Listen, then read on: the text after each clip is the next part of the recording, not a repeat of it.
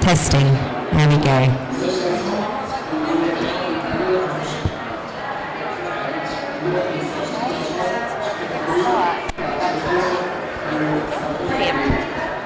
Okay, good morning everybody, and welcome to this session, Leaving No One Behind, the Climate Crisis and People with Disabilities. My name is Victoria Pratt and I'm part of Land Body Ecology's research group, which is a global team of human rights activists, artists, scientists, academic leaders, indigenous leaders, communities who've all come together to look at the intersection between climate change, environmental change and our health. I'm really pleased today to introduce an amazing lineup of speakers. I'm just going to swap my microphone because this one is feeding back. Please bear with me.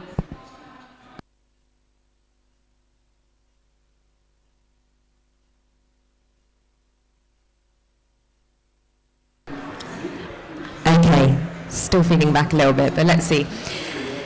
So, climate change is a moral and health issue of the 21st century that is affecting everyone, but not equally. Minorities, indigenous peoples and persons with disabilities represent some of the most severely impacted by climate change due to issues ranging from discrimination, marginalisation to social and economic inequities.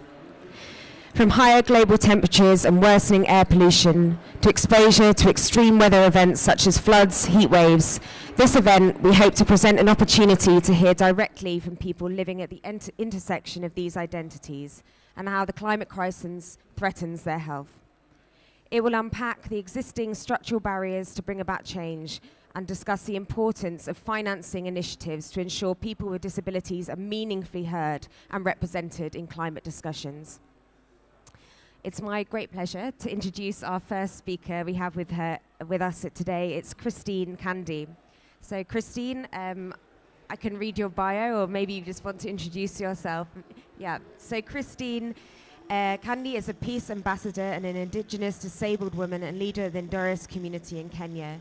She is a strong human rights defender advocating for the rights of the Ndores, with a special focus on the rights of indigenous women and persons with disability, both at a local, traditional, regional and international level. Christine, over to you. Thank you for kind invitation into this discussion on climate change and persons with disabilities. I'm delighted to be with you today and share our journey and what we do back in Kenya about intervention towards building capacities of persons with disabilities so that they become more resilient to the impact of climate change. As you know that climate change has impacted both women, persons with disabilities, and those are the key areas that we put as a strategic intervention as an organization called Ndores Indigenous Women Empowerment Network that has seen that out of their normal discussion within the community, because this is a community that had long struggled for land rights up to the level of African Commission on Human and People's Rights. So when we had the ruling way back in 2010, we had a lot of community engagement going around the community, like the outreaches, telling people about the status of their case, what we are supposed to do as a community. Then all of a sudden, I realized that persons with disabilities and women did not add their own out of this case. They were left behind. So they could come back to me and asking me about specific needs that were facing them. And I realized that as a community, we were not meeting those needs. And that is why we were able to come up with this unique organization called Ndores Indigenous Women Empowerment Network to reach out to those specific needs that were specific to them. So we started small by talking about the issues around them, building their capacities, making them to understand some of the legal issues happening at the country, connecting them with the CRPD, that is a UN Convention of Person with Disabilities. And we begin our small conversation in a way, because we formed this organization in 2016 and registered it in 2019. But over time, from 2019 up to now, we are able to build a lot of alliances with like-minded people, like International Disability Alliance being one of the key partner to us, that they've been coming to Kenya and train us on specific issues, around reasonable accommodation and so many others. And we've also become partners with other organizations like MRG, like ESCRNet, and those are the key allies that they keep us going. So what we do generally on issues of climate change is that understanding Bogoria, that we've had surge water levels, there was a lot of displacement because water keep on rising. They swallowed LD centers, they swallowed learning institution, and they were able to displace community from their productive land. And you know, land being a factor of production, when we enter into a crisis of climate change, the first people who felt this one were women and persons with disabilities, because they cannot access LD centers, because their productive land was taken away. Lake Bogoria is alkaline water, as an alkaline water, and once the water gets into your productive soil, there is nothing you can get from the harvest. There is nothing you can get from the soil. And again, there is a lot of diseases that came with the surge water, because there was an outbreak of diseases, and the government were not directly they were not coming to collect statistics. And as persons with disabilities, I think the key challenge that we are facing, and we keep on facing, is the marginalization in terms of getting the data. I'm very sure the impact of climate change, the disaster that is caused by climate change, if it was happening at the cities, the government could easily know how many people were impacted by the issues of climate change, because it impacted on a community that is marginalized, a community that is facing a lot of discrimination, a community that has a majority of its population being persons with disabilities and women. Nobody even bother about them. So as a champion of human rights defenders, those are the key areas that of our interest, because we understand we are in the difficult time of economic challenges on issues of climate change. We need to build the capacity of our people to have adaptive capacity, build the resilience over time, and try to document some of the issues and crises that the community are facing, even at now that we are issues of climate change at hand. So I'm happy to be here, discuss this with you, and thank you for the invitation. Thank you.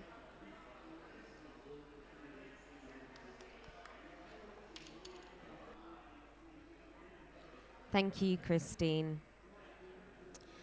So we will move to one of our online speakers now, Pratima Garang. Pratima, I hope you can hear us okay. Yes. So fantastic, just doing a quick check there. So Pratima is an academic activist from Nepal. She has been instrumental in raising the voices of women, indigenous peoples, and persons with disabilities, and has been remarkable in bridging multiple marginalized identities with an intersectional lens from Nepal, Asia, and globally.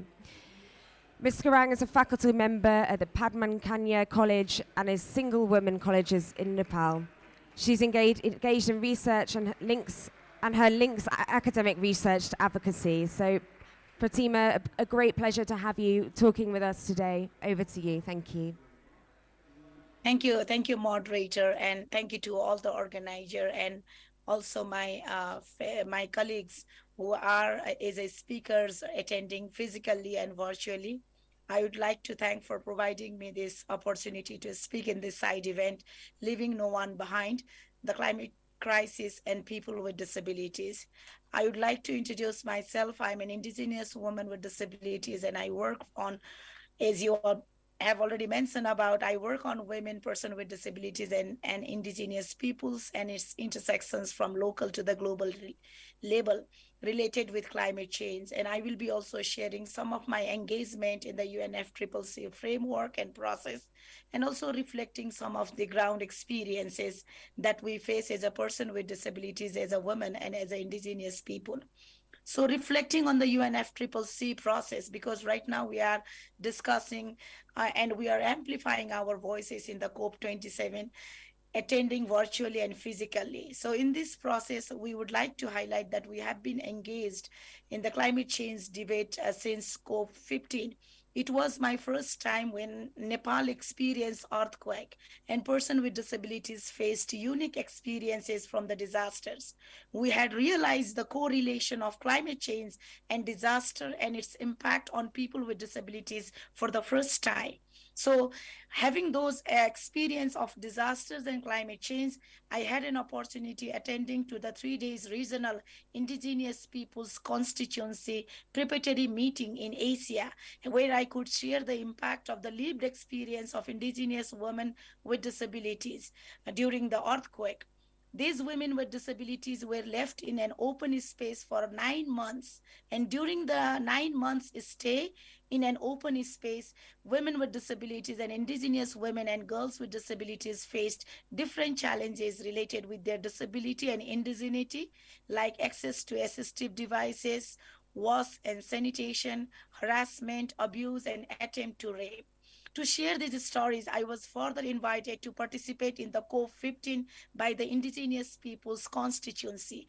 And this event was historical for us in the COP15, in the Paris Agreement, conducting different kinds of side events. I was also selected to negotiate with the parties to include the word women, indigenous people, and people with disabilities for the first time. And this was a landmark and historical document. And the year 2015 has really paved our path to engage in the UNFCCC framework today as a woman, as an indigenous people, and proudly as a person with disabilities. Today, I would really say that we are with our brothers and sisters with different constituency and groups. Like I see IDA, different groups and allies like Minority Rights International. We have FIMI, the Indigenous Women's Framework. We are also working with different other constituency at the global level. So this is how we started our initiatives. We have become united and we are co-creating our spaces for amplifying our voices with the knowledge, with the lived experience, and with our engagement with the women, with the indigenous peoples, with persons with disabilities, and also with the other stakeholders. And regarding that also, apart from that also, we are closely working with the Paris Agreement for implementing the Paris Agreement, the Sendai Framework, the CEDA General Recommendation 37 and 39, which is very much related with indigenous peoples and climate change. We are also working with the CRPD and the UN DRIP. These are the international instruments that we are working with closely with the different key organizations, as I've already mentioned with those things. But apart from those also, we have been engaging with our government, the government of Nepal, and also with the other parties from different countries. Next, I would like to highlight when it comes to persons with disabilities about the impact of climate change. Persons with disabilities are in the front line of the climate change and climate crisis, facing several socio-economic and environmental, including attitudinal challenges. The UNCRPD Article 11 and the humanitarian risks and emergencies mentions about the challenges and the actions to be taken to address the solutions that we are facing during the emergencies, including the natural and man-made disasters. In addition, if you look at the preamble of the CRPDP, it also acknowledges that people with disabilities are not homogeneous group. They are subjected to multiple forms of discrimination on the basis of sex, color, language, ethnic and minorities, indigenous, and with different impairment, including birth, age, and other status. Persons with disabilities have different impairments and also have different social categories. And these social categories matters and shapes individual barriers, limitation, vulnerability in our daily lives. And this is again rooted to the systematic, historical, and indifferences of interlocking in the web of socio-cultural and economic factors that are intersected and compounded in the forms of exclusion at both at private and public sphere. For example, if you look at indigenous girls and women with disabilities, they face challenges related with their disability, gender, indigeneity, and they are not able to articulate their voice about the different challenges they face from the multiple identities, and they often remain voiceless. But most often, we as a person with disabilities, as a indigenous women with disabilities, those those voices, to address those voices, we do not get those spaces to voice our challenges. So when we do not get the spaces to voice our challenges, we assume that there is no issue, we assume that there is no participation. But we would like to reiterate that there are stories on the ground, there are issues and the challenges, and there are also solutions that we face as a person with disability, as indigenous women with disabilities. But when the COP27 is happening, these are not the part of discussion.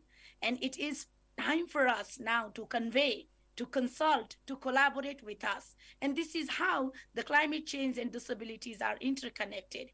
If you look at disability from the poverty, 80% of people with disabilities live in the developing countries with extreme poverty. Disability has a vicious cycles related with poverty, food security, climate change, disasters, and also the situation and the realities are complex. The realities are further proven by the ground experience, where the study shows that the study conducted by National Indigenous Disabled Women Association shows that people with disabilities and indigenous people with disabilities primarily face six major barriers: attitudinal, environmental, programmatic, multiple identities barrier, institutions, and lack of access to resource information and evidences. And there is no awareness on climate change with the right holders. So these challenges are our lived realities. And for us, we believe that it is time to discuss, to address these challenges that we face in our day to day lives when we talk about inclusive climate action. The next study conducted by World Food Program Nepal in two provinces of Nepal, entitled Food Security and Nutrition Among Indigenous People with Disabilities, stresses that only 1.1% indigenous people with disabilities rely and have access to forest product and food, which also shows that there is limited access of food, and the prevalence rate of becoming starving and becoming in a crisis is seen is seen very visibly.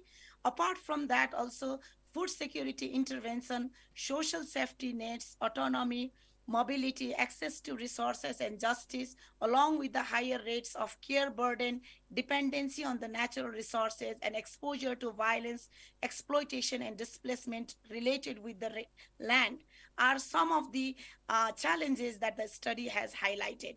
So, in this scenario, to wrap up, the lived experience and the inequities and the risks faced by persons with disabilities, women with disabilities, and primarily indigenous people with disabilities as a result of climate change is not a new issue. We face higher exposure and vulnerabilities on them due to the rising temperature, hurricane, floods, glaciers, landslide, floods. These are the every year and everyday phenomena. As a result, the prevalence rate of disability is increasing among our communities. Our job is to address those threats before they are amplified and multiplied in different forms, like losing their lives. Most often, the climate change debate and discussions at the global level ignore the lived realities and experiences of people with disabilities. And this is where today we demand that our evidence-based advocacy and in-depth research from the ground is crucial, because we have also been resilient and we have also the solution for the challenges. So for us, it is time to listen to us, engage with us in a very inclusive approach through our representative organizations.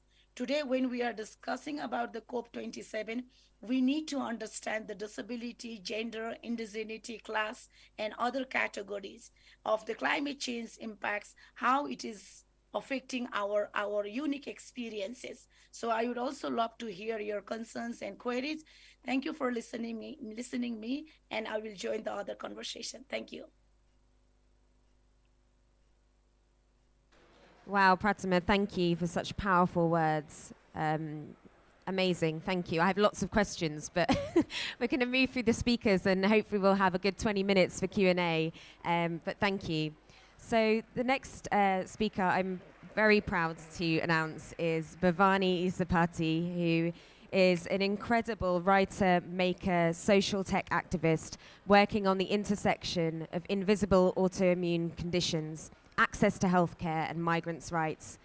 She is the current Science and Arts President of the British Science Association. As an immigrant, disabled woman of colour, much of her work is impacted by her lived experiences, alongside extensively working with patient groups and research institutes in making medical jargons and health data more accessible to the everyday public. Bhavani has an extensive CV that I'm not going to read out now, Bhavani, but I'm just going to give this time to hear your brilliant words. Over to you.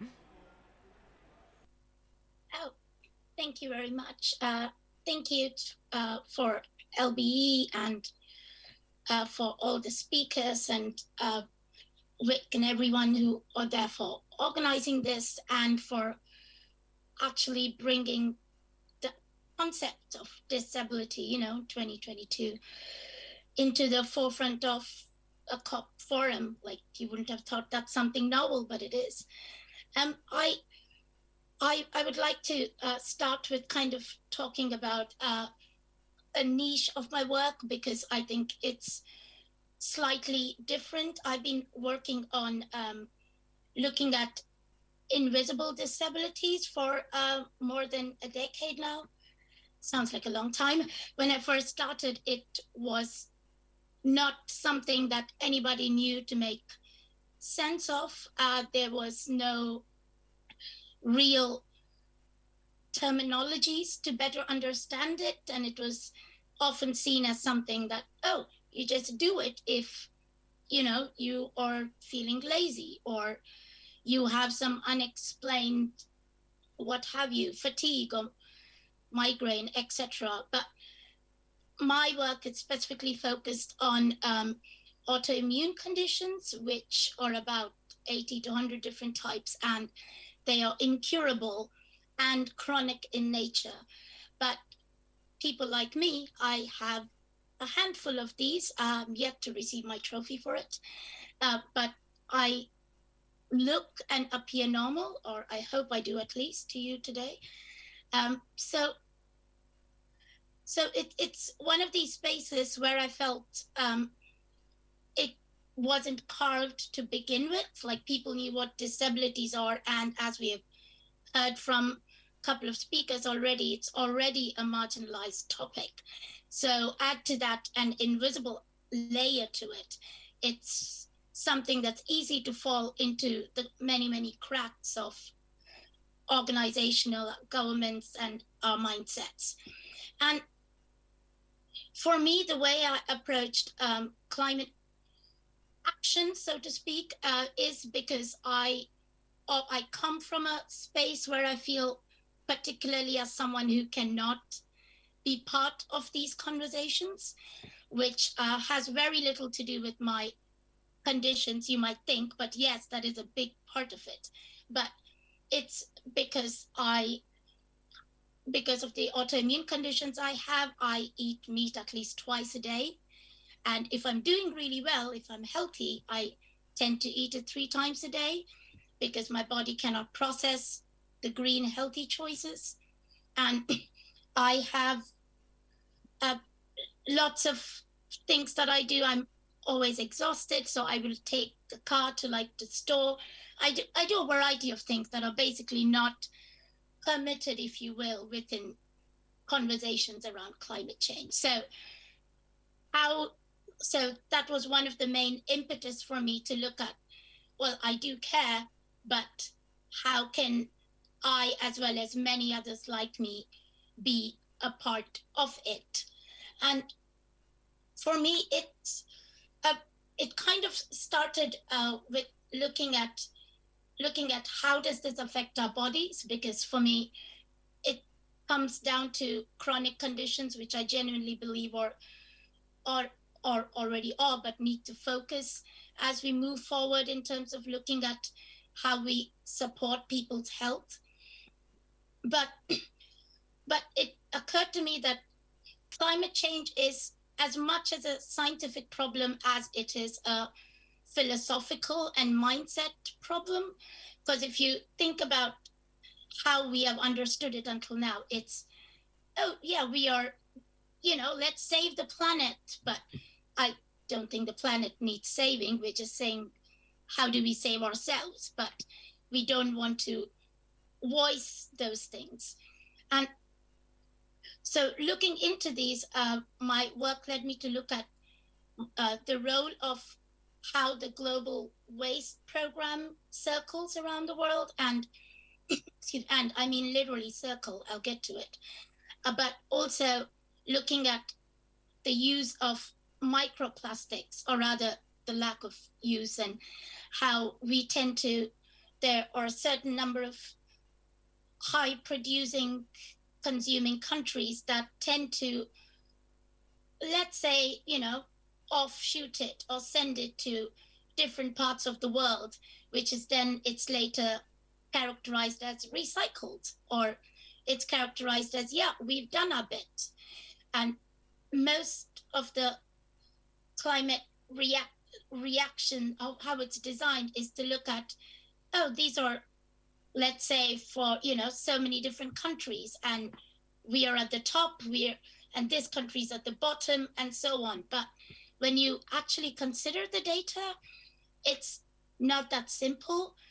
Much like how the environment doesn't really care for our borders, or countries, or where we randomly chose to scribble some marks on the globe. It also doesn't really care if a neighboring country did something amazing, such as reduce carbon emissions or what have you, but if it impacts the climate at large in a negative sense, that doesn't really make a lot of sense to me, for lack of another word. So I'm looking at how does this impact when let's say, for fictional country A decides to send plastics to fictional country B, and it then circulates right back to country A, because we share an ecosystem, we share an environment. With that in mind, I'm intensely looking at what happens when climate action or reaction in turns negatively impacts our very futures.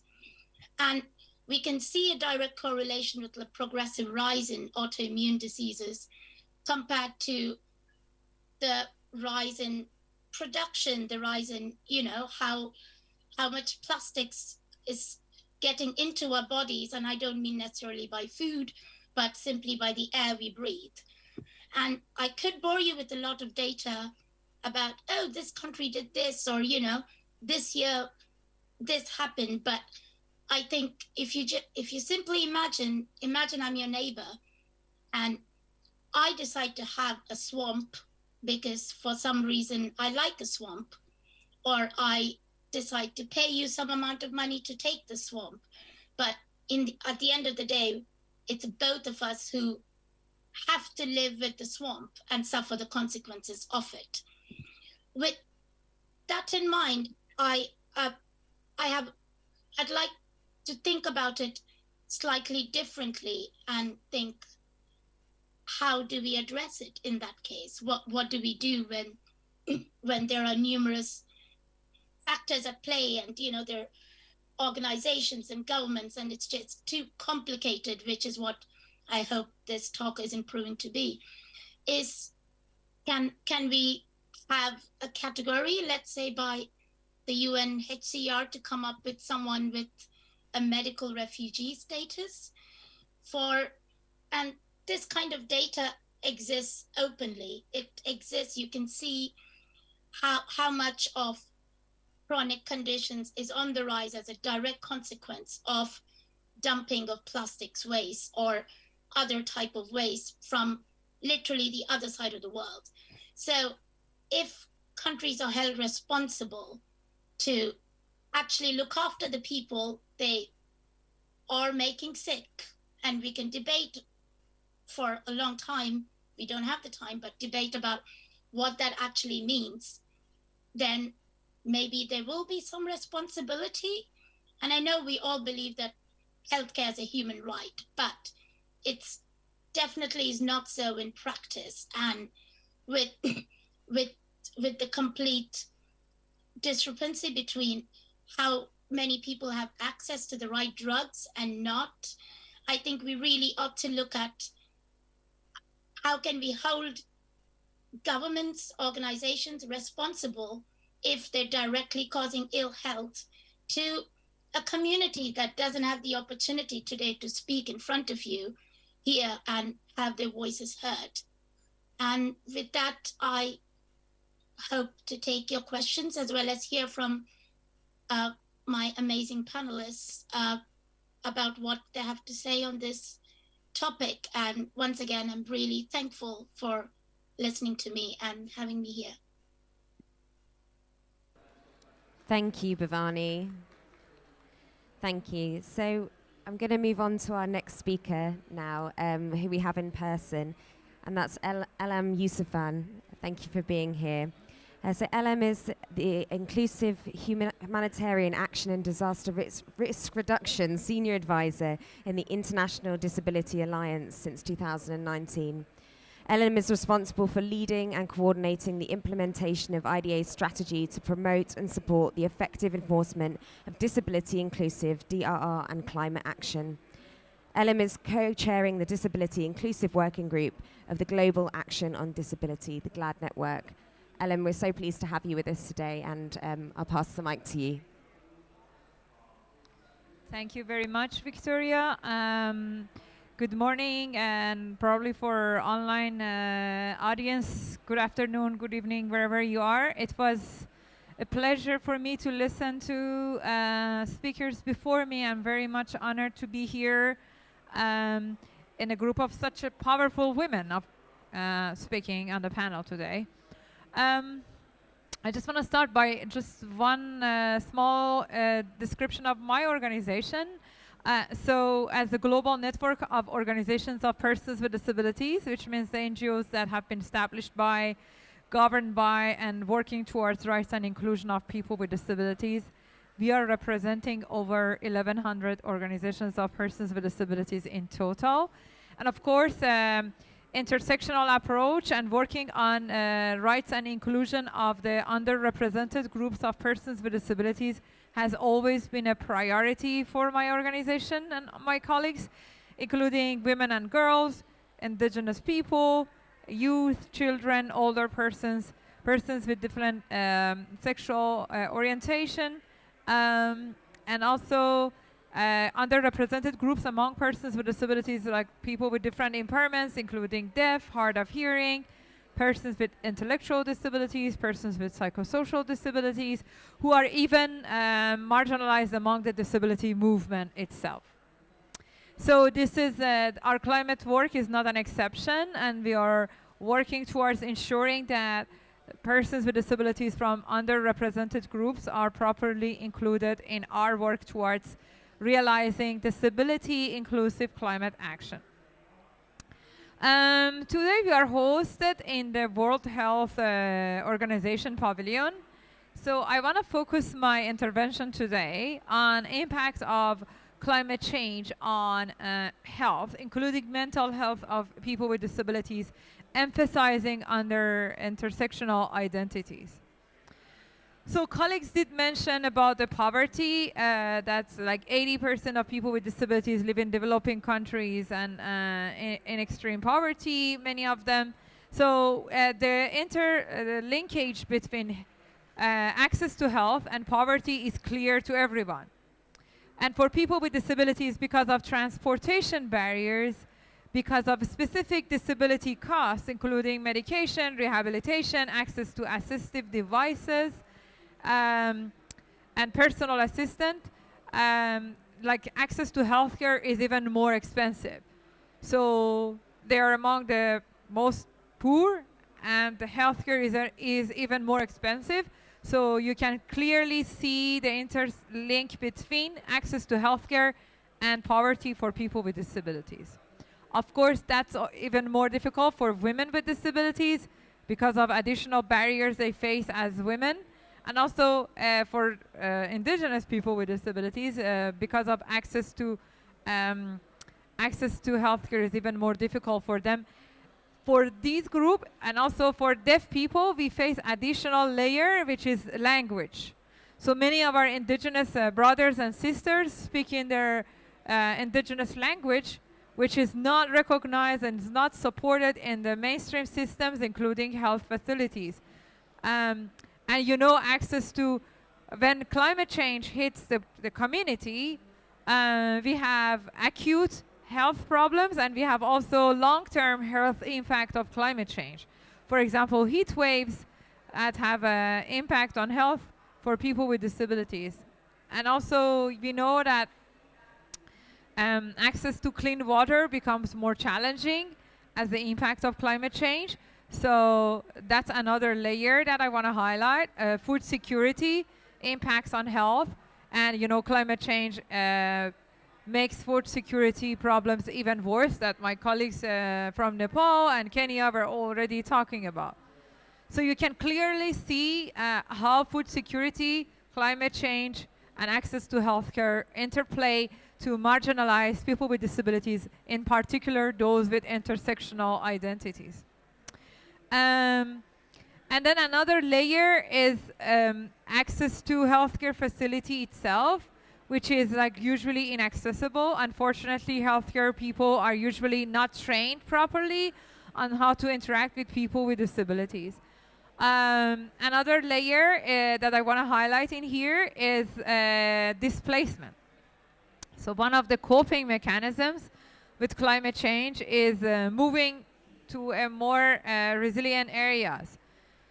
People with disabilities are often left behind in this kind of immigration. So usually when populations leave, people with disabilities are the last to be moving. And if they move or start the displacement journey, they face additional barriers in the journey itself, like because of lack of transportation, barriers that they face in accessing basic needs and rights when they move to a new area, like in temporary residential areas. So my colleague Pratima was talking about the situation in earthquake that happened in Nepal. Of course, the same happens when flood caused by climate change or exacerbated by climate change makes people to leave. And usually those temporary residents or temporary shelters are not accessible for people with disabilities, which includes access to healthcare. Like, look at the situation in Pakistan. Nobody doubts that the flood that just happened in Pakistan in September and August has huge connection with climate change. It's evidence proved, right? So many people with disabilities face the disease that caused by that flood because of polluted water, lack of access to food, lack of access to healthcare facilities, and many of them could not actually move to a safer area. So unfortunately, we don't have data and evidence exactly to prove the level of impact, but from my just told you, we can easily see the impact of those kind of disasters on the healthcare of people with disabilities. Now I want to talk a little bit about mental health.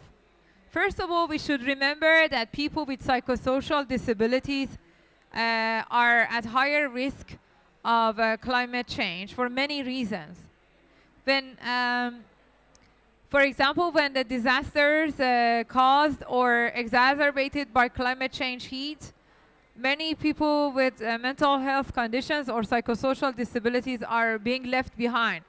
I was speaking to colleagues in Bangladesh and other countries, and they were telling me that when floods happen, usually families take persons with do not take persons with psychosocial disabilities along when they move, because they say that it would be difficult to help them, and you know it's difficult. The camps that they go to, it doesn't have the facilities or the capacity for them, so they're usually left behind. It's been documented. Also, the climate anxiety is nothing unfamiliar for none of us. You can feel it already here in COP27. And I just imagine that for our friends and brothers and sisters with psychosocial disabilities, dealing with climate anxiety should be very difficult. We hear, yes, the planet is in danger. If we don't do anything by this, like 2030, the planet will not be surviving. We hear that, you know, we are facing barriers. Food is not available for everybody. Water is not available for everybody. And you can imagine the impact of such news on a person who is dealing with anxiety, with depression. So, of course, the impact would be more difficult, and they wouldn't require psychosocial support, right-based psychosocial support, to make sure that they can cope with this very overwhelming and distressing news. That's the huge impact of climate change on mental health that, in my opinion, has been very much overlooked. So I stop it here, but looking forward to continue the conversation with you all. Thank you.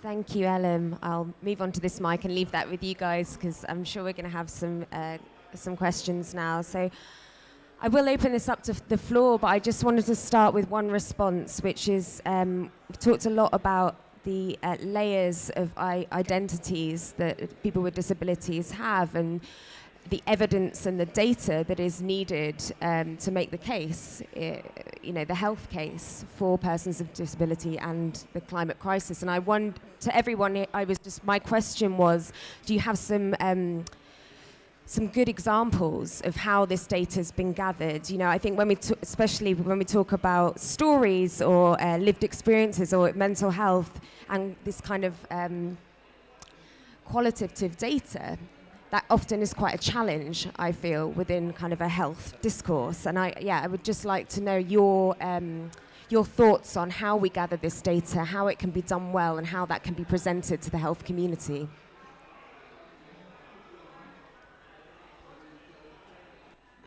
Thank you, Victoria, for your question.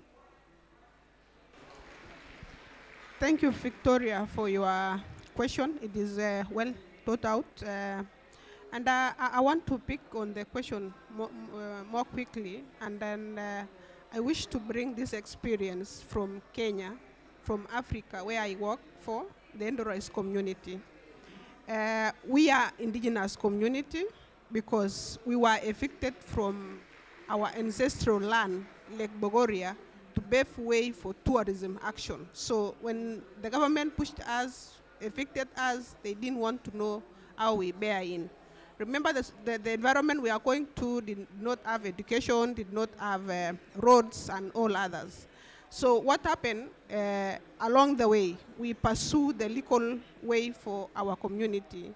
So as we pursue, we had other happenings going around. So to cut it short is that from 2000, the year 2000 coming forward, we start experiencing abnormalities in terms of changing weather condition.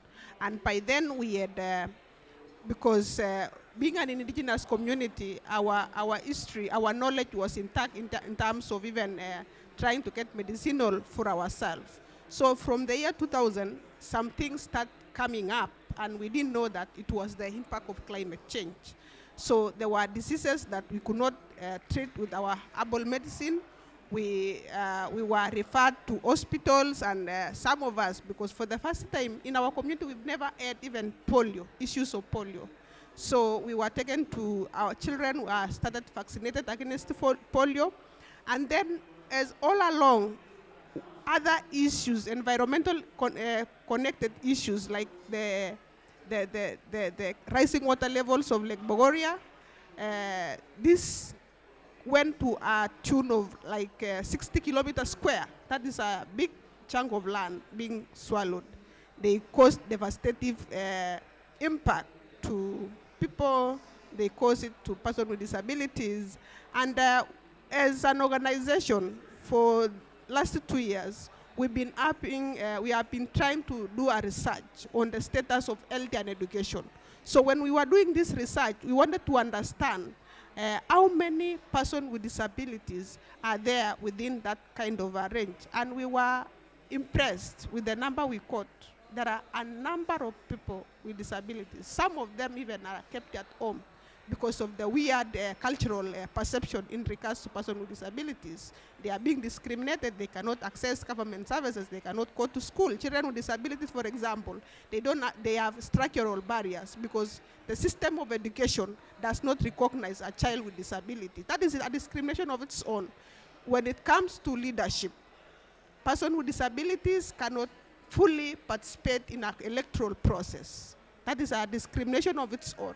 We've not even, and you see the way things are being made, the decision being made. We've been described as others all across the globe, because when you are filling in, when you are keying in your information, you went to a level of being described as others, and then you explain yourself why you are others. You know those are discrimination. Why don't you give us an opportunity to tell ourselves who we are? And when we did this research, we realized that even the health sector does not recognize persons with disabilities. They don't give them a reasonable accommodation in terms of getting the medication they required for. They've not trained health personnel in health sector. They don't access medicinal, for example, because we have missing drugs in health facilities.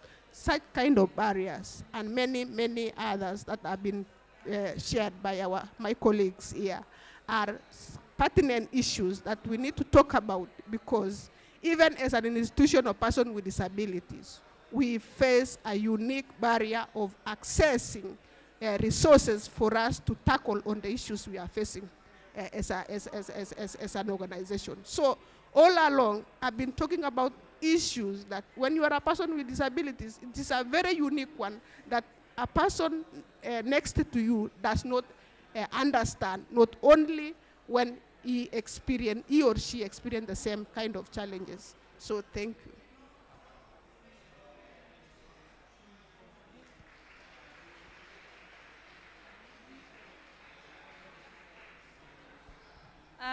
On your question, very quick, well, we do have some data and evidence already collected, which I will list very quickly for the audience information.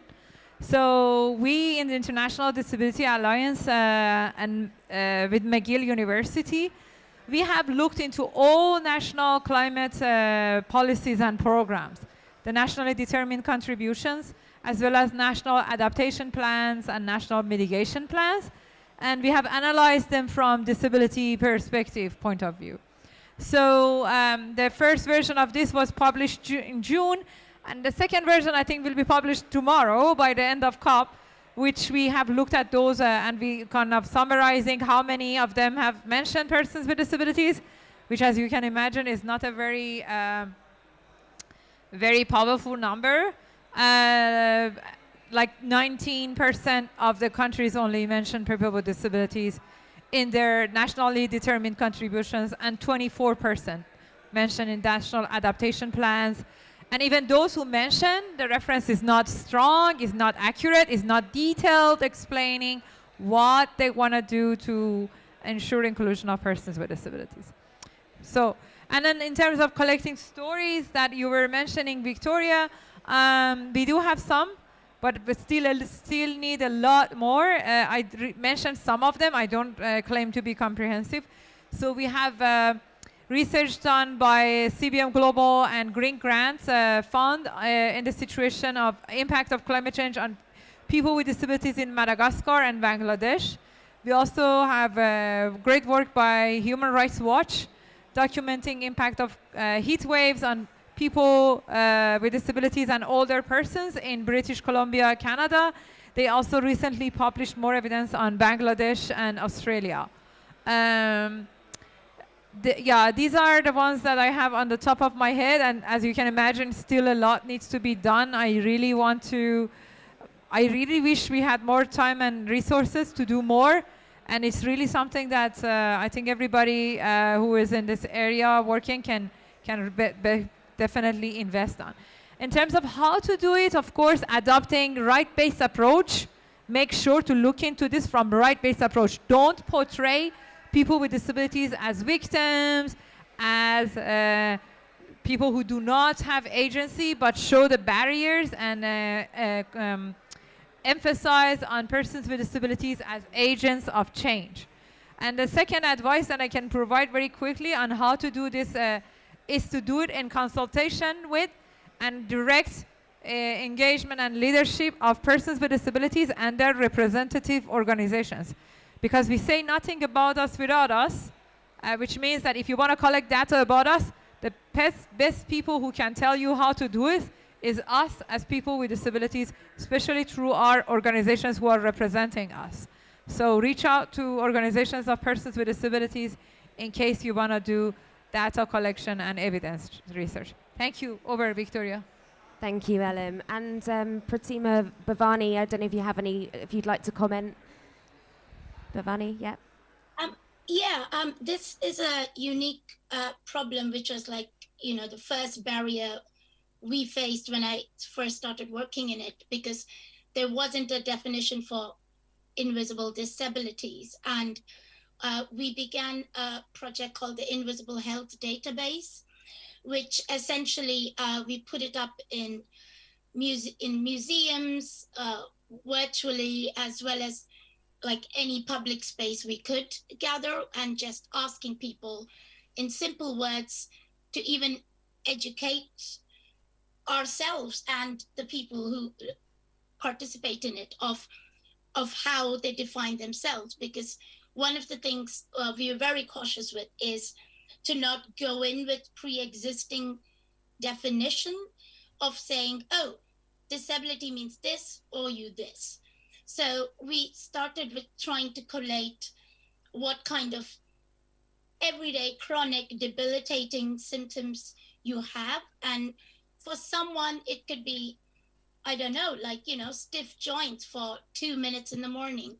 And for someone else, it could be nausea for the entire day. So we catalog this to truly understand the scope of what it means to be invisibly disabled, and then work with patient groups to see how can we make this in a way that can be meaningful data that people and organizations and policymakers can make use of.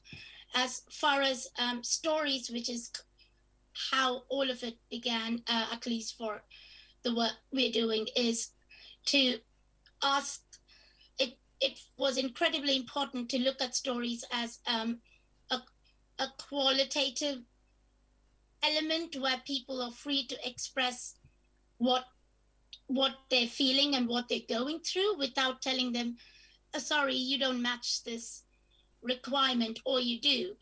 And I think being quite open within a very large framework really helped hone in on even coming to grips with what is the landscape of those with such conditions who don't even know themselves or able to like say, oh, you know what, I relate to this. I think I'll stop there. But yeah, I strongly feel people should be asked to define themselves in those reasons. And if anyone wants, I'm happy to share the Invisible Health Database if it's useful for anybody. Thank you, Bhavani. Pratima, I don't know if you have any comments.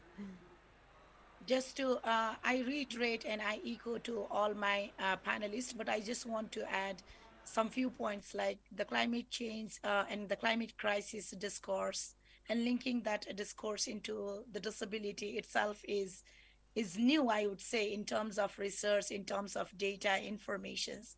And this is where I would like to suggest to all the people who are attending these sessions, because there is a huge need of advocacy to integrate people with disabilities issue for inclusive disability climate initiatives. And this is how there needs a requirement of investment, when you see the whole climate change debate, and if I only look from one perspective, if you look at the climate change from indigenous people's perspective, there is a place from the parties to invest on 1.7 billion rupees, dollars, for the climate change initiatives. But how will that 1.7 billions people reach to people with marginalized people within the indigenous communities? So when we talk about person with disabilities, entirely we see that there is a huge need for comprehensive and extensive research, because the evidence-based data based on the disaggregated information is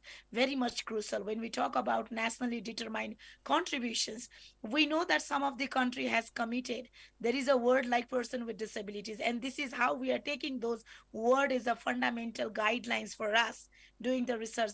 This research has been done by, as my colleague was mentioned about the different organizations that they have conducted. But in some countries, even those word, a single word person with disabilities are not indicated in the NDC. So for us, it's not only the state parties but also the other stakeholders have to invest, working collaboratively, having consultations with the organization of people with disabilities. Then only we can generate, because as I've already clearly outlined that we are facing challenges, but the challenges are also with us, with our solution.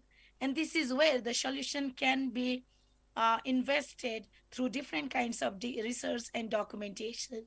And this is where we see the role of person with disabilities, like for having a targeted and also a comprehensive approaches for building their capacity, for grooming their leadership, and also for ensuring the rights and meaningful participation of people with disabilities across the discussions.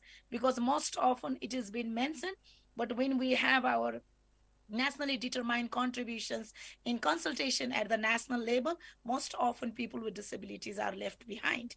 And this is where our intervention is very much crucial by the investment. And when I say investment, it's not only getting into the room, it is also people that who gets into the room, their voices should be heard. They should be in the implementing and decision making position. And this is what we want at this moment. Thank you. Thank you, Pratima. We've got about 15 minutes remaining, and I'd love to open questioning out to the floor if anyone has a question for our fantastic panel. Thank you.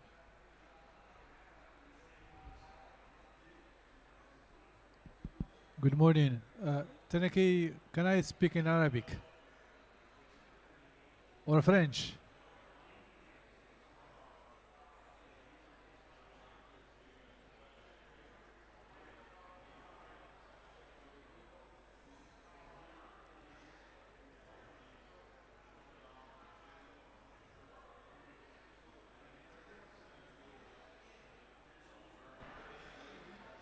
Bhavani, Pratina, we're just waiting for Ahmed to help us translate something from Arabic.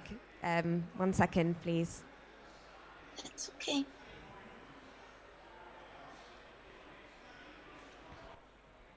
أهلا وسهلا. أقدم نفسي وهابي رشيد من وزارة الصحة من المغرب.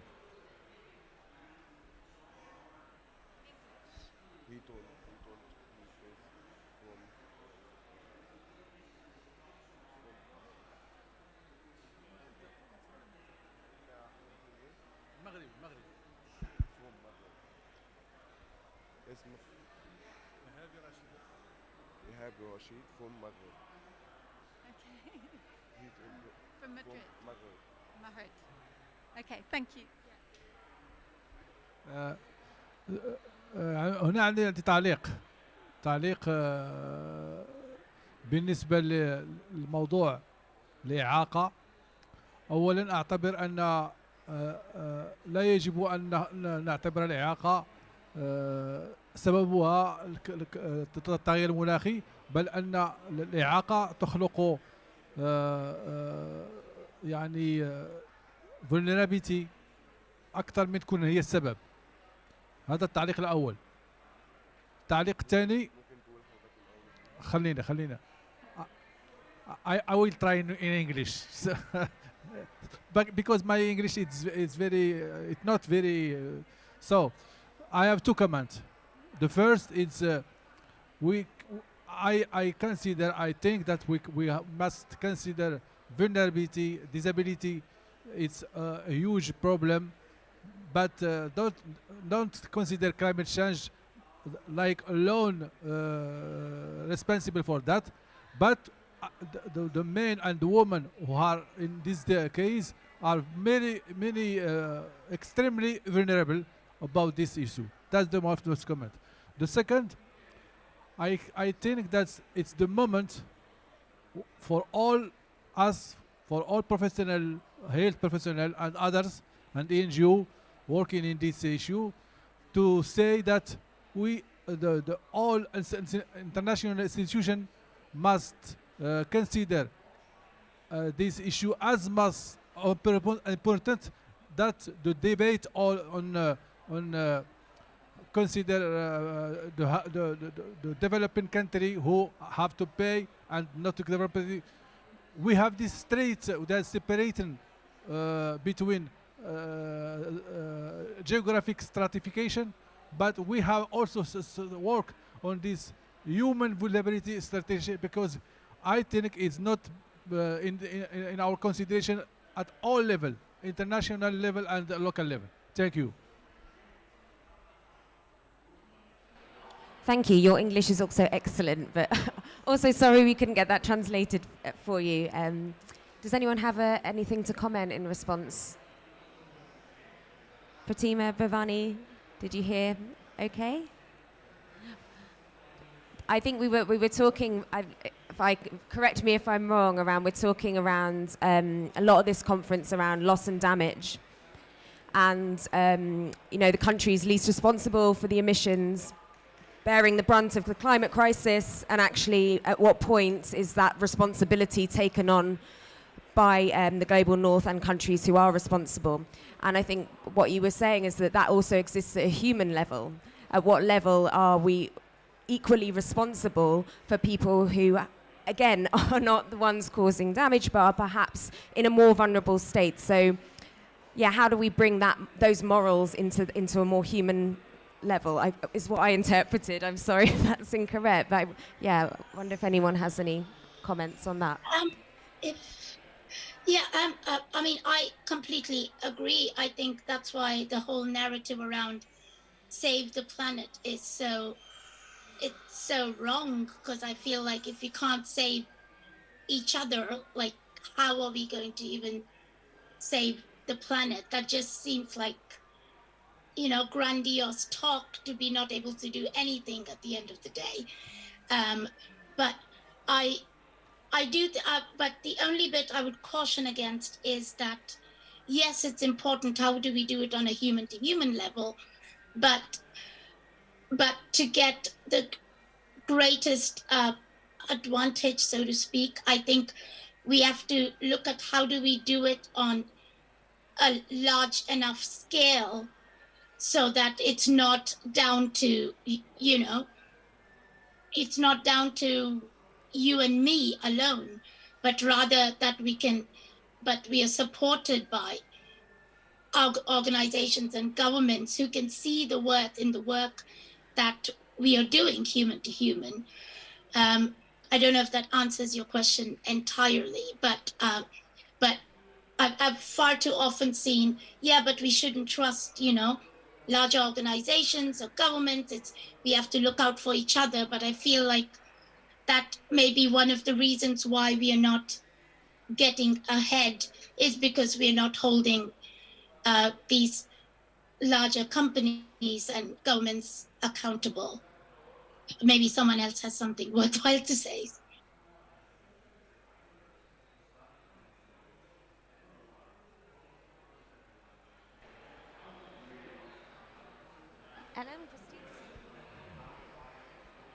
Yeah, I can say something small in regards to Sandiaco network in regards to loss and damages. So when you go deeper into the language, how that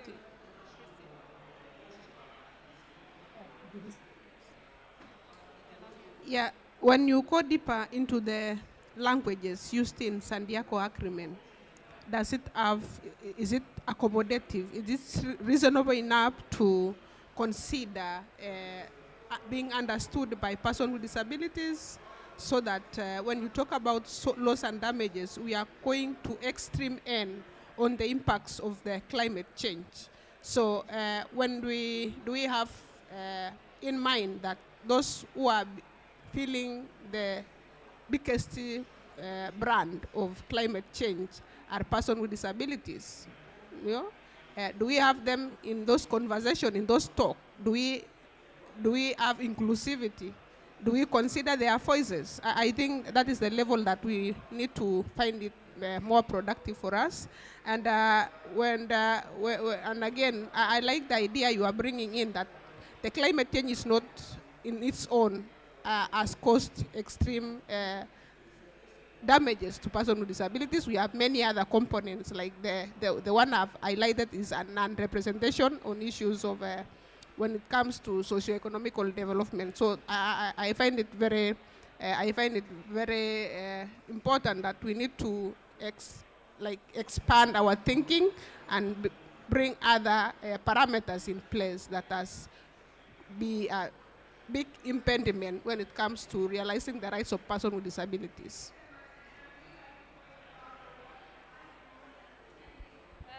No, thank you for the question. I mean, on the loss and damage, what we are concretely advocating for is that the finance to loss and damage must recognize the disproportionate impact of climate change on vulnerable groups, and marginalized groups, including people with disabilities, and then also on providing technical support.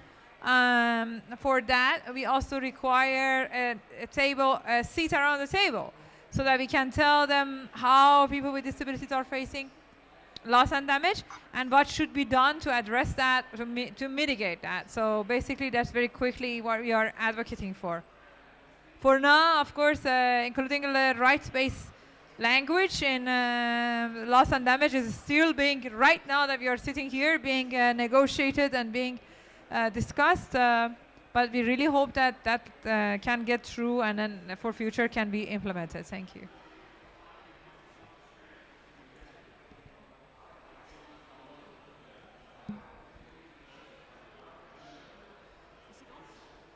Thank you. Can you hear me? Yeah. Thank you for organizing this event. I think this is a very important topic. I'm a medical doctor. I'm a medical specialist in rehabilitation medicine. I've worked with people with disabilities and chronic diseases for 7 years. And now I work in public health, environment and health, and also addressing this, including vulnerable people as people with disabilities in policies, also related to climate change and environment. But do you have some practical tip or advice for me as a medical doctor? How can I help you, or how can we as health community here at COP help you in addressing this? Besides mentioning people with disabilities, we do that in our writings and topics and policies. Maybe it's a broad question, but maybe you have something for me. Thank you. Very quickly, yes. I'm sure I'm not specifically you, maybe, but healthcare community definitely does collect information on the impact of climate change on health. Make sure that you're also collecting that information about people with disabilities. If you're organizing training for medical health people on how to provide support to different groups, make sure that that training includes right-based approach training on how to support people with disabilities. If you are conducting a research on access to your healthcare system, do organize accessibility audit, again with involvement of people with disabilities and their organizations themselves. Do not ask like someone who doesn't, like who is not a person with disability, who is not from a disability group, ask. And remember, as everybody said, people with disabilities are not an homogeneous group. So if you consult me, I may give you like the perspective of me as a blind woman, and someone else may give you the perspective of a deaf man. So consulting one person doesn't mean that you get everything. You need to consult a diverse group. And also, whenever you're advocating on more investment on access to healthcare and addressing negative impact of climate change on health, make sure to recognize that additional impact on people with disabilities and dedicate specific resources to make sure that persons with disabilities have access to healthcare during climate change disasters. Like that, those are some quick advice that I can share. Yeah, we are a community that is mostly neglected and face different types of discrimination. And I wish to really pick up on what you want to get. Back at home, we usually have community outreaches, and we will do encourage that we work together with elder practitioners during those outreaches so that you pass specific information to the public. You know, we've had challenges because the public has been, as in the community has been specifically, some of them are discriminating persons with disabilities without even their understanding that their rights is inherent, just like any other rights that they are supposed to get as a human being. So if we can have a tailor-made kind of outreaches collaborated between elder practitioners and DPOs, disabled person organization, to be run worldwide, it will be a good thing, because we want to demystify some of the myths and some of the cultural attachment a person with disabilities has to overcome, just because there are specific cultural barriers from their specific communities. So if we can go together and do community education, that is well and good, because that is the root cause of some of the main challenges we are facing as persons with disabilities. Because when you look at the policy level, if people sitting at the policy don't have the capacity and understand those issues, then it will be very difficult for us to try to break some of those issues we are facing as persons with disabilities. Thank you, Christine. And we're almost out of time, but I would love to pass this question to Bhavani and Pratima. Pratima, perhaps we start with you, then Bhavani, you can end our session for us. Yeah. That'd be fantastic. Thank you. Thank you for your questions. And just to add on the earlier question on loss and damage, I would say that the loss and damage discourse itself is been very much related with money, power, and rich countries. And this is where one of the challenges that we are facing when we talk about how much it has been impacted, whose loss, whose damage. So there is a need of disaggregated data with the qualitative informations. And this is where I would say that the qualitative informations has to be scaled up with the quantitative informations, because when we talk about loss and damage, most often the marginalized groups are lumped into one single basket. When we talk about disability itself is a very complex, and it is a evolving a concept, and this is why every individual needs and priorities and regarding to loss and damage are different, and this is how we need to address. This is the concern that I wanted to focus regarding the first question. Regarding the second question, my colleague Elam has rightly pointed out, I would also like to have one point on the twin track approach, because when we talk about disability, it is also mainstreaming our issues within and beyond our constituency. So we need to also have a targeted and holistic approach to address the priorities and needs of person with disabilities. Building capacity of person with disabilities with their representative organizations is very much crucial, I would say, because when the climate change discussion and the research is scaling up in different various countries, I would say that it is very urgent to listen us, because every individual as a person with disabilities, we have our own distinct lived realities. And those realities are again related with the challenges that we face in our day-to-day lives. And this is where we would also like to request to consult to us, to ask to us our needs and priorities. And this is where I see that the conversation can start working with OPDs, working with some kind of qualitative research. This is how we have been working at the grassroots level through our organization. But those grassroots evidence has to be again linked with the global advocacy, where we can amplify our voices collectively. And this is what we want. It's not only people with disabilities amplifying their voices, but we also want other stakeholders and the UN agencies to join hands together with us to amplify our voices, to make us, or to ensure that people with disabilities are not left behind in all the kind of discussions. And this is where we achieve that, and we feel that we can achieve our goals of nothing about us without us. Thank you.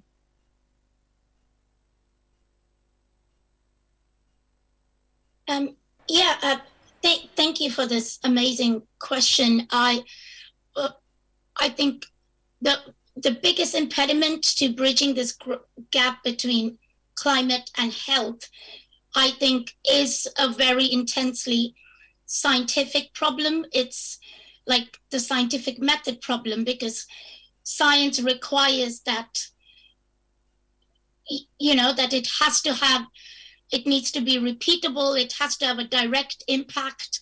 It has to, like, you can acknowledge someone who's, I don't know, might have a collapsed lung from some drowning or floods or what have you, but we cannot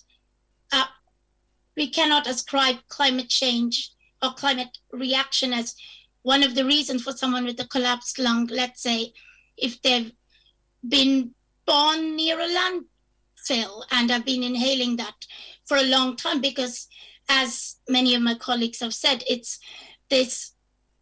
has so many multiple layers and factors coming together to make this happen. So I think, especially working with patient groups or NHS with doctors, I think scientists and doctors have a crucial role to play here in redefining how we understand this relationship, which is, long term, which is growing and evolving and constantly impacting our bodies of climate and health. And I think that, if I would love to, I could talk about this for a really, really long time. So I think that would be the start of it to help bridge this gap, so we're not just thinking, oh, there isn't a direct causation, so therefore we are going to ignore all the other very credible causation that we can see in terms of how climate impacts health, thereby causing chronic diseases and what have you. And I would love to speak with you more if Victoria, someone could pass on my details. So I'll stop here for now. Thanks, everyone. We're just going to end our session now, but just like to give all our incredible speakers a big round of applause here. And thank you for everyone who's joined us online. It's been an amazing session and a real privilege to be here today. Thank you. Thank you.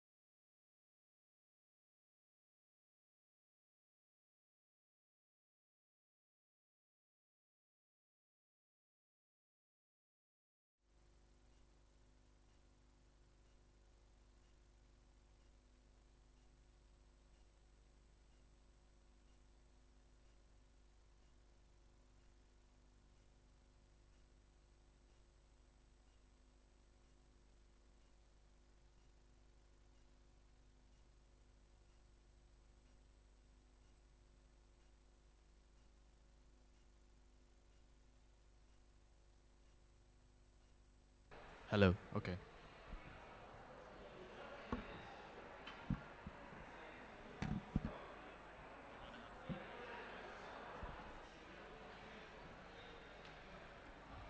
Mic test. Okay. Test.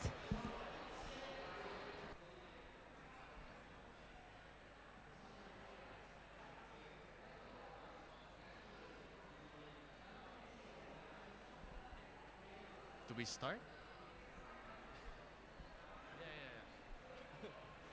I don't know what's happening. I'm assuming Sophie's gonna moderate.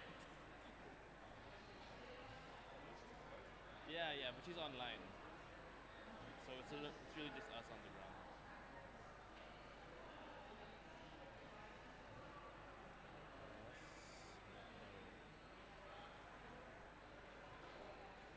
No, she's not.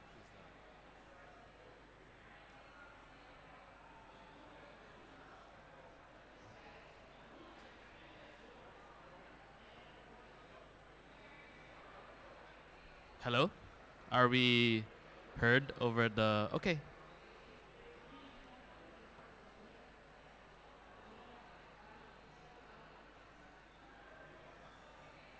waiting for Sophie. Perfect. So should we start? Is everyone ready? Okay, I think there was a thumbs up. Welcome everyone to the event From ELMA to COP27, the G7's role in climate and health. I'm Sophie Gepp, a research associate at the Center for Planetary Health Policy, and I will guide you through the event today. The Center for Planetary Health Policy is an independent think tank based in Berlin, Germany. It's a forum for scientific policy advice at the nexus of global environmental change and health, with the aim of contributing to a sustainable and just transformation of social systems and policy in Germany and around the world. The G7, as large emitters, have the unique opportunity and responsibility to increase ambition and pave the way for the transition towards climate resilient, environmentally sustainable, just and climate neutral health and health systems, as well as support other countries in this transformation. Today, we have three aims. First, we want to look at current commitments. Secondly, their implementation. And thirdly, we will ask which concrete steps and roadmaps can and should be expected from the G7, moving from the German to the Japanese presidency. I'm very happy to have such great panelists with me here today, including ministries, think tanks, and activists, and I will introduce them one-on-one as we go. As a start, we are very fortunate to welcome Professor Dr. Anna-Katharina Hornitsch, Director of German Institute of Development and Sustainability, IDOS, for a keynote. She followed the G7 process intensely as co-chair of the Think 7 Working Group on Global Health and will give us an overview of the work, especially on climate and health in the context of the G7. Professor Hornitsch, over to you. Thank you, Mrs. Gepp, for organizing, for inviting. I'm very happy to be here and to meet all of you, even if just virtually, and be able to contribute, of course, to the discussions around planetary health at COP27. Now, you asked me to give a bit of an insight into the G7 presidency. And here, I think, first of all, we have to underline the G7 presidency of Germany put a clear emphasis on a sustainability agenda. The program, as published in the beginning of the year, outlined 5 areas of action that all clearly contributed to a very comprehensive strategy of transformational processes towards sustainability. Now, with the events in February and Russia's war in the Ukraine, the presidency's program shifted to some degree. The short-term, immediate coping also with the immense sort of unfolding of multiple crises led to a few shifts. And I would like to nevertheless point out a number of decisions that were later on taken and are also mirrored in the communiqué around climate and health. First of all, I think it's important to underline that the G7 clearly commits and reaffirms the 1.5 degree goal of 2015. And this was also now done in yesterday's communique of the G20. This is important to underline that G7 and G20 clearly continue to hold the goal of 1.5 degrees warming or staying below that up. Also, the long-term strategies that had been discussed as part of the COP26 were also brought into the discussions of the G7. Clear focus here on ensuring that the nationally determined contributions by countries actually align with long-term strategies and long-term goals. And what is also important here to underline, of course, is that the Just Energy Transition Partnership instrument that had been introduced at COP26 was also taken up as part of the G7 negotiations and is being developed further as an instrument now. We have all witnessed the signing of the Just Energy Transition Partnership agreements over the past days, also with Kenya, for instance.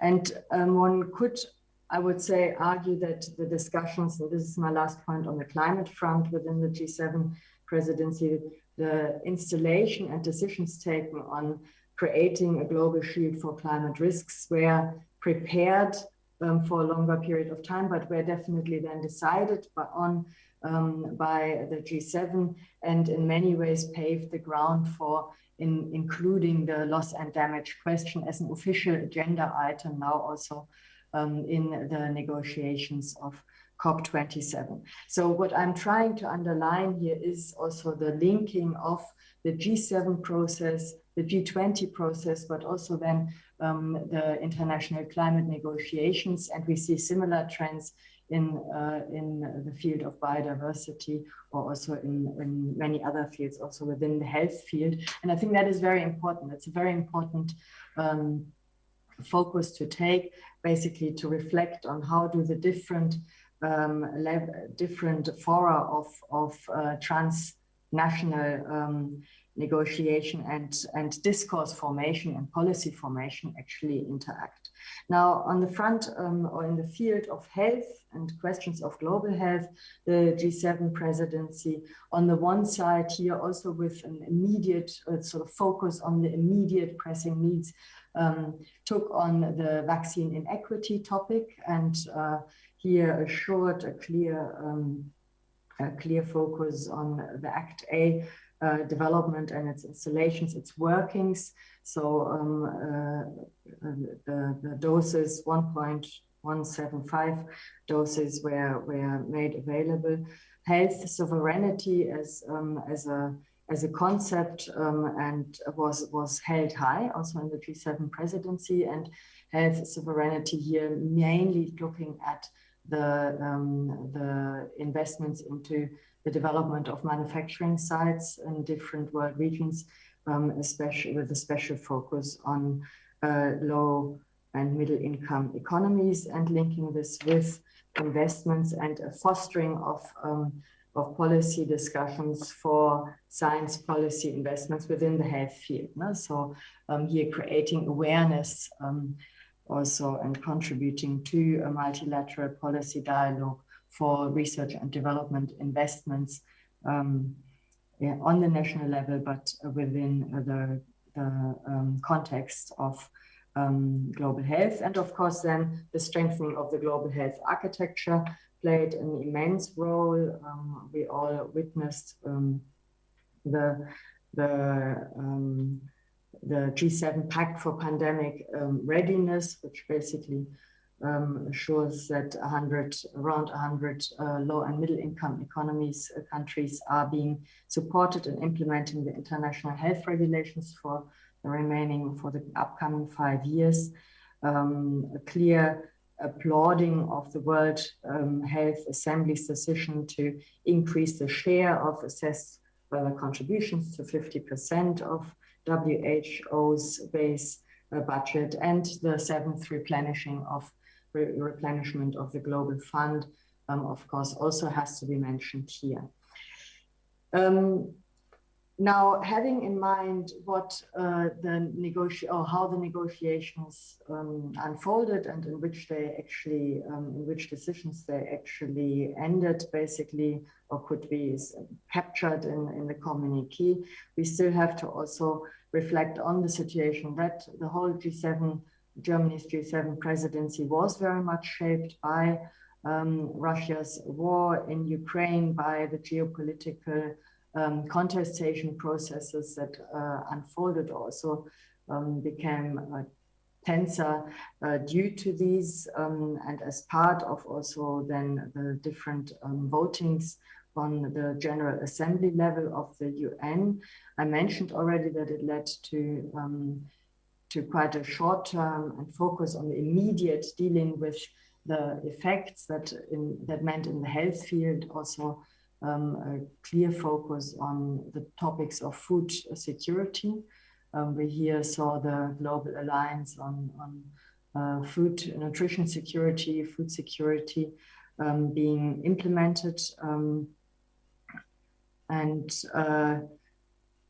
and this is, I think it's important because it meant that the G7 presidency in many ways could also fill a void and offer a platform for coming together and reflecting, but also then taking concrete policy actions in addressing the immediate needs that arose. At the same time, the G7, G20 relations are important here to mention. The G7 is, of course, part of the G20, and we know that the music of the future is indeed playing in the G20, not in the G7 alone. So understanding the G7 as part of the G20 is crucial.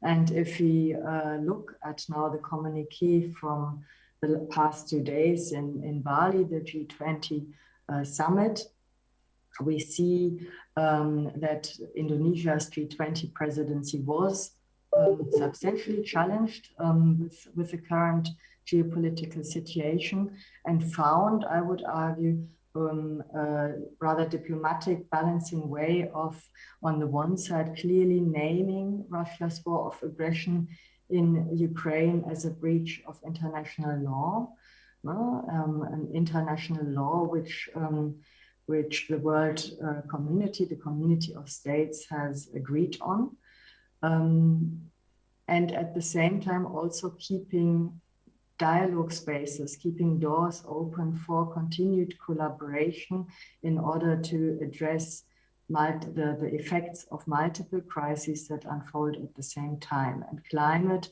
here, of course, is one of them. Another one immediately also linked to the topic of One Health and planetary health is, of course, the concern with regard to food security. When we look at the communique, we see a clear focus on questions of sustainable development. So this is very positive, a clear also commitment to the Agenda 2030, just as also to the Paris Agreement. But we also see a very clear concern with regard to the immediate, and these are direct effects of process of global warming. Many countries coming together here in Sharm el-Sheikh have, especially also this year, experienced in all parts of the world, on all continents, and across all income groups regarding countries, the effects of climate change and global warming, and at the same time, the heightened pressures, or heightened due to Russia's war in Ukraine, due to with regards to food security. And that comes then together with regards to the reflections on health by indeed underlining the role of One Health and also of the concept of One Health in future policy making. That is a clear also statement of the G20. I would like to push us a little further and end with a brief remark on first of all, the G7 or the Japanese presidency upcoming with regard to the G7, and then on the relationship of One Health and planetary health. the Japanese presidency, and we will hear about it in a minute through the Minister of Japan, has already also formulated a focus on the universal health coverage within the field of health. I want to very much applaud this focus. Out of a development research perspective, we observe, or we continue to observe, also very a focus on campaign-driven health care in quite a number of setups, and these lack sustainability, they lack continuity. Thus, I very much want to applaud this focus on universal health coverage by the Japanese presidency. And my final remark, Sophie Gepp, would go in the direction of exactly this sort of focus on continuity and long-term perspective. So how do we assure that on the one side, the different platforms we have, the mentioned G7, G20, climate negotiations, biodiversity negotiations, and many others. Of course, the World Health Organization here within the field of health as a leading coordinating body, bringing us together. How do we align these? How do we assure that we prepare, for instance, COP27 already by bringing in topics such as, for instance, the installation of the global shield for climate risks in the G7 negotiations, in order to then be able to build on this and build on it in then the COP27 and take also, for instance, the loss and damage question further. We have similar examples in all fields, but I think that is very important to think about the element of continuity and assure that presidencies are not only standalone activities, but indeed bring forward our joint sustainability agenda and in addressing the multiple crises that we see. And I think that the concept of planetary health is here very helpful. So I also applaud your decision to name your center around the concept of planetary health, Ms. Gepp. One Health brings us together from the different institutional logics. It allows us to bring environmental, animal and human health together with questions of social security systems, and here clearly guide our policy making through a focus on how to strengthen the resilience of societies. And at the same time, sort of beyond the institutional level of actual policy making, we need, I would argue, a concept that guides global narrative, guides global discourse formation, and assures that we are constantly reminded of the urgency to act, and of the urgency that partly has, or that has substantially to do with the fact that our planet indeed is limited. Its resources, its ecosystems, and their carrying capacities are all limited, just as much as our social systems and our health is limited. And that is, these are two elements that are underlined by the planetary health concept, and encourage us to think climate and biodiversity, environmental challenges together with the health challenge, that in a way that it can guide global policy discourse. So both concepts stand side by side. Both come in with each comes in with its own strengths, and I would encourage us to take them forward in the upcoming presidencies in Japan and also India within the G20 context. Thank you. Thank you very much, Professor Hornich, for this comprehensive overview. And I know that you cannot stay with us until the end, so I thank you very much for joining us and for giving us these insights, and for reminding us again of the urgency to act and about the need for holistic view on health. Thank you very much for your contribution. I'm now very happy to welcome Dr. Bernhard Braune, Head of the Division of Global Health Policy and Financing at the Federal Ministry for Economic Cooperation and Development from Germany, who will give a short input on Germany's work on climate and health within the G7 and as the G7 presidency in the past year, and also give an insight on G7's contribution, Germany's contribution on the newly established Alliance for Transformative Action on Climate and Health. Over to you, Dr. Braune. Thank you so much, and thank you for having me here today. And it's a bit of a challenge to speak after Professor Hornich, because many important things have been said. And now you ask me to elaborate more on the G7 agenda and how we incorporated global health and climate in that. And I must maybe start with a very honest statement that it has been a challenge to really work on this nexus question of climate and health on an operational level. And that, I think, can be already our political takeaway from discussions about climate and health that have, of course, been more and more on the agenda in view to the COP, but also in view to the harsh climate crises that we see that are affecting human health.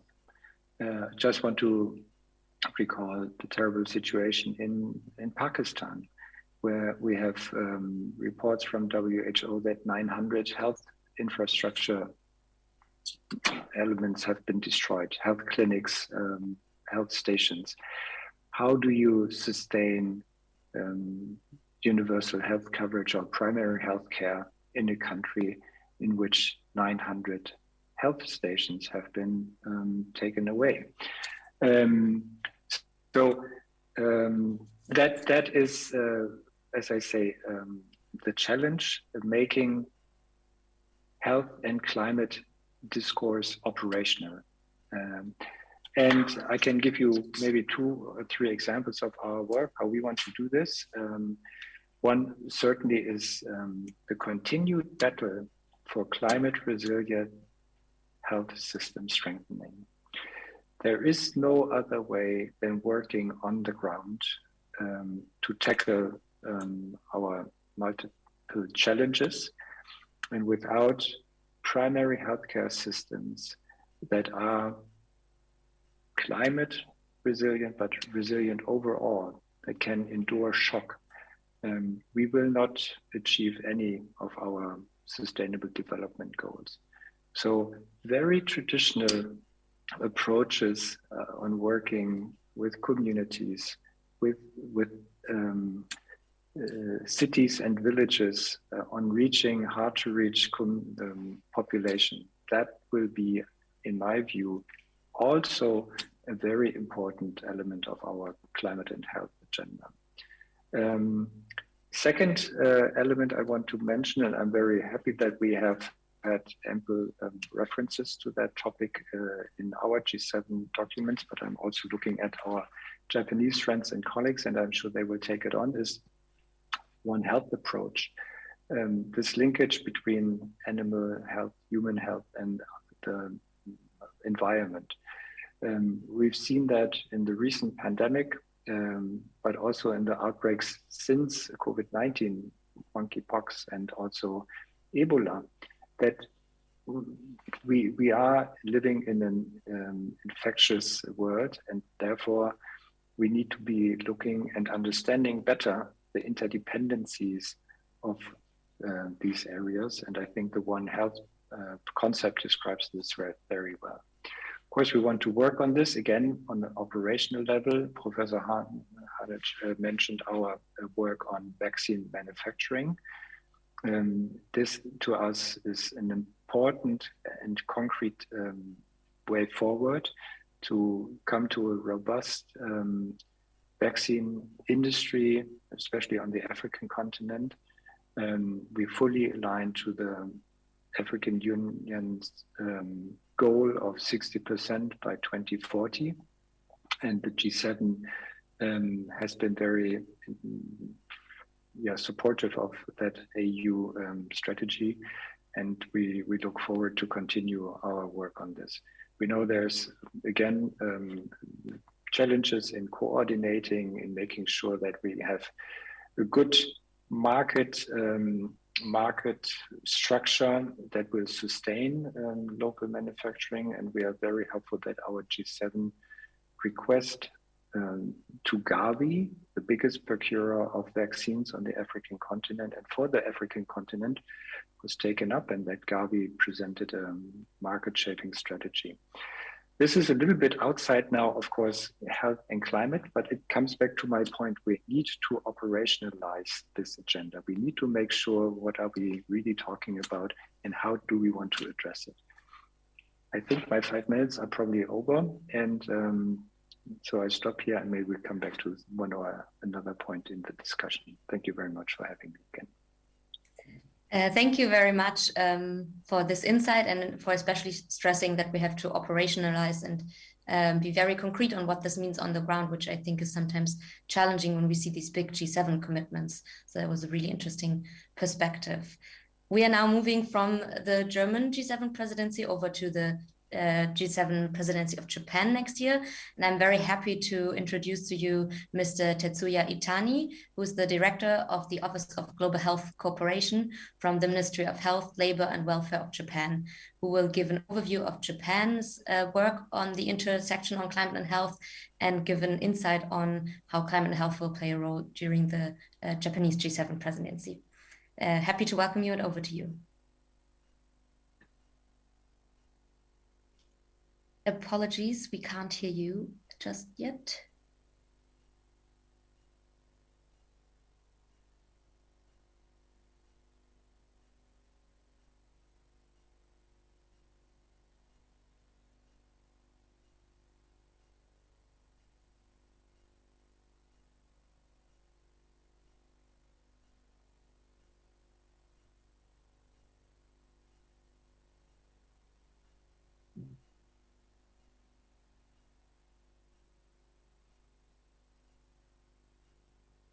I think not. I think you're unmuted, but I don't hear you, unfortunately.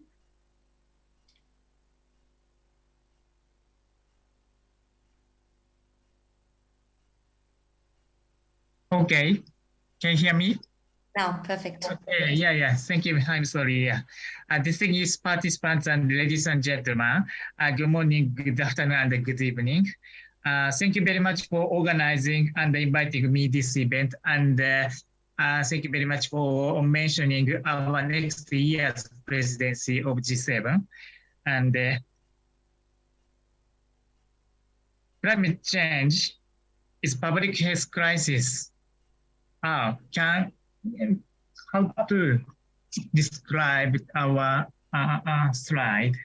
Yeah, show you. Oh.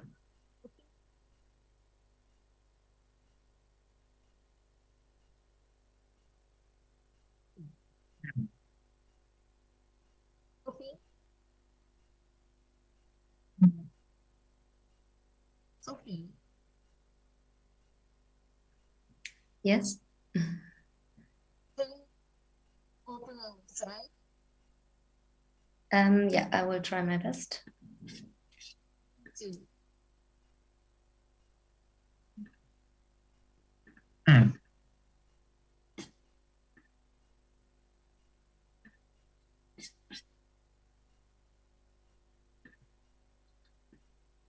Apologies, I don't think I have sharing rights to the screen yet. I don't know if this can be solved, or otherwise maybe you proceed and I will try to.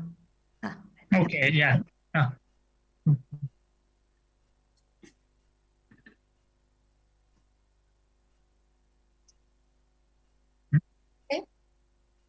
Okay, first slide. First. The very first slide.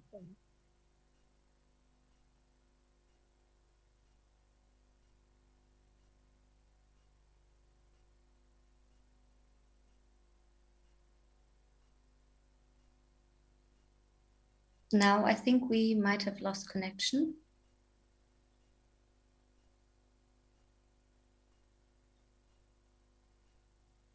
Mr. Itani, can you hear us?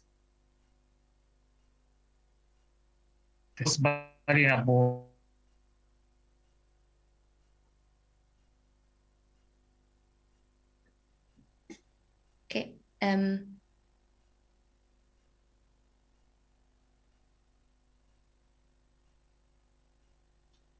I think now you're muted, Mr. Itani. Can you hear us? Something happened. Oh, okay. Yeah, and my slide, where is my slide? Okay, yeah. Yes, thank you. And while no one is safe from the health impact of climate change, they are disproportionately felt by the most vulnerable and disadvantaged.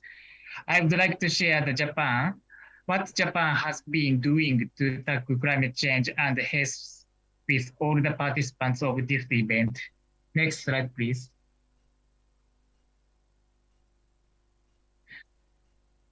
Yes. How does climate change affect human health? Climate change impacts a wide range of human outcomes.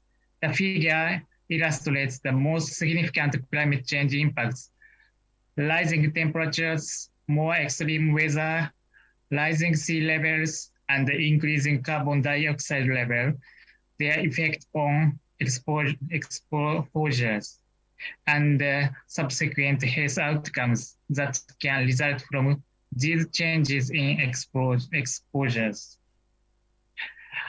In Japan, like in many countries, public health can be affected by disruptions of physical, biological, and ecological systems, including disturbances organizing here and elsewhere. The health effects of these disruptions include increased respiratory and cardiovascular disease, injuries, and premature deaths related to extreme weather events, changes in the prevalence and geographical distribution of food and waterborne illnesses and other infectious diseases, and threats to mental health. Next slide, please. What is a growing risk? It is estimated that the non-optimal temperature is estimated to kill 1 million people through undernutrition, diarrhea, malaria, and extreme weather events, which are highly sensitive to changing climate. The Working Group 2 contribution to the IPCC's sixth assessment report includes important messages about the current and the future impacts of extreme heat on human health. Heat is a growing health risk. Climate change is significantly increasing exposure to heat waves. Certain groups face a disproportionately high risk to extremely heat. Population growth in tropical and subtropical regions will soon contribute to strong geographical differences in heat-related mortality. The impact of heat on labor productivity and GDP is a growing concern. The urban heat island effect will increase heat risk in cities. Extremely heat compounded the impacts of the COVID-19 pandemic. Heat action plans that incorporate early warning and response systems are important adaptation solutions. Long-term urban planning and design can complement short-term responses to heat health risk. Multi-sectoral approaches will benefit long-term responses to the health risk of heat. Next slide, please. Here in Japan, we have heat health alert system. More than 40,000 people are transported every year due to heat stroke. A heat health alert is issued when the heat bulb globe temperature, WBGT, is expected to reach Celsius or higher on a given or next day.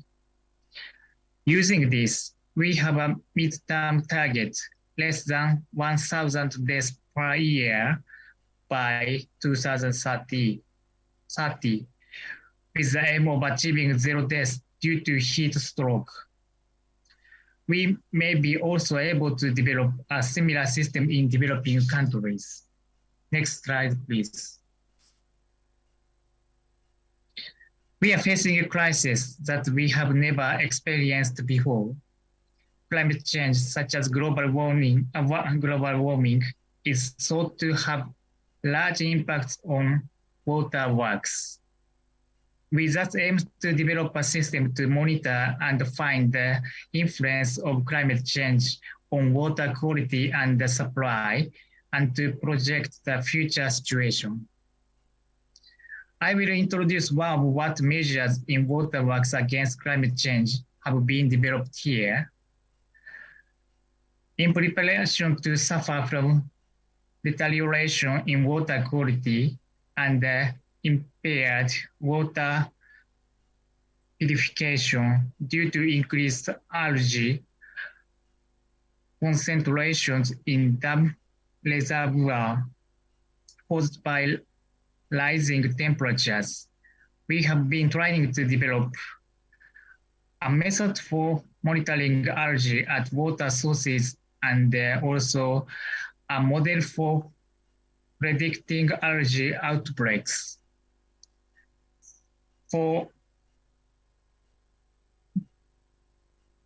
this first one, so the EPA, NASA, and the others have already developed Cyan app.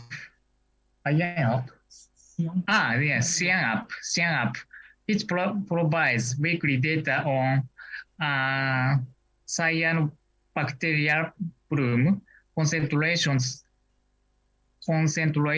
locations, and the time series for more than 2,000 island and coastal water bodies across the United States. Weekly data on cyanobacterial bloom, concentrations, locations, and time series changes using satellite data. We try to develop one for Japan, about two. Yes. The future projection on algae outbreaks is expected to apply for the policy making in engineering countermeasures. Next slide, please. Okay. Japan recognizes that climate change affects the social and environmental determinants of health, clean water, safe drinking water, sufficient food, and secure shelter. Ministry of Health, Labor and Welfare of Japan will start a study to investigate the way to reduce the GHG emissions toward the climate resilient and sustainable climate neutral health systems, employing the economic incentives. The healthcare sector accounts for almost 5% of the world's CO2 emissions. If it were a country, it would be the 5th largest emitter. Countries with weak public service and infrastructure are unable to develop climate change countermeasures. Japan aims to promote climate neutral and climate resilient health system in the context of universal health coverage during our G7 presidency. Areas with weak health infrastructure, mostly in developing countries, will be the least able to cope without assistance to build and maintain it. Japan thus aims to support the developing countries to have a good access to climate resilient and sustainable health care and social support structures. Reducing emissions of GHGs through better transport, food, and energy use choices can result in improved health, in particular through reduced air pollution. Japan will share the co-benefit approaches with countries in need. Thank you very much for your attention. Thank you very much for outlining how climate and health plays a role in the upcoming Japanese presidency and giving us an insight on that. Mr. Itani, I'm now very happy to welcome Dr. Diarmaid Kemper-Landrum, team leader on climate change and health at the World Health Organization. The World Health Organization has been important in highlighting the health effects of climate change, providing important guidelines and evidence on climate and health, and in bringing countries together for action. So I'm very happy to welcome Dr. Diarmaid Kemper-Landrum, who will give us an insight into the developments in climate and health policy in the past year and how the G7 can contribute to increase ambition and action. Over to you. Wonderful. Thank you so much for the kind introduction. I hope you can hear me clearly both online and in the room.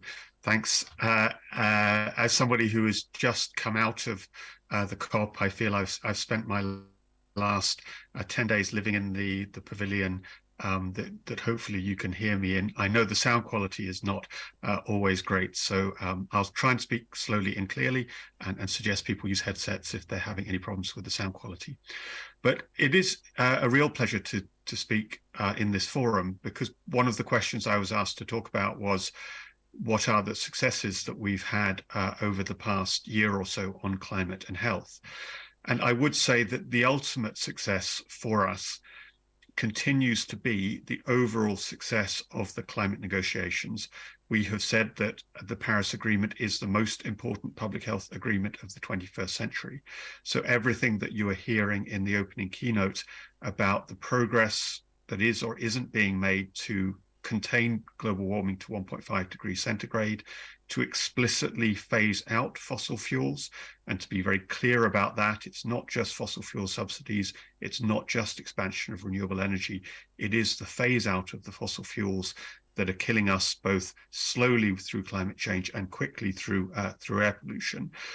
All of those things that are being advanced in the COP27, in the COP process, are really the ultimate targets for us. And as health, we come to try and contribute to support that, to bring our arguments, to bring our evidence, and also the specific things that we need to do in order to specifically protect health and to gain the great health gains that will actually come if we're able to rapidly decarbonize. So that's any progress in COP is our progress as health. I would also say that one of the other successes that we've had in the last little while is reflected by this discussion and the fact that Germany, as the G7 presidency, has made this a priority within their presidency. And I really have to commend Germany here, because we, at WHO, our unit on climate change and health seems to have been contacted by pretty much every relevant part of the German government, particularly over the past 6 months or so. So the Development Agency, Development Bank, Ministry of Health, Ministry of Environment and Development, and particularly the mission in Geneva, who has been coordinating all of this traffic. So there is clearly full spectrum engagement on this issue, and that's critically important when a G7 leader like Germany is not only engaging actively, but engaging across the COP, the G7, the G20, and so on. I would say, and I think Dr. Brown referred to this, the difficulties and the challenges in making this a practical agenda, because climate change is a diffuse risk. It's embedded throughout our economy, impacts our health throughout our economy, and it can be difficult to grasp hold of. But I think we're getting increasing clarity on that. From the WHO point of view, we say that we only do 3 things. We try and keep people safe from health emergencies, so disasters, pandemics, and so on. We promote universal health coverage, and we protect and promote health, so try and stop people getting sick in the first place. And Dr. Tedros, as he took office in his second term, promoted that third item to the top and said that climate change is the overarching risk.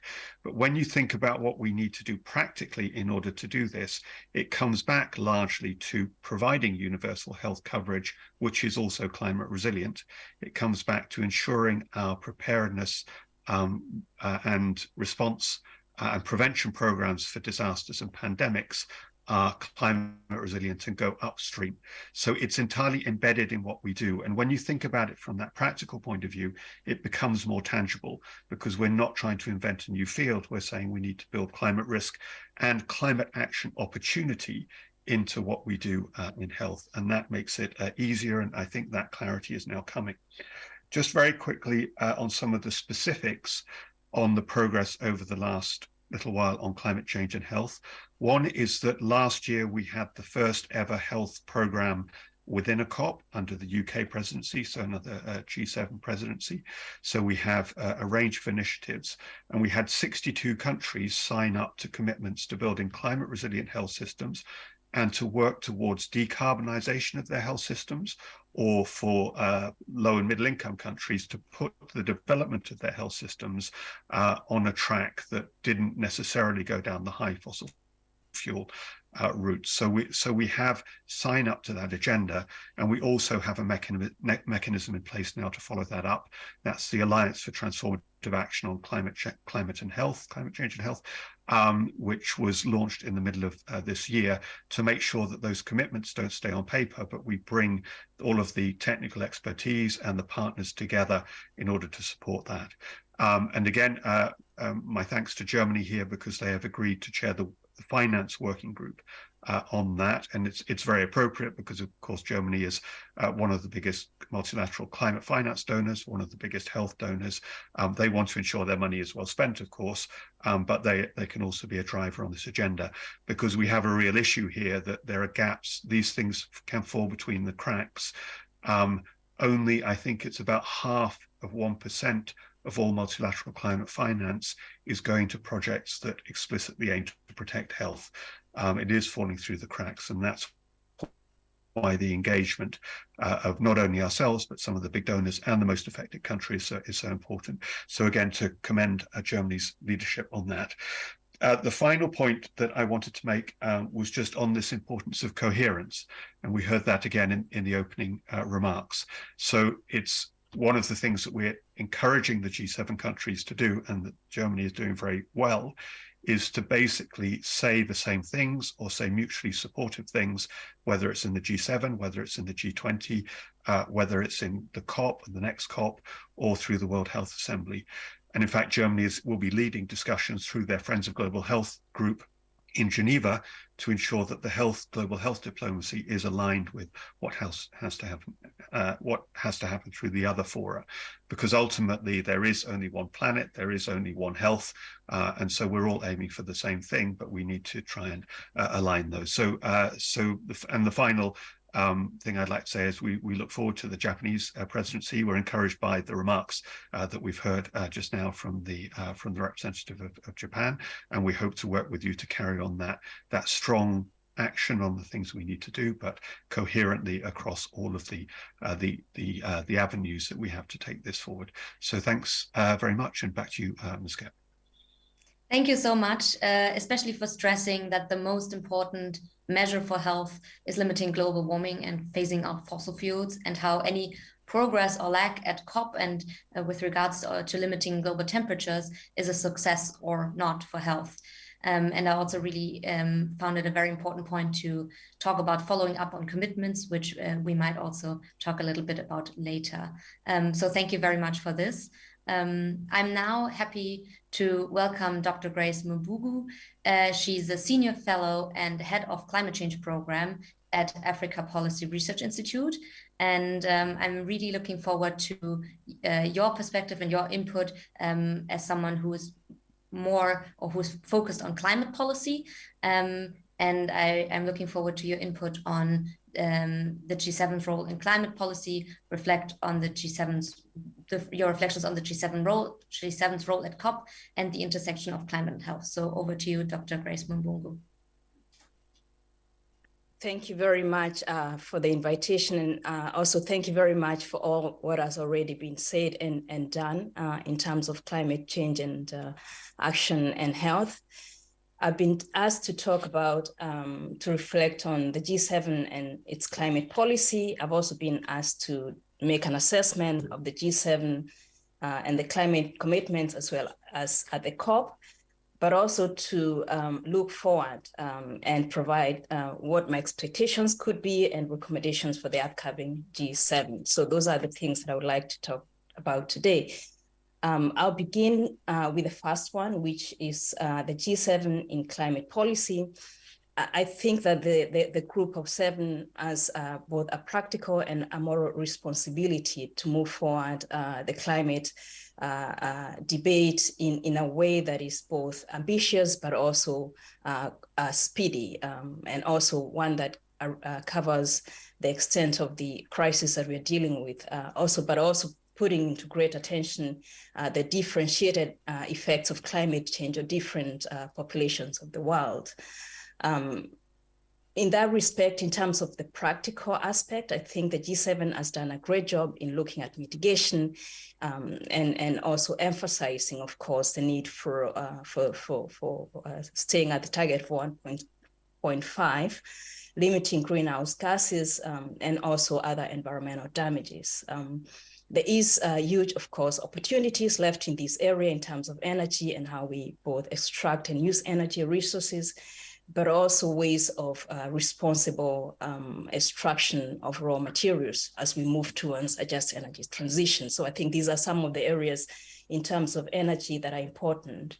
At home in developed countries or in the G7 countries, I think there's also a huge practical responsibility to employ national policies to ensure that they support responsible consumption behavior and limit waste.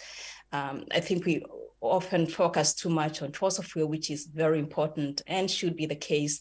But I think there are things that national governments, especially the G7, can do to limit overconsumption and also waste in terms of agriculture waste, which is also a huge contributor of CO2 and other greenhouse emissions. I think another practical area which also could be an area of importance is an issue of mobility. The G7, both the current one, Germany and Japan, have done an excellent job in encouraging mobility and transportation, of course, air transport as well, to ensure that these kinds of emissions that can be limited by the G7 countries that actually can do that are happening at home. We hope that this is going to continue as well with the Japanese presidency, and we are very positive that these will continue as well, especially in the context of technology and also this kind of transfer and also bringing together other countries in this respect. There's also a huge moral responsibility of the G7 countries. And of course, the extension of the G20 countries in terms of supporting low-income countries to deal with the current impact of climate change, which are also hugely directly related to health issues, mental health, nutrition, food access, and nutrition, and all the other things. Again, Germany has been praised. I would also like to join that chorus here today. Among all the G7 countries, Germany was part of one of the few countries that have joined Scotland to commit loss and damage financing for low and middle income developing countries. So what is my assessment for the G7 commitment, the G7 itself and the COP? I think G7, besides its commitment on health and other climate policies and issues, there was also the introduction of the climate clubs, which Germany also wanted to be more inclusive, to move beyond the G7, but also include other developing countries into that.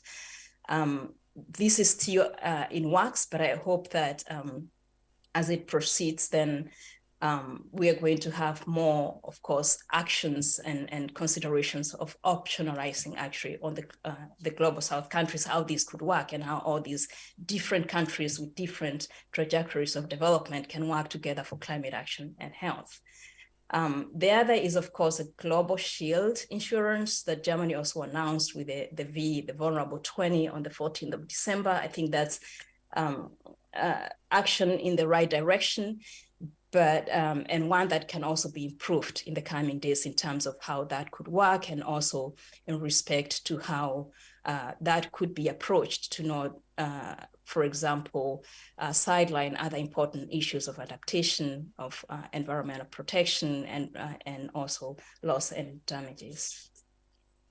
And now, because of time, with the COP, I think much has been said, and the leadership, of course, of the G7 and the G20 is felt, but also is in a way from the Global South perspective. If I would actually speak about the Global South perspective or the African perspective, we feel that there's a tendency to push more on issues that have greater interest of the Global North in these forums, but also not so much strongly on the immediate needs that also directly affect health and well-being of Global South countries that have been disproportionately affected by the climate crisis. There's also, I would say, despite the positive vibe coming from the COP, people are judging this from a different perspective. And I think we cannot ignore this aspect because this also gives us the momentum on how we move forward, both on health and on climate change. This was also quite evident with the COVID-19 pandemic. As much as the Global North while supporting the Global South countries, there was still this feeling of injustice and inequality in terms of how the COVID-19 and the Ebola crisis was addressed at the time.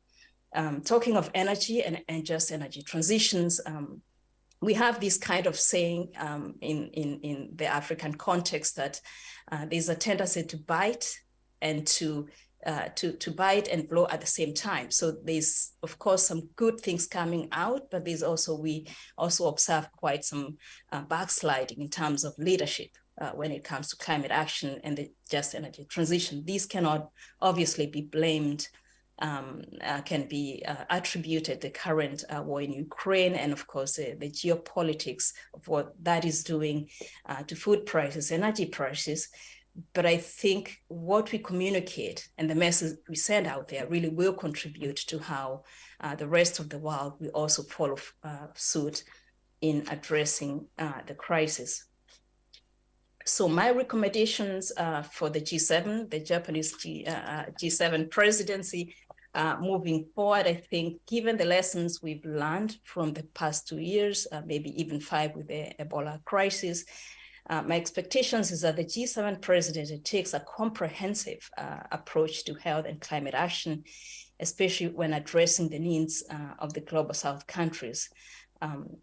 What comes after the floods, for example, in Pakistan and Haiti, the representative of the Japanese government has mentioned issues like cholera, issues like waterborne diseases, and also when it comes to drought, you have issues of malnutrition and undernutrition. Then, of course, we have the issue of pollution in both in and outdoor pollution. This is, of course, related to both fossil fuels, but also access to clean cooking energy services. In terms of my recommendation, I would say that the G7 should not just only look at the interests of the G7 countries, but also align these interests with the interests of Global South countries. I think that will help not just move the agenda forward or have the continuity that the keynote speaker actually talked about, but also make sure that the processes and money that we are putting on the table is effective in addressing those crises. Addressing also, of course, the underlying roots of health and well-being, gender inequalities, for example, which was also a signature interest of the G7, the German G7, and of course, then having systems and infrastructures that can withstand climate shocks, not just provide insurance for after the fact, but also increasingly investing in infrastructures that can actually withstand these kind of shocks, such that also the insurance that is there is effective and in sustaining and supporting health and well-being. In the interest of time, I'll stop there and look forward to the discussions. Thank you very much for listening. Thank you so much for your input, and especially for highlighting the needs of global South countries and the importance of both internationally but also at home supporting a just transition and the practical and moral responsibility that is underlying that. Thank you so much. I now want to tune in to the Health Pavilion. We have been on this virtual panel for quite a while, but we have two amazing panelists on our panel at the Pavilion, which I will introduce to you. So I'm very happy to welcome John Bonifacio, climate and environment activist based in Manila, the Philippines, and national coordinator of Kalikasan People's Network for the Environment, and Maria Reyes, youth climate activist at Fridays for Future, MAPA, Most Affected People and Areas. Hi. You will share your perspective and demands to the G7 as climate activists, and I will just hand it over to you, and I'm very pleased to welcome you on the panel. All right. Hi. Can I be heard online as well? All right. Yes. Okay. So hi again. I'm John from the Philippines. It's great to be here. So I'll just keep my intervention short for the interest of time. So I just want to highlight the fact that the Philippines is, again, one of the most climate change impacted countries on the planet, and maybe in a related note as well, it's also one of the worst countries in the world when it comes to air pollution related deaths. So you can see how the different kinds of crises do intersect and stack up on each other when it comes to how climate and health are manifest, particularly in the Philippines. And additional context when it comes to how people have been intervening when it comes to climate finance and health, actually less than 0.5% of climate finance actually goes directly to address health concerns. So that's something we need to look into and something to build around. The thing is, when it comes to here in COP27, there have been a few developments when it comes to how groups like the G7 can intervene. So with regards to the Santiago Network, at least this was the G77 in China, they were able to push something forward, and that was of course a good step or in the right direction, but there's been a lack of progress when it comes to the development of a loss and damage finance facility, as well as stronger commitments from the G7 when it comes to climate finance in general. So these things need to change, of course. And of course, when you talk about climate finance, we cannot talk about loans. We really have to talk about grants and really the obligatory financial support that the countries in the G7 really need to give to countries in the global South that are essentially withstanding the climate impacts that their emissions from their position as the largest economies in the world, they have contributed to. Moving forward, of course, the movements on the ground from places like the Philippines, and I'm sure Maria will mention as well what's happening in Mexico and across the global South, is really having a much more robust climate and health policy, these systems that are much more resilient to the impacts of climate change, but as well address issues around climate justice and health justice. So definitely there should be support for more appropriate facilities and technologies in the face of climate impacts. So I remember something in an interview I had with a doctor in the Philippines as well, who was saying how a lot of the interventions or the support that comes for health facilities in the Philippines towards health technologies in the Philippines are introducing these kinds of expensive technologies that are not appropriate for the conditions in the Philippines. So for example, these fancy machines that help out with all these different things, but in the end, when the floods come, when the rains come, when the droughts come, and there's no electricity, like how can they run? These kinds of questions are very real, and they're felt on the ground, and these things need to be considered when you think about climate finance in supporting health impacts of climate change. Secondly, a stronger focus on, of course, community medicine, primary care, and public health. Definitely seeing how in the places like the Philippines, there are large gaps when it comes to that, and realizing that climate adaptation should also incorporate robust or address healthcare injustices and promote robust healthcare systems and vice versa. It shouldn't be separate discussions of having a just healthcare system as well as proper climate adaptation. I remember how some narratives from the ground where farmers are able to assert their claims on land and be able to promote and have space for these local interventions when it comes to health, putting up like health clinics or establishing community gardens in which they can have access to healthcare, health medicines or ethnomedicines. Like those kinds of things really need to be supported. And going on that point, really promoting community-based health interventions, recognizing that local and indigenous approaches should be incorporated in our global approach to addressing health and climate injustices. That's essentially what I see as the way forward. And definitely at the end of the day, going back to what I said earlier, the role of the G7 here is really putting forward showing us the money essentially when it comes to climate finance, because again, it is the moral obligation really of the G7 to really step in and provide that necessary support to the global south so we can achieve a global transition away from fossil fuels, away from climate injustice towards a better future for all.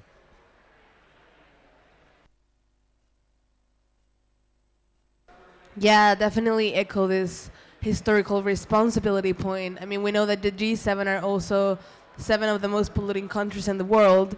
So something that was very satisfying at the beginning of this COP was to see that they were putting the loss and damage point on the agenda, and that a lot of money has been promised.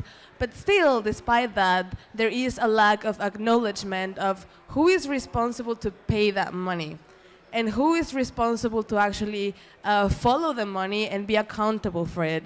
So that is one of the things that we've been campaigning for, and we've been putting pressure about, because without this distribution of responsibility, accountability, and transparency, we do not expect that the loss and damage point on the agenda is going to go beyond. So I wanted to echo that. And I wanted to share as well that one of the things that has annoyed me the most about these conferences is how even when there is also a lack of recognition by global north countries, there is a lack of recognition of how companies coming from the global north countries are also exacerbating the climate crisis and climate inequalities in global south territories. I want to share that I am from Mexico, from a state called Puebla, and in Puebla we have a lot of German automotive industry. And so because of that, there has been a lot of displacement of rural, peasants, indigenous communities, basically because they ally with the local governments in a very corrupt way for hoarding the water and hoarding the land. And so I literally have them in front of my neighborhood. And we live with all this pollution that the German automotive industry brings to the region, and with all the pollution that the other companies that are there to build the parts of German cars are. So that's one thing. And as I was saying, one of the things they do is that they hoard the water.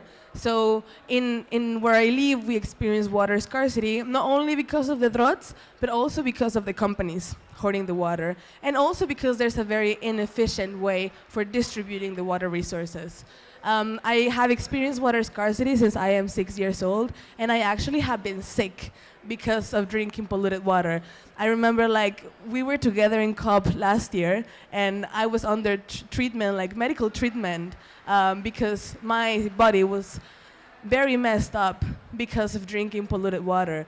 And that's something that we are forced to do because of the water scarcity that it's exacerbated by global north companies in our territories. So I think there is also a big lack of acknowledgement in that sense on how global north countries should be taking responsibility about how companies coming from there are acting and are behaving abroad, and especially in the global south. I also wanted to emphasize the point of how this has been very evident with the pandemic, and it has been very evident also in the context of COP. I remember last year we were struggling so much to attend COP26 because of this vaccines inequality situation. I had to fly to another country to get the vaccine in time because the United Kingdom had very strict policies for letting people into the country. eventually they changed them like a week before COP, and like I had already, traveled to a different country to be able to get a shot of the vaccine. So that it's definitely also something that it has shown us how there is this lack of acknowledgement, there is this lack of responsibility, and there is a lack of political will to address the issue in a way that it is accessible for the people who should be present in these rooms. At the same time, the health aspect is one of the first ways in which the climate crisis impacts human rights for people. In my region, as I was saying, we have a lot of water scarcity, and especially communities that are dependent on community wells. They are very impacted by that. And it has happened also during the pandemic a lot that this has exacerbated people's possibilities of getting sick, or it has made it more difficult for them to have adequate sanitation. It eventually also impacts like sexual and reproductive rights of women and dignified menstruation, because if you have no water, you can barely you cannot clean yourself. And I think there is also this lack of acknowledgement when it comes to the conversation between and the link between gender and climate. We barely speak about the health aspect, and it is very important, and it's like one of the elephants in the room, because that is something that really stops us from doing many of the socially assigned tasks that we have to. But since we are in contact directly with the water because of the cooking, because of the cleaning, because of taking care of the children and the elders, we are firstly impacted when there is a scarcity of water in the regions. So what do I think the G7 should be doing about this? As I was saying, there should be more acknowledgement about how there is this historical responsibility. And I think even more than morally, it should be also a binding and even legal responsibility. When it comes to the loss and damage conversation and the climate reparations conversation, the illness aspect should also be included. Breaking down a building, destroying land is as important as damaging people's bodies, as damaging people's health, because of these systemic causes that are exacerbating the climate crisis.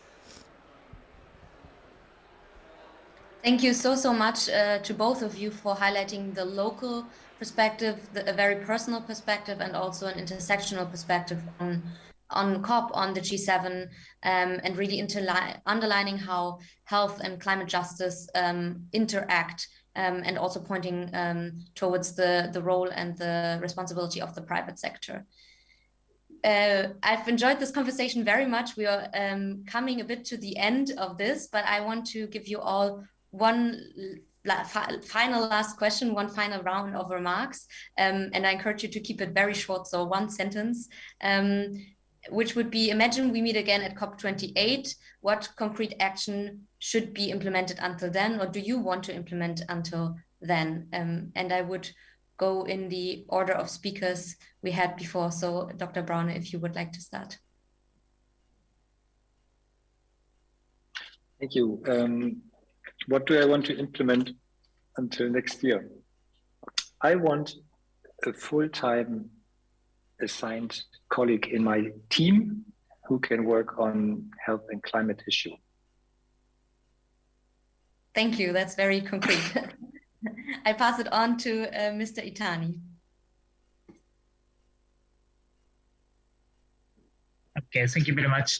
Now we, Japanese government, are considering next year's G7 agendas. So the next month we will announce each country of G7 members, and we will catch baton from Germany. Thank you very much. Thanks very much. Dr. Campbell-Landrum. Thanks. If I can have two sentences. One is that that the COP next year does have health genuinely at the center. We've made a lot of progress this year, and the UAE, we understand, is open to discussion. We think that's entirely positive. I'd also, as my second point, want it to be not a come and make a promise COP, but a come and tell us what you did last year COP on all of this agenda. So we're not just continually kicking the can down the road, but we're coming to show what we have already done, as well as what we plan to do out into the future. Thank you very much. Dr. Grace Mumbungu. Thank you so much. I think for me, what I would like to see is a more core benefit, positive aspect on how we address the climate crisis, not just, of course, looking at what things we need to address, but also what things we can achieve, sort of coming from what things we can achieve. What can we achieve? We can achieve health, we can achieve environmental sustainability. So how do we get there? Instead of saying we have polluted waters, of course, we need to balance the messages. But I think for me is, I think and I see that when we talk about what really touches on people's health and well-being, people tend to be more motivated and tend to take more action. So I hope we can inject that more positive messaging into the climate crisis more strongly moving forward. Thank you. And over to John and Maria for your last. Okay, put it very concretely, probably a lot more progress and an operationalization of the Loss and Diamonds Finance Facility to funnel the appropriate finance to the Global South, and really more distinct recognition of the fact that climate justice is health justice, is social justice. So that really needs to be embodied or in the progress that we'll be having here at COP and beyond. Well, in relation to that, I would like to see payments of the climate debt. You know, the climate debt speaks on how some countries are more responsible depending on how much pollution they have put into the atmosphere. It's on the Environmental Justice Atlas, and it's already mapped out. So you already have the tool. You already have the counting of the emissions that you have put in the atmosphere. Just show us the money. Thank you very much for these last calls and wishes and hopes for COP28. I will wrap it up now because we're at the end of our time. Many, many thanks to everyone online and on site for the contributions to this panel. I think we see that there's a lot more need need for discussion and for debate and for exchange. So I think this can be a starter for the conversation, which we can carry on in the next year. And I'm really happy that all of you participated in this discussion. So I'm looking forward to further discussions on this topic, on the intersection of health and climate. And I thank you very much all for your participation and wish you a very good afternoon or noon or morning, wherever you are.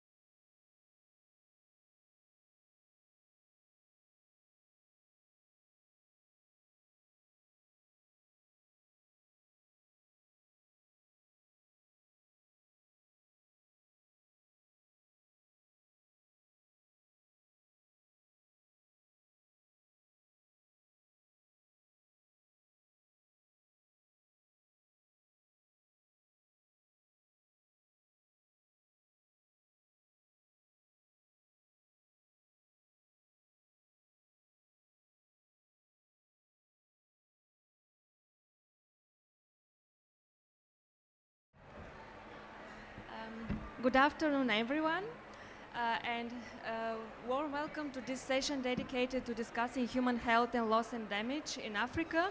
We will talk about the role of science, policy, and finance as enablers of action.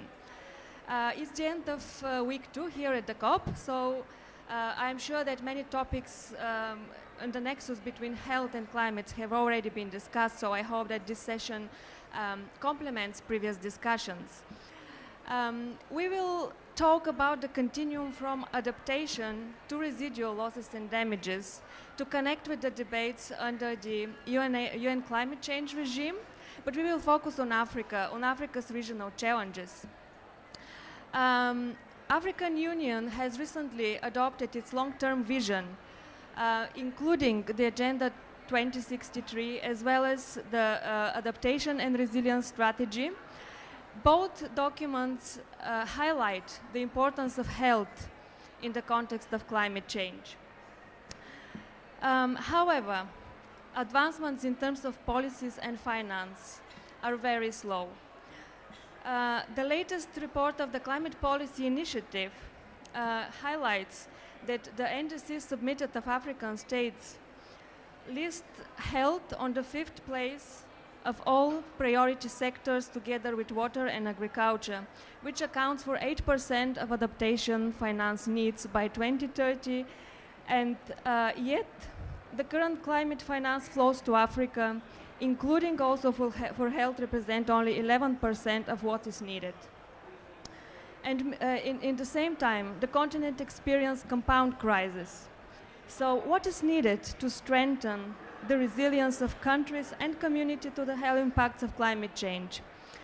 With this introduction, it is my great pleasure to introduce our keynote speaker, who will join us virtually. A warm welcome to Dr. Katsia Huda, a physician by training. Dr. Huda is currently the head of disaster risk management and resilience in the health emergency program of the World Health Organization's headquarters. As holding executive leadership positions, Dr. Huda brings 24 years of experience in health diplomacy, emergency risk management and humanitarian action, health policy and governance from her engagement in many countries across the world.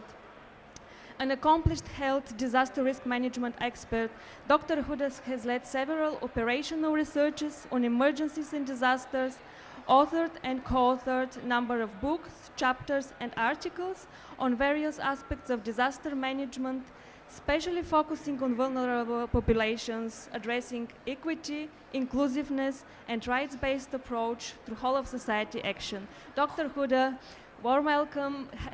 The floor is yours. Thank you very much, Maria. My voice is okay? You hear me right? So thank you, Maria, for this very kind introduction. At the onset, I would like to express my sincere gratitude to the organizers, German Institute of Development and Sustainability, UNDRA Stakeholders Engagement Mechanism, NADAM Foundation, and Climate Center for this opportunity to speak today at this August forum of COP27 Health Pavilion. Thanks to International Federation for Medical Student Association to loop us in this great initiative. Good afternoon from Geneva, distinguished audience. It is an honor to be part of this esteemed panel to discuss an important agenda of climate change impacts on human health, loss, and damage in Africa. I will share some of my own thoughts around this today. Let me start by quoting from the policy brief of T7 Task Force for Global Health. What it says, we are at a tipping point. The health of world's people and the health of planet's natural resources on which all life depends are facing unprecedented threats. I repeat, unprecedented threats. So in view of that, I'll focus on how to deal with these unprecedented threats and in the context of Africa. As unfortunate as it is, the science is very clear, and this is not in our favor. The UN Intergovernmental Panel on Climate Change has noted that human influence has warmed the atmosphere, ocean, and land. Human activities are putting stress on our planet, our population, and our communities. If humans are the cause of problem, they need to take full responsibility and need to do everything in humans' power to bring the solutions to. You have all seen a lot of numbers. You have all read a lot of numbers. Quantitative analysis of adverse and potential impacts of climate change in Africa countries. In many reports, research study that are continuing, including IPCC Working Group 3 report in April and WMO recent report launched in September this year. As scary as these are, such information is very convincing to take actions, and that is now. Though regrettably, now is already too late. We can't undo what happened already, but we certainly need to do everything to stop it, at least to slow it down and making things better. As a matter of fact, we can undo many things, including bringing down the temperature at least 1.5 degrees lower as it was committed last year, COP26. If I highlight only one information, by 2030, 108 to 116 million people in Africa are expected to be exposed to sea level rise risk, which is fortunately not the only impact affecting the continent. Drought in East Africa, extreme heat in Northern Africa, accompanied by wildfire, increased frequency and magnitudes of outbreaks, epidemics coupled with natural events are only tip of the iceberg representing the challenges in this continent. Those are compounded with population displacement due to conflict, protracted crises, fragile or unprepared health system, affected communities including workforce, and not to mention the socioeconomic parameters which threaten not only physical but mental health of population across the continent. How is it when the WMO report clearly states that while Africa accounts for only about 2 to 3% of global greenhouse gas emission and it suffers disproportionately from it? This is where I see the responsibility of us all, including those who are sitting at this panel today, to use the lens of equity, inclusiveness, and justice to consider right-based, risk-informed approach in everything we do. The problems are varied, and so the need for the solution to be the same. I will just highlight 3 actions today for your consideration, further discussion, and also to take note on. Number 1, we need to use science. There is no alternative, which means using the information data not only to understand the gravity of the situation, but also to pinpoint our actions, including resources. I will emphasize on the importance of extensive risk analysis and using the same information in all sectoral actions, especially the development agenda of African countries. Science informs policy, policy informs financing. This is the correlation, and this calls for interdisciplinary collaboration between different stakeholders. Risks are interdependent, so should be our actions. We need to go to our communities. We need to understand the specificities in the communities from where the solution should evolve, which would be very compatible with the culture and practice of the communities, that meaning easy to do. Secondly, we need to strengthen our health system as a priority in those countries, making it robust and prepared so that our health systems are able to provide continued services and be resilient. Health systems are not only for the patients, but also for the workforce, which completely links to our socioeconomic factor and also development. We have seen this during the recent pandemic, how crucial it was to have hospitals and health facilities be safer enough to protect its people.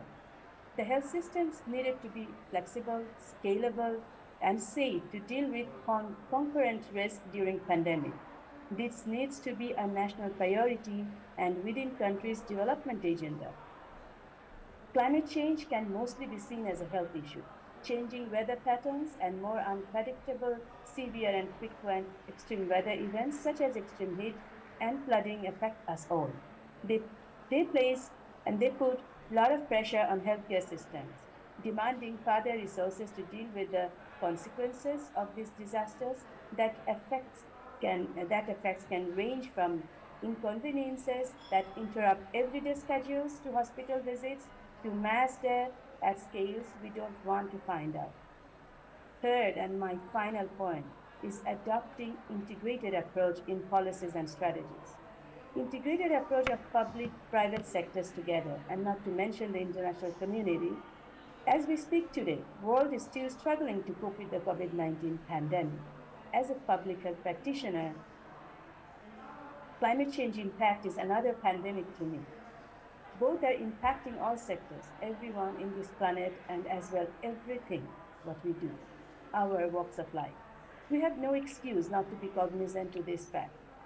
Our solution needs to be both adaptive and mitigative, that's why. This would be a practical approach. We need to adopt risk management approach for warranting whole of society actions to that.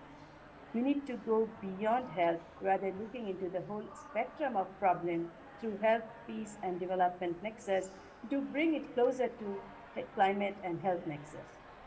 Everything we do from individual to state level and global levels need to be health and climate sensitive. There should be no policy, no practice without health and climate, be it in the communities, at national or global levels. Limiting global warming to 1.5 degrees Celsius by the end of the century is still within reach, as I said earlier, but requires transformational change. It requires a fundamental shift from pure individualism to a sense of community to balance our responsibility for our family, our nation, with the duties towards our global family and our planet. We have only one planet, our planet Earth. To it, we are one large group of citizens, which hit 8 billion only yesterday. It's a big number and a bigger responsibility to keep them safe and protected. This is the fact. We all matter, and each of us of this 8 billion. The problem of Africa is a problem for us all. If we do not accept our responsibility, if we do not act now, if we do not come together, there is no us, no human at the end of the day. And I echo with Frankie that I know. Don't choose extinction. Let's not. Thank you. Thank you very much, Dr. Huda, for the very strong messages that you conveyed. As you say, there is a need of establishing multi-level and multi-sectoral governance frameworks to capture this complexity of the climate health nexus. And I liked very much what you said, that science enhances policy and policy enhances finance. With this, I would like to introduce the rest of our eminent panels. First of all, maybe I should introduce also myself. My name is Maria Alexandrova. I'm a senior researcher at the German Institute for Development and Sustainability, based in Bonn.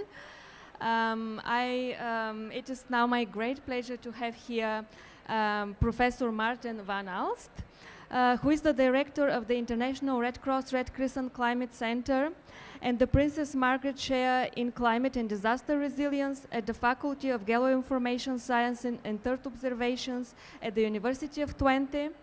Impact-driven scientist and humanitarian, he has over 20 years of experience bridging science, policy and practice from global to local levels.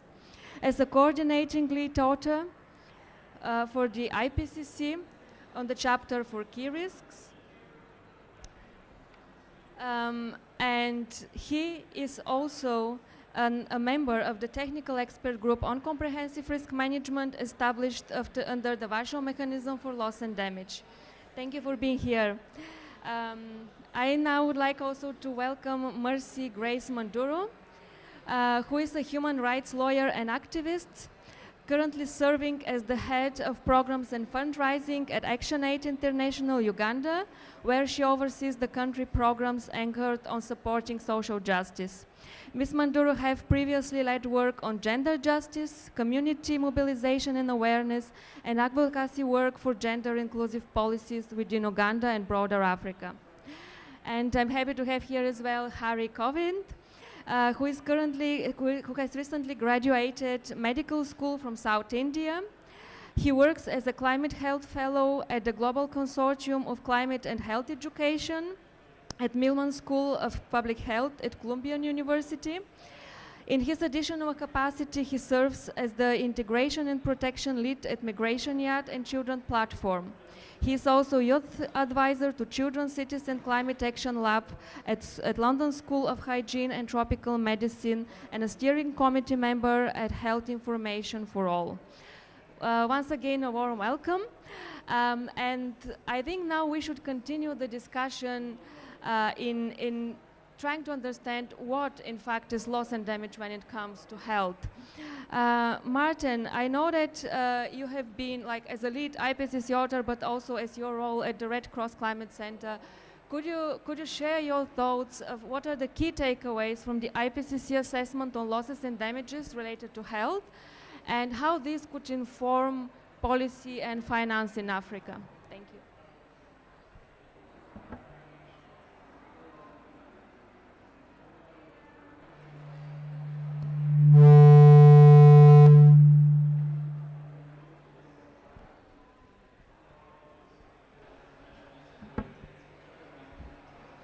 Okay.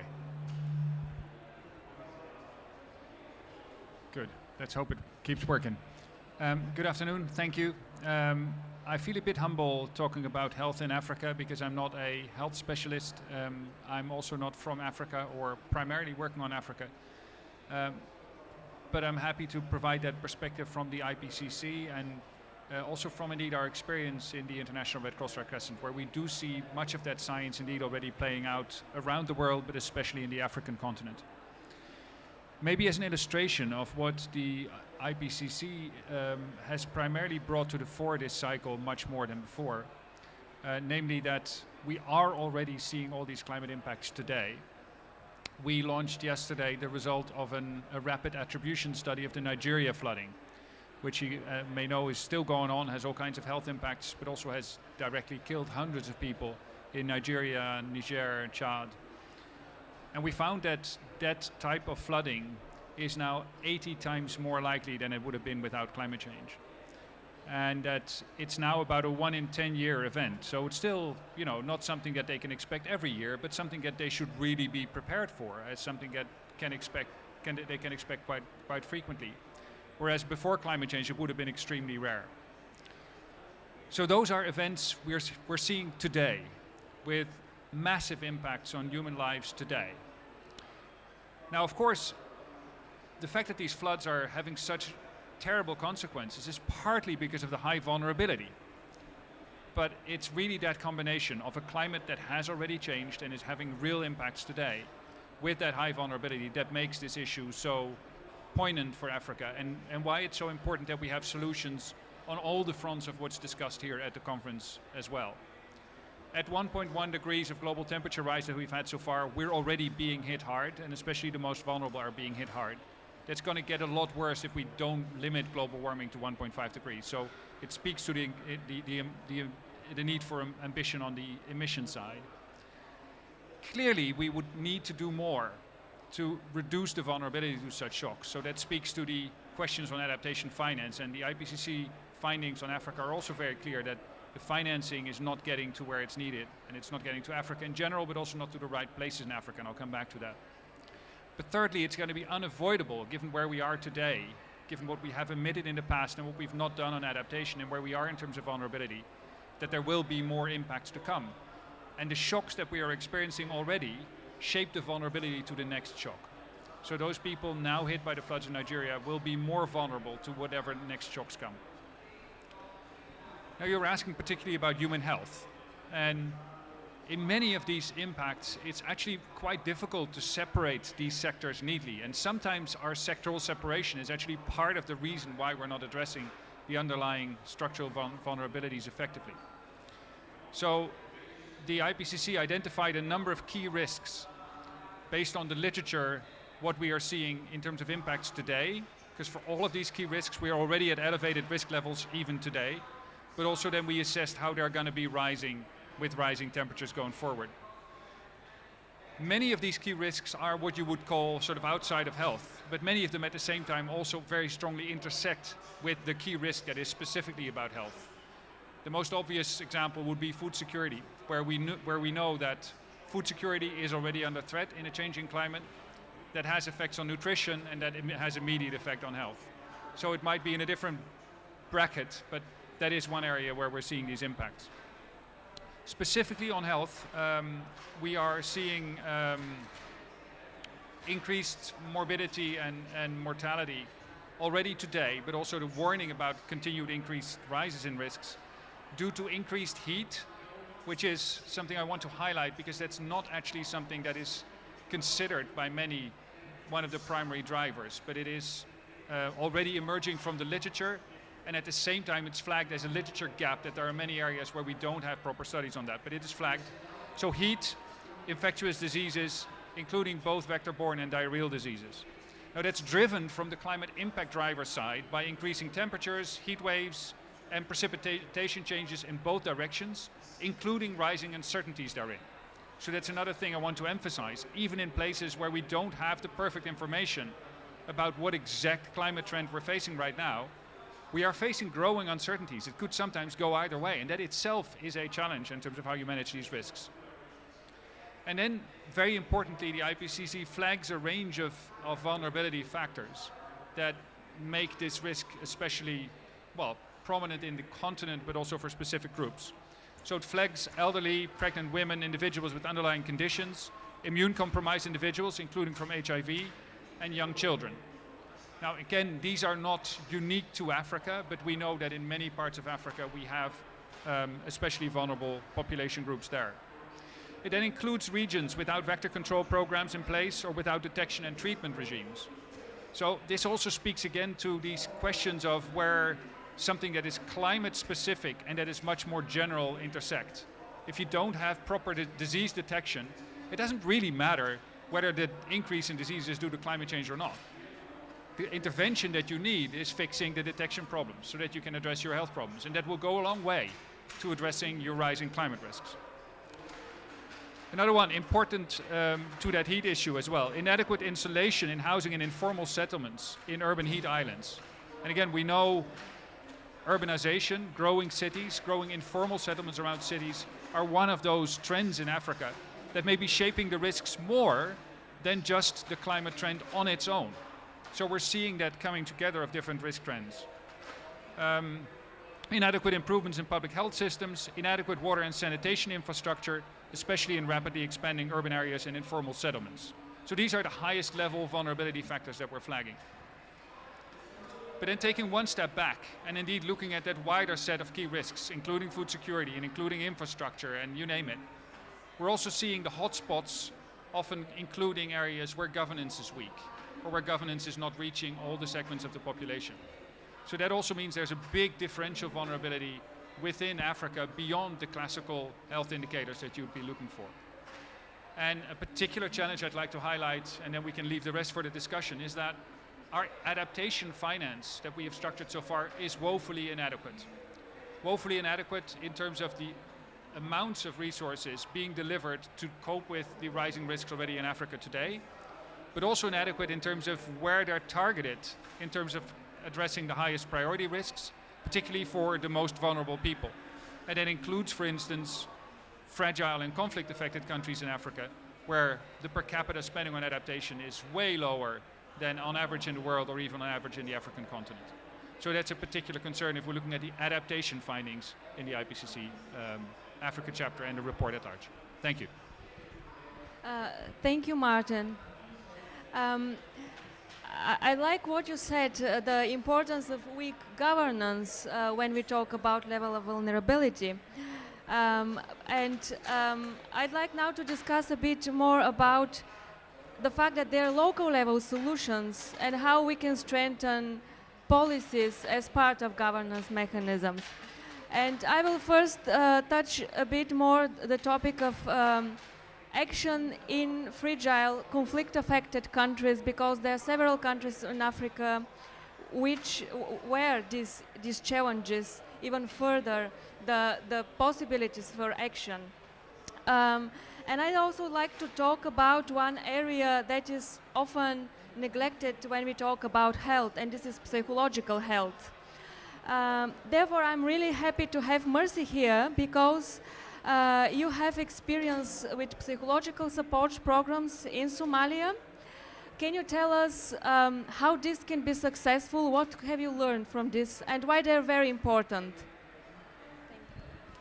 Thank you very much, and I'm very honored to be here. I'm here particularly to speak from a frontline perspective of working with communities most affected by these vulnerabilities that we're speaking about, but also picking up from just the discussion of where do these vulnerabilities sit when it comes to addressing the risks that emerge, whether from conflict or from the impacts of climate change.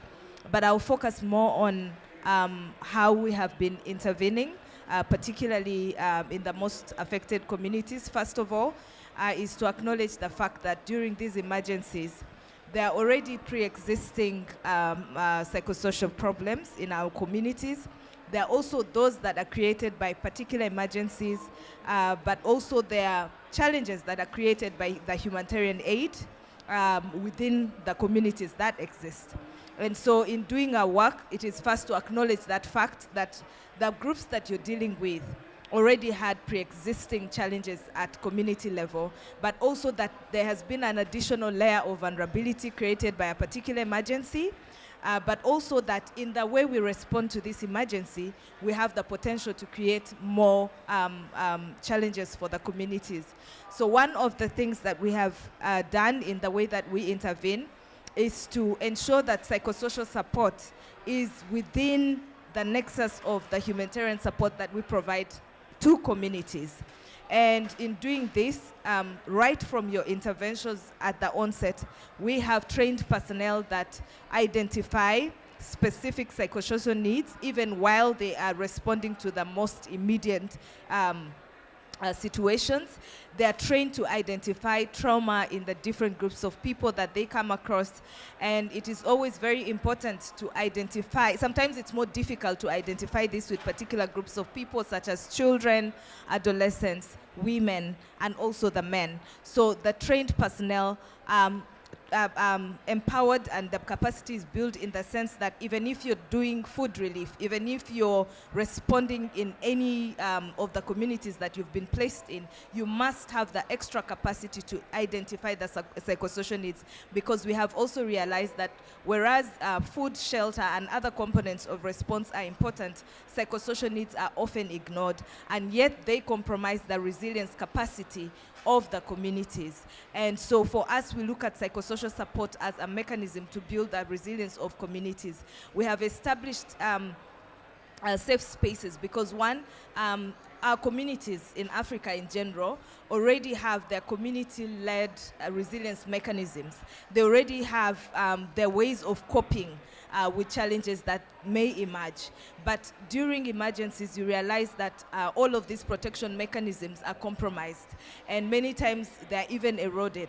So it is very important for you to consolidate what existing community structures and mechanisms are there, and blend this with the other interventions that you're going to make, because part of the challenge has been that sometimes your psychosocial interventions may be authentic, but if the community feels disconnected, or if they cannot relate and look at this as a foreign intervention, even if you see the need, there may be a very low uptake. So it's very important to blend your interventions with communal practices and ensure that even within your safe spaces, you incorporate communal structures.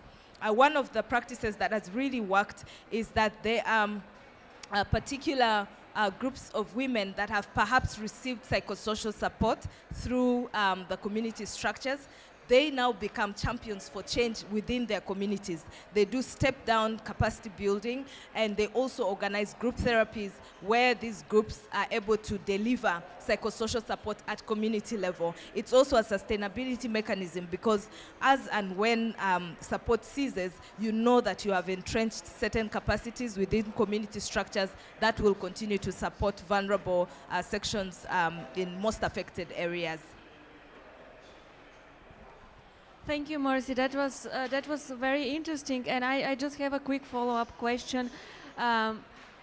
What is the time frame of these programs? Are they just emergency response? Because I think that when we talk about climate impacts, just establishment of a structure of long-term support is critical. So that is very true, and that also goes into the question of the kind of financing and the kind of funding for these programs. And you realize that there are long-term programs as well, but there are also short-term emergency funding, mostly from humanitarian agencies. And so in whichever way the funding manifests, there has to be a mechanism through which you create sustainability. And that is the importance of having these structures that are going to sustain these interventions, especially psychosocial support, because it does not stop at just an emergency. It is something that lives with the people, and it has the potential to undo all the progress that has been made in programming. And so many times also there are livelihood interventions that entrench within the kind of interventions that are designed for communities. One thing about the livelihood interventions is, for example, in Somalia, we have the collectives where, you know, communities are trained to work in collectives and also in and invest in livelihood alternatives that are driven by the groups themselves.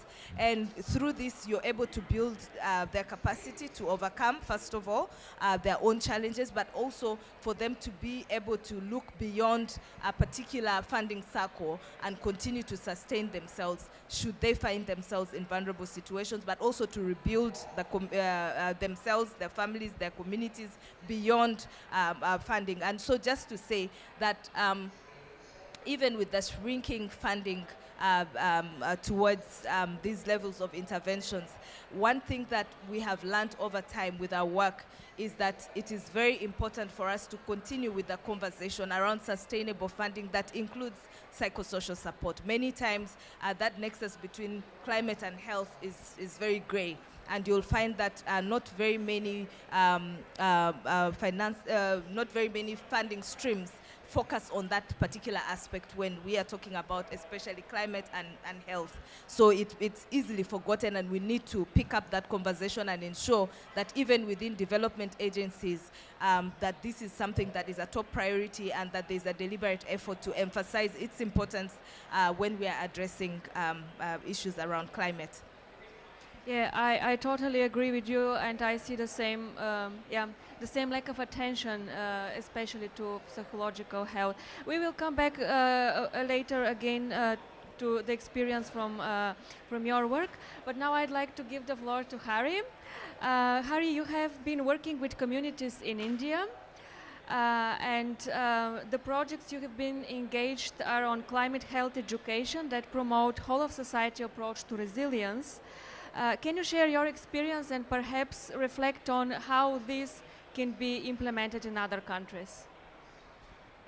First of all, thank you, Maria, for the kind introduction and being on the panel with these amazing people. And again, I want to thank IDOS for bringing the loss and damage conversation to the health pavilion because it's often not seen in the health space a lot. So first, I would start by probably giving an introduction to how community health education is bringing about resilience in the communities, and also give maybe some simple examples of how that's happening. So the UNFCCC calls health as a non-economic loss, but it is often more difficult to recover, even more costly to recover from than economic losses. And the impacts of climate change are going to keep increasing. There's usually a tendency to focus more on extreme events, but we need to start paying attention to the slow onset of climate change and the impacts. The starting point is never equitable, and it's not equitable as we can see today. And the conversations are just starting about loss and damage, and we're not able to convince, we're not able to commit even financing, even when it is very apparent. So we must look towards nature-based solutions in the community for building community resilience and community ownership. Although I am not a very particular fond word about community ownership, because I find the localized communities are usually the least contributors to climate change.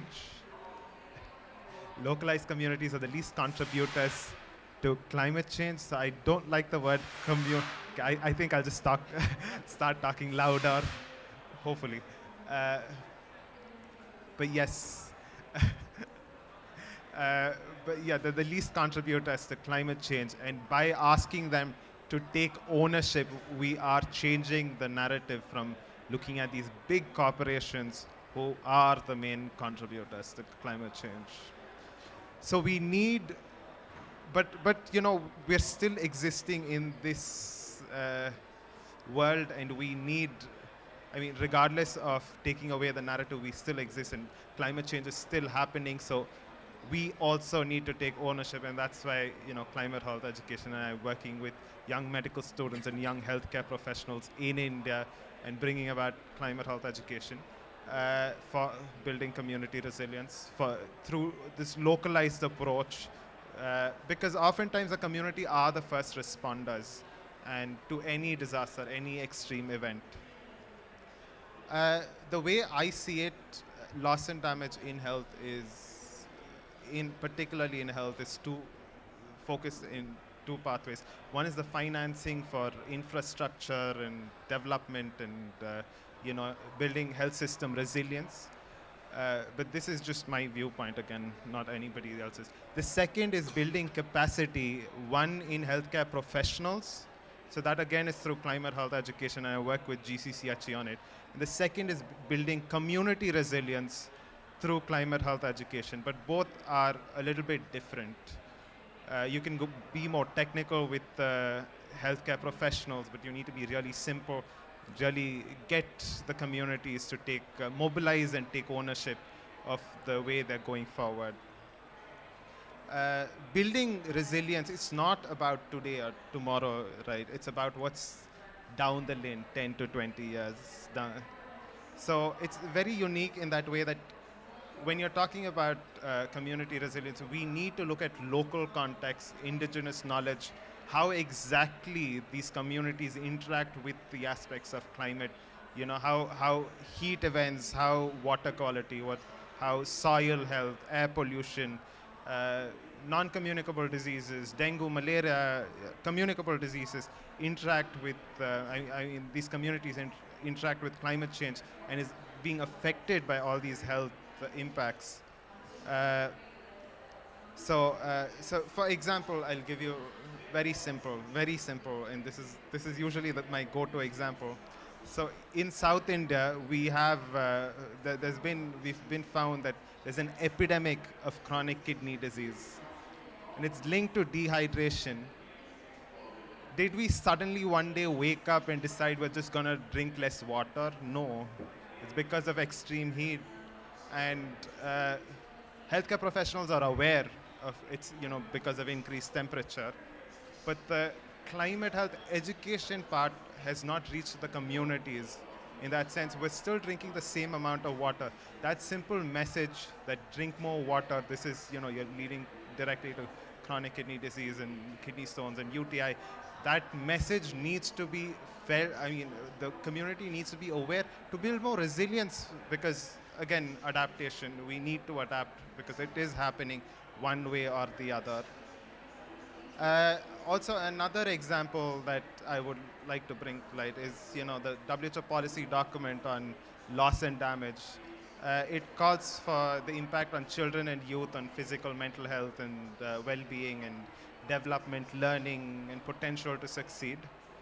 So there is this concept of the WHO nurturing care framework where, you know, they have these 5 factors of, you know, if you, so there has this, the study has been done that, you know, if these 5 factors are done, I mean, these ensured for a child in the first 1,000 days of life, then the child will grow up more resilient, and it is probably the cheapest way to achieve SDGs and human development and achieving climate change. So by investing in the first 1,000 days of life, I'm not saying it's not important investing in that continuum also of adolescent and, you know, youth health, but by investing and then out of those 5 factors, which is good health, nutrition, safe parenting, you know, caregiving, early learning developments, that also includes the climate health education aspect for the communities in terms of the best practices to go forward.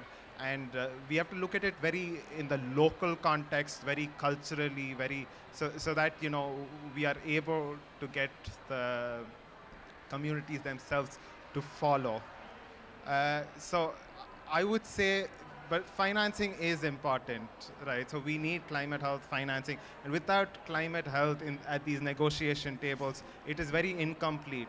But financing is a single factor, and we must look at it as a whole, especially in adaptation and loss and damage talks. But it is a start, and we need it. Thank you. Thank you, Harry. Thank you very much for also highlighting more health dimension of loss and damage. Indeed, it is often referred to a social and intangible cost of climate change, and I think we should remember this because it's really difficult to measure, but it requires a lot of investments across multiple sectors. I have just a quick follow-up question to you, Marcy. Could you tell us more what institutions are usually involved in psychological support programs, and how do you think, there could be a kind of transition from dependence of humanitarian agencies to establishing state structures that can support this kind of programs in the future? What is needed? Yeah, that's a very important question. We know that despite the conversations we're having now, there are funding agencies, especially humanitarian aid agencies, that are supporting work, especially around psychosocial support, but also we have mainstream agencies that support climate change work, but with particular focus on health as well. We know that eco funding, for example, has been very particular on channeling financing towards this. Also, the FCDO has been very instrumental in doing so. Within different organizations like ours and World Vision and others, there are individual givers that have also been particular about where their finances should go and what they should address. And I'm really glad that the world is beginning to recognize, the climate health nexus as well.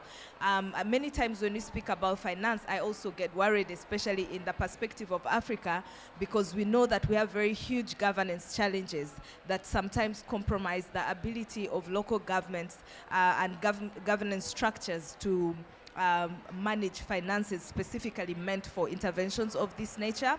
And we have had a lot of pushback from funding agencies, but also from national level civil society organizations, many times challenging the manner with which governments handle finances, not just for emergency response, but also mainstream programming.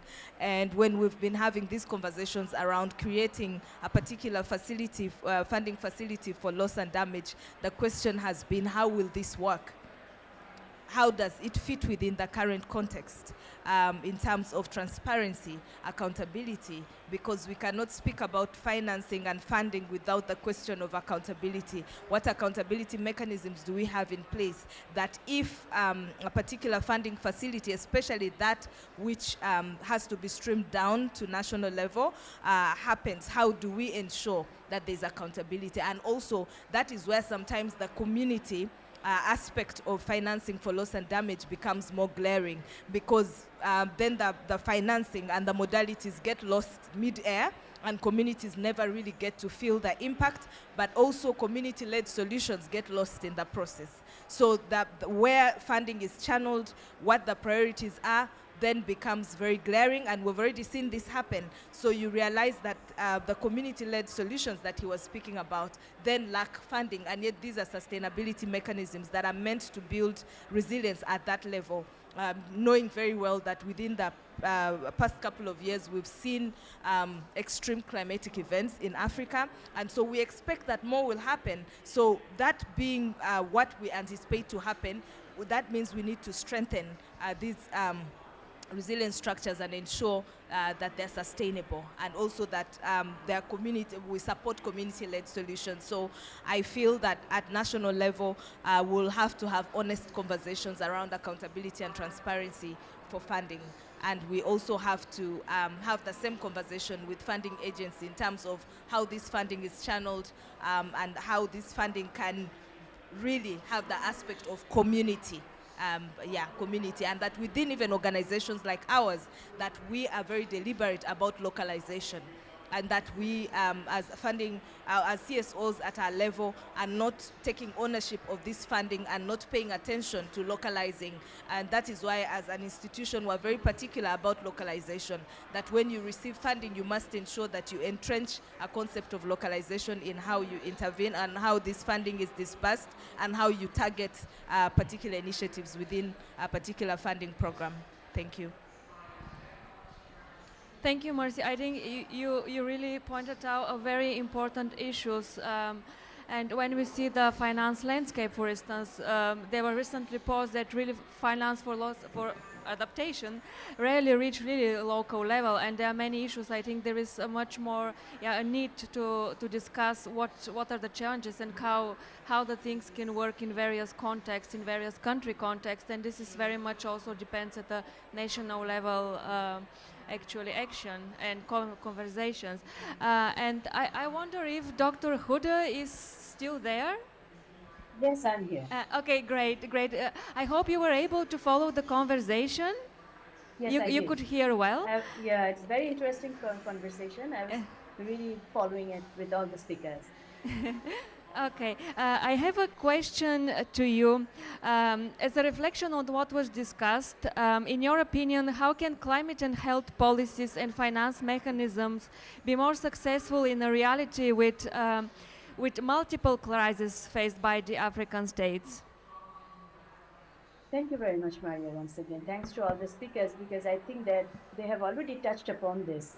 So I will just pick up a few of the things from each of their talk and then put it together. It's very pertinent question, but I would divide it into two. As you say, that how can climate and health policies and finances mechanism to be more successful is one thing, and reality in a reality of multiple global crises. So first of all, you have heard the speakers. Where is this global crisis happening?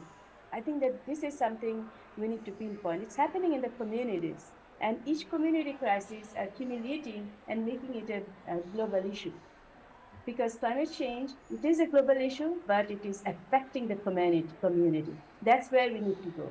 We need to think out of the box, which leads on innovation, leads to understand the extent of the problem better. But unfortunately, we're dealing with two major factors here. One, time frame, as you rightly mentioned, Maria, just before, that climate change is taking time. It's happening in a very slow pace. This second thing, the speed and space. So this time, the time it is taking and the slow pace of it is not giving enough, I would say, shake to the community at the national level, the global community to take something now. So that's why when I think that it needs to have only one thing, integration approach. Adaptation, mitigation, yes, there are a lot of things. Science is there, we are using science. We need to use the research, but in order to do this integration approach, because there will never be enough financing, enough funding, enough resources to address these issues. That's why we need to bring on those changes that will help us in actually judicially use the existing resources in such a way so that we can address some of the things. I think that colleague from India gave a very good example of the local solution. So that's the reason I think that it needs an, of course, integrated approach, and climate and health both needs to be integrated into the country's development agenda, which is key. We need to come together as a global community, need strong risk-informed leaderships at all levels, particularly in the countries, FCV countries that you mentioned, fragile and conflict setting, to bring together the whole of government, whole of society approach, and then bringing them together to plan together and to implement together. And in order to do that, our leaders at different levels, they need to listen to people, because they are the one who are being affected, their health is concerned, and they are the one who we need to reach out. So that's the reason I think that it will be very important to listen to people, two, to bring in everybody with an integrated approach and link all these actions to the development agenda. Three, it's not what and who. It should be what not, and everybody, everyone. And it's not enough actually to me to have the climate actions for health and health actions for climate, this approach. I think it is the time we need to put all actions for health and climate together. Thank you, and back to you. Thank you, Dr. Huda. Yes, I just like to summarize some of the key points before we move to the question and answer session. I really think that you made a very important point that we should use the limited resources that we have to address the climate risks more effectively, and integrating climate with health policies is very important to achieve this. We should refer to whole of society and whole of government approaches and capture the various dimensions, various sectors where health plays a role. I think these were very important key messages. And now we have some time, so I welcome questions from the public. Yes? If you could please introduce yourself first and ask your question. Hi, my name is Reem. I'm from the Green Economics Institute in the UK. I just want to know if given...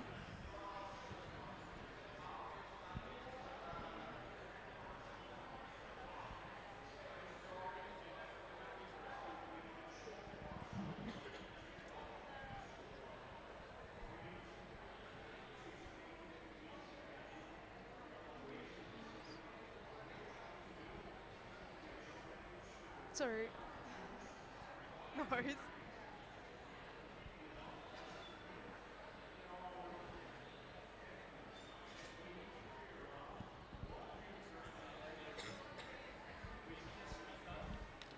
Just speak up. Okay, can everyone hear me? Okay. Hi, my name is Reem. I'm from the Green Economics Institute in the UK. I just want to ask, given the correct funding with loss and damage, where do you think it's best used so that we can actually see a direct impact on the health, on like people's health in Africa? What specifically in healthcare do we need to concentrate on, and what do you think the positive impacts will be if we get the right funding on people's health? Thank you. I can take a few more questions.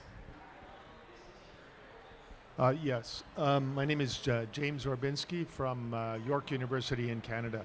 It's a very similar question, actually, but I'd just like to ask for a little bit more clarity on the loss and damage fund that is now being discussed in the negotiations. A couple of speakers have indicated that health is not actually seen as an economic, it's not characterized in terms of its economic impacts.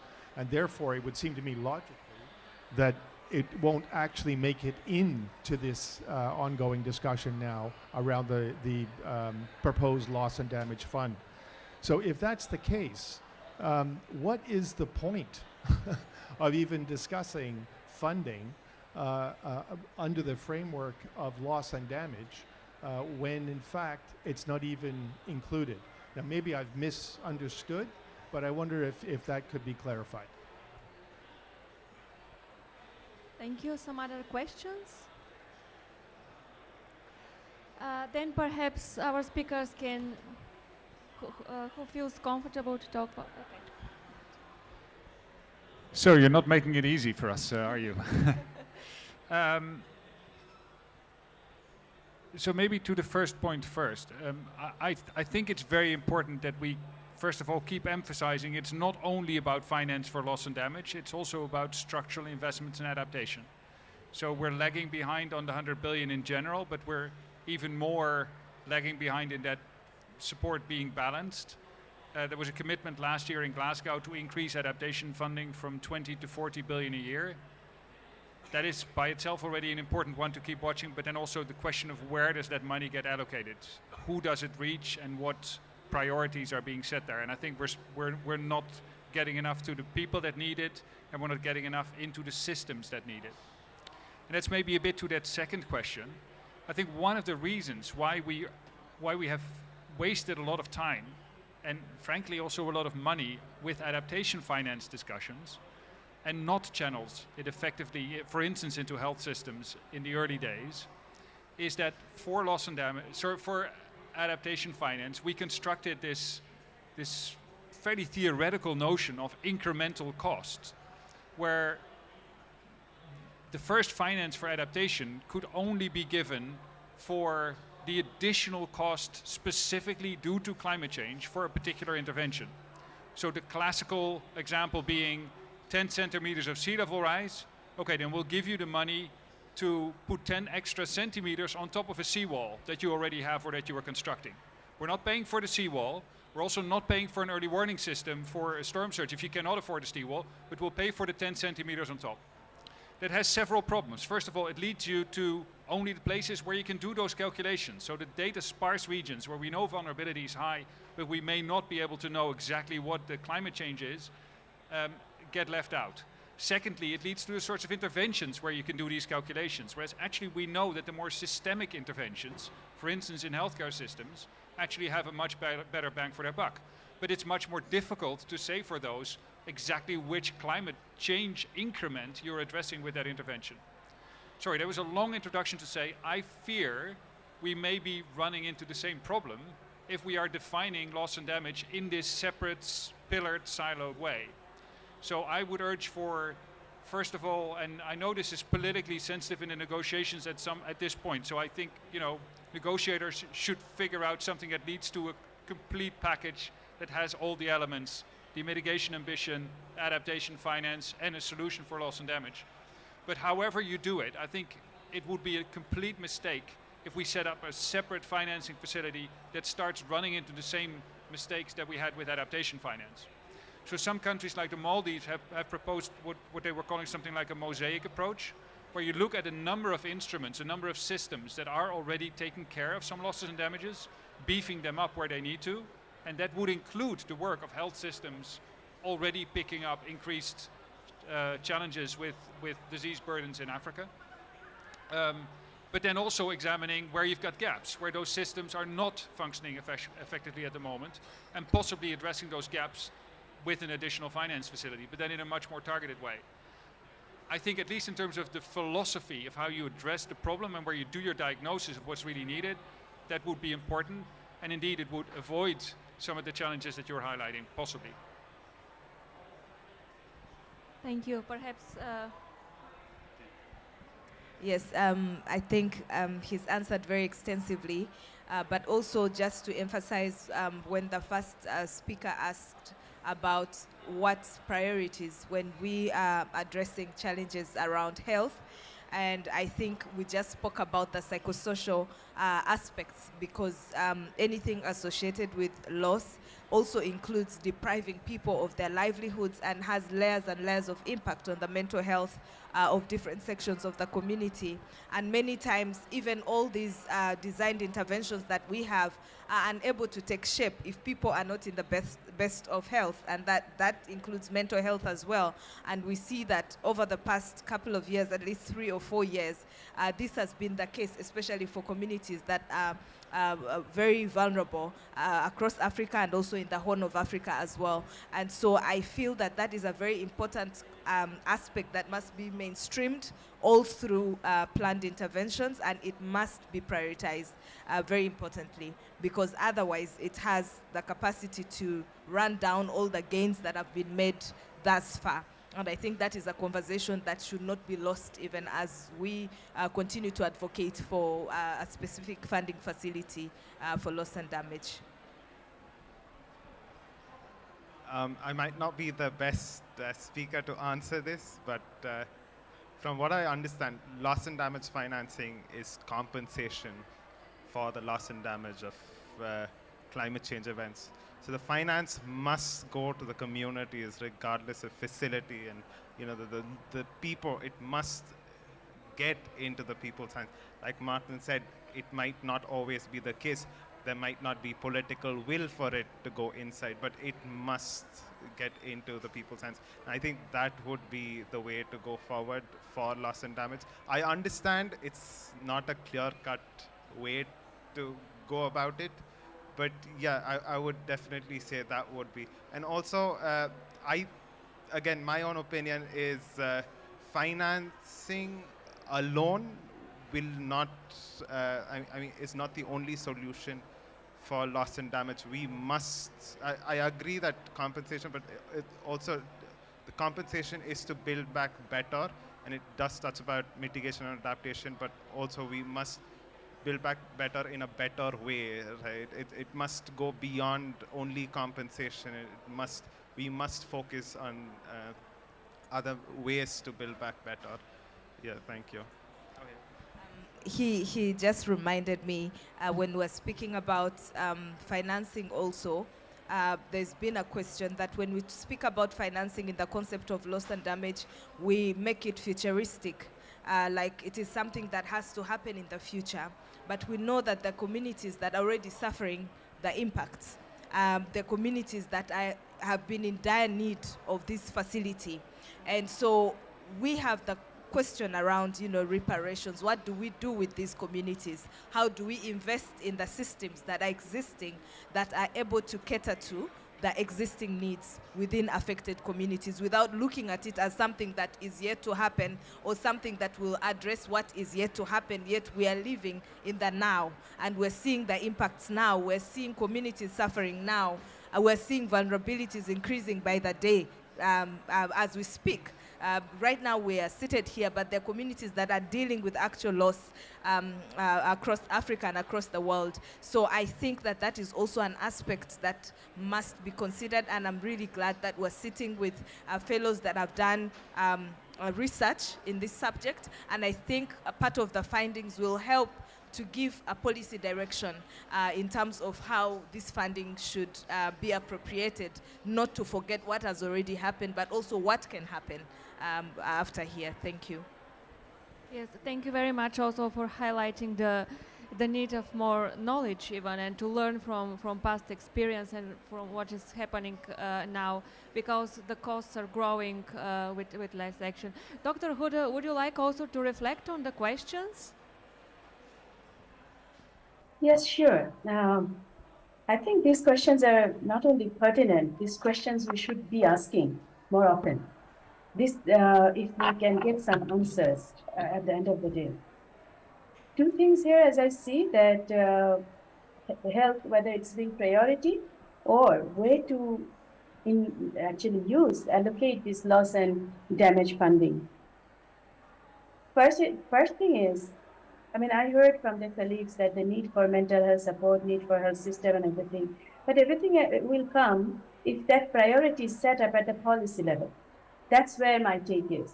So if it's at the national level, because funding is coming into countries, if the funding is coming to the countries, at the national level, that priority needs to be set that, okay, the health is our priority or something else. One of the colleagues mentioned that, it's an infrastructure and everything is important. Infrastructure, setting up a dam to reduce the climate change impact, so on and so forth. Most important is to, again, going back to the main tone of this session, using the science. Are we using enough science? We have ample of information how climate change slowly, gradually impacting our health, impacting the human community. Why I'm saying that? Because of the pace, I mentioned it earlier as well, the pace is so slow. We don't see any tangible thing right away. But the slow and steady thing is ultimately, as we say, slow and steady wins the race, which we don't want in that case, this case of climate change. We should be very cognizant of that how we can stop this process, how we can make this priority at the higher level so that the national policy, national priorities, they capture this. And then on that note, I also would like to mention, again, going back to use of science, is it enough that we have published the research paper? Is it enough that we have published those data information? How we can make it available at different levels? How we can package it so that our policymakers, they can easily understand to fathom the problem, to get the gravity of the situation. And that's the reason I think that more important would be to acknowledge the fact at different levels, at the community level, national level, not to mention the global level. So this would be my take that if I take like one message from this conversation, this discussion today, I think that the first step should be how to make those information, those signs, readable, understandable by the policymakers who would take actions, who would facilitate to actions. Advocacy, yes, of course, informing the community is one thing, but this needs to go much higher above because we are talking about something that has to come from the top. That top is in the countries and outside the countries as well. Back to you. Thank you very much. Indeed, data availability, science, and how this can be effectively communicated at the different levels and really used for action is very important. We will talk a little bit more for the role of science just in the end, because we have here Martin who will give a kind of closing remark about the role of science. But I just would like to ask if there are some other questions from the audience. If there are no, maybe I can come back to you, Marcy. You have experience with the gender issues, gender empowerment. Perhaps we can touch a bit upon the gender dimension of the topic. Thank you. Yeah, of course. Thank you very much for that. I think it is really pretty obvious that when we speak about all of these impacts that create emergencies, there are groups that are more vulnerable, and in this case we look at women, children, and even young people as well. And many times, even in the way interventions are designed, many of the interventions are not gender responsive or addressing the specific needs of these vulnerable groups. And so you find that in many situations, when you look at the most vulnerable, especially to psychosocial related challenges, you'll find that women and children, by virtue of the existing norms within the communities we're speaking about, will always be disappropriately affected. And we must also understand with loss comes deprivation, whether of livelihood, whether of the family structures.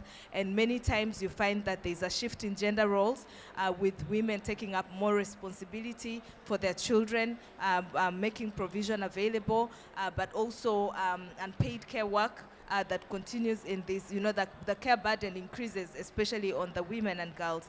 And you also find that girls particularly become more vulnerable, where you find many girls are susceptible to early marriages or forced marriages. There's also an escalation in the levels of sexual abuse within communities. And so when interventions are being designed, it is very important to acknowledge these dimensions and ensure that whatever intervention is going to be designed is gender responsive in nature, and that we work continuously towards addressing some of the challenges that are associated with negative norms that deepen existing inequalities. But of course, we know that these inequalities already exist within our communities, but with these climatic events, with emergencies that keep emerging from different areas within, especially Africa, you realize that these vulnerabilities are heightened. And so protection-specific interventions must pay attention to these realities, but also we have to continuously create safe spaces that can enable these vulnerable sections to acquire support, the much-needed support, health support, but also psychosocial support.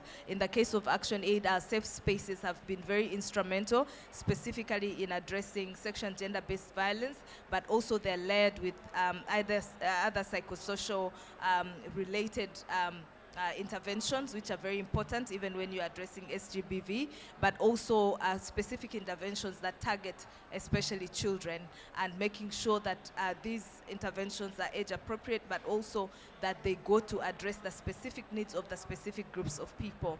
And this is a conversation that must span not just at this level of intervention, but also from the funding streams as well, that we need to ensure that even in our conversation with funding agencies, we must emphasize the need for a gender-responsive approach in all our interventions, that we must never forget the gender dimensions when we're speaking about climate change, when we're speaking about the nexus between climate and health. We must not lose sight of these specific needs and vulnerabilities.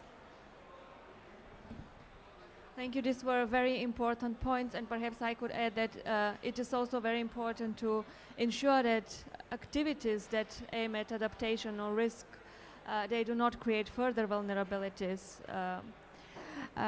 I think we do not have much time left, so I would like to invite you, Martin, as our main scientist here, to tell us what is your perspective on the role of science in how it can be strengthened, what could be the priorities?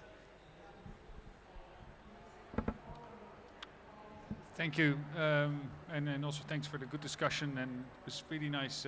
Thank you for organizing this important discussion. The first thing I'd like to say is there is a lot that we know needs to be done, and we don't need to wait for a lot of new science to be able to get to work on a lot of fronts of what is needed. At the same time, we also know there are new problems arising for which science will make our work more effective and will allow us to address future problems more effectively. I hinted in the summary of the IPCC conclusions that I gave about just as one example, the attention for heat, or actually the lack of attention for heat in Africa compared to what the IPCC is already telling us today. So that is one example where, well, first of all, just doing that type of research, we're actually looking into that with a number of national Red Cross and Red Crescent societies across the continent. We're often struggling already to find daily mortality data, right? So so it's not heat-specific good science, good data, but it's general health data. So they need to be available, and they need to be available for research purposes. Once you have that, you can start doing analyses about peaks in heat and peaks in mortality. Quite simple analyses that also don't require new rocket science, just require a fresh analytical look at stuff that should already be there. And then subsequently, also asking the right questions of the climate scientists. So there is a lot of effort put into climate science, better weather and climate information across timescales.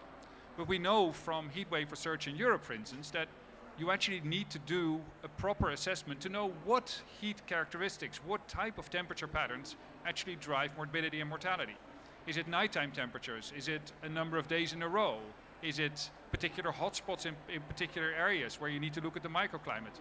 So we need to do that sort of basic public health research, even to be able to ask the appropriate questions of the climate scientists to know how the risk is changing, but also, for instance, to build heat early warning systems and to start identifying potential interventions, and then through continuous analysis of those data, also testing the effectiveness of those interventions. So my plea would be, and heat is just one example, I think it's one of the most understudied areas of climate and health interactions, specifically in developing countries. But it's just one example of where the type of science I would advocate for is of a pretty basic, very applied nature. It's getting the basic public health data infrastructure and then asking the right questions for pretty simple analyses that can get us a long way to then actually quite quickly go to those actions, like building heat early warning systems, working indeed with the communities so they know what to do when such a heat early warning arrives, and then the continued science being about the monitoring of to which extent which actions are effective, scaling those up, tossing the ones that are not effective, inventing new ones when we're still having challenges. So I think there's a lot that, again, can be done with what we already have. There's a lot that can be done with relatively small steps. The biggest challenge is often the basic public health data, rather than that we need fancy new satellites or fancy new climate analytics. And that's again where I would come back to the earlier arguments about putting the money where it has the biggest impact. If we are investing in science in Africa, it's these interfaces between public health agencies and climate scientists, for instance, where I'd be putting my money. And then I think we can make science also even more useful than it's already been addressing these rising challenges in Africa. Thank you. Thank you, Martin. And with the key message to invest more in science, I would like to close this session. First of all, I would like to thank very much our really great speakers. Thank you very much for the very interesting conversation, for your contributions. Thank you very much of also the audience, and a special thanks to Moa Hargard from UNDRR ACM for supporting the organization of the event, and also WHO team for providing this thematic space and organization. Wish you all a good afternoon.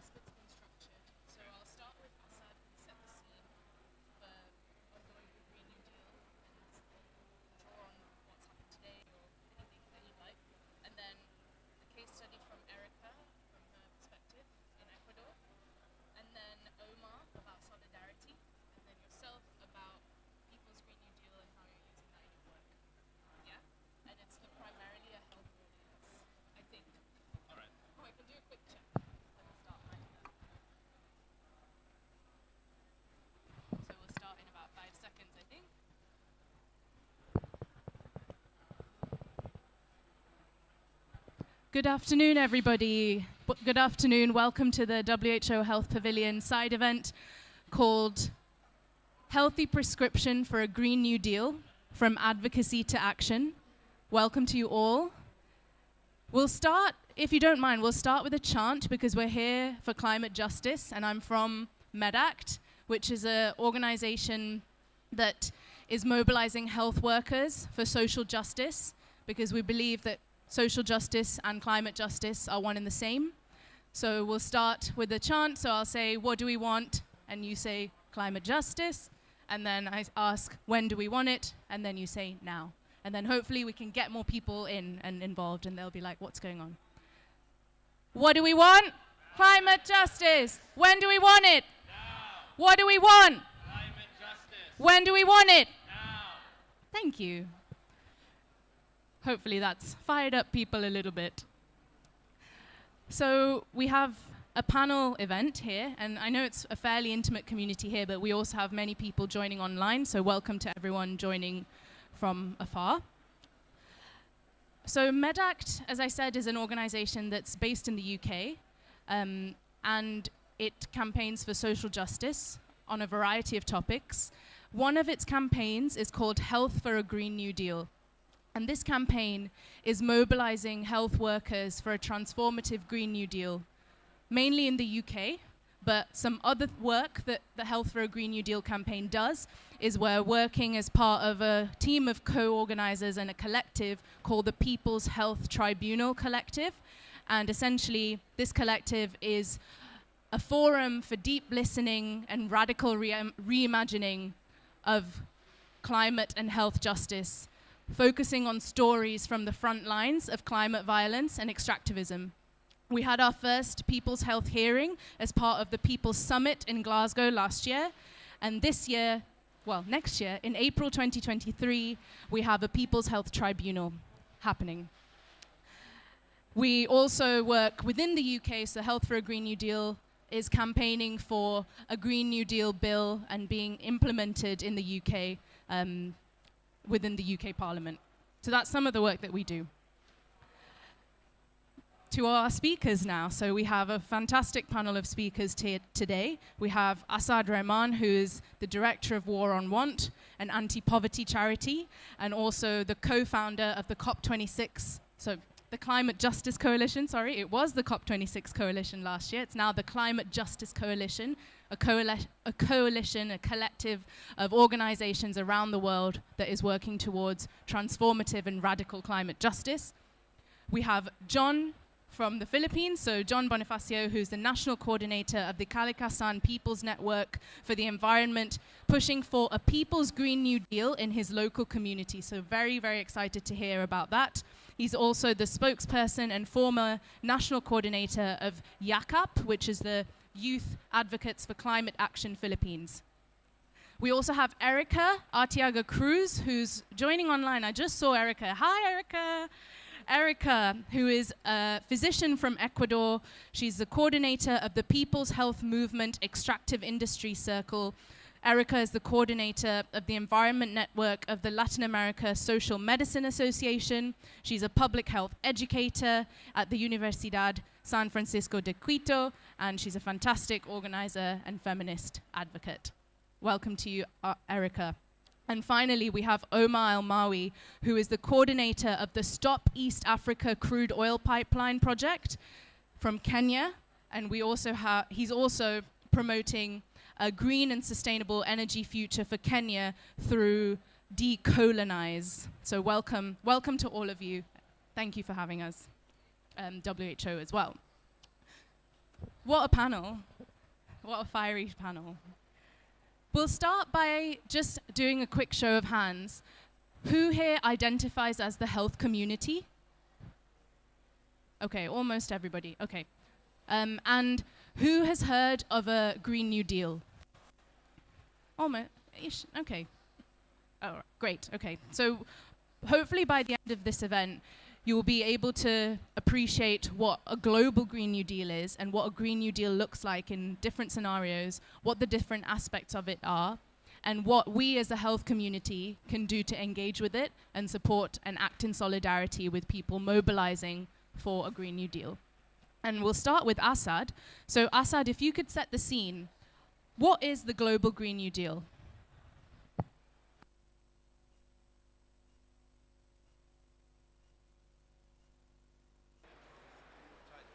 Hopefully that's on. Okay. Rookie mistake. Sorry about that. I am a bit sort of brain foggy at the moment. Before I do that, actually, can I just wonder if it's worth saying something about the word climate justice, because it's a word now that is just echoing through these halls, right? You hear it, everybody, civil society, governments, even business talk about climate justice. And of course, what they intended to do is strip it of all its meanings.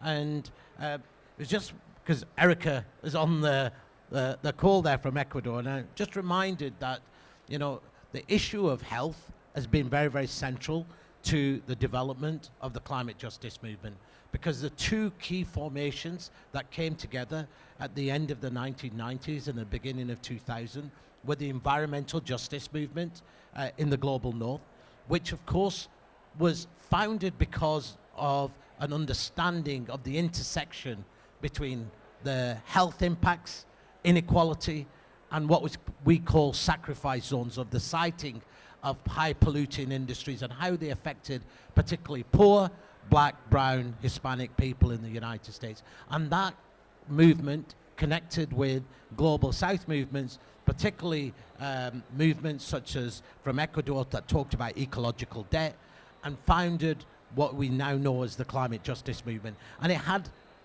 key principles. And in fact, if you go back to 2002, you can see some of those principles. You know, it talked about that the climate was a structural crisis. This wasn't simply about carbon. It was inequalities and injustices. It was about the root causes and drivers. It talked about what kind of justice transition we needed, how we needed an equitable phase out of fossil fuels, about historical responsibility, all of those things, right? So often now we only talk about climate justice in about vulnerability, out in abstract, without understanding where that vulnerability comes from. What are the systems that drive that vulnerability? And, you know, in recent years, there's been a push, particularly in the global north, for the idea of Green New Deals. And of course, we welcome that. And it was a response largely to the way that climate had been framed by mainstream environmentalists as being about polar bears and people underwater with no agency, no voice, no understanding of why the climate crisis was happening, that simply it was there and all we had to do was call for action and somehow rationally governments would act. No, as you can see in these corridors, this is a politically contested space between those who've got power and those who haven't. Economic interests that have been built over centuries of sacrifice, not just of geographical places, but literally of whole peoples in the pursuit of profit. And that idea, whilst in the Green New Deals in the global north, began to weave together that we needed a social compact on poverty and climate, largely ignored the realities of what was happening in the global south.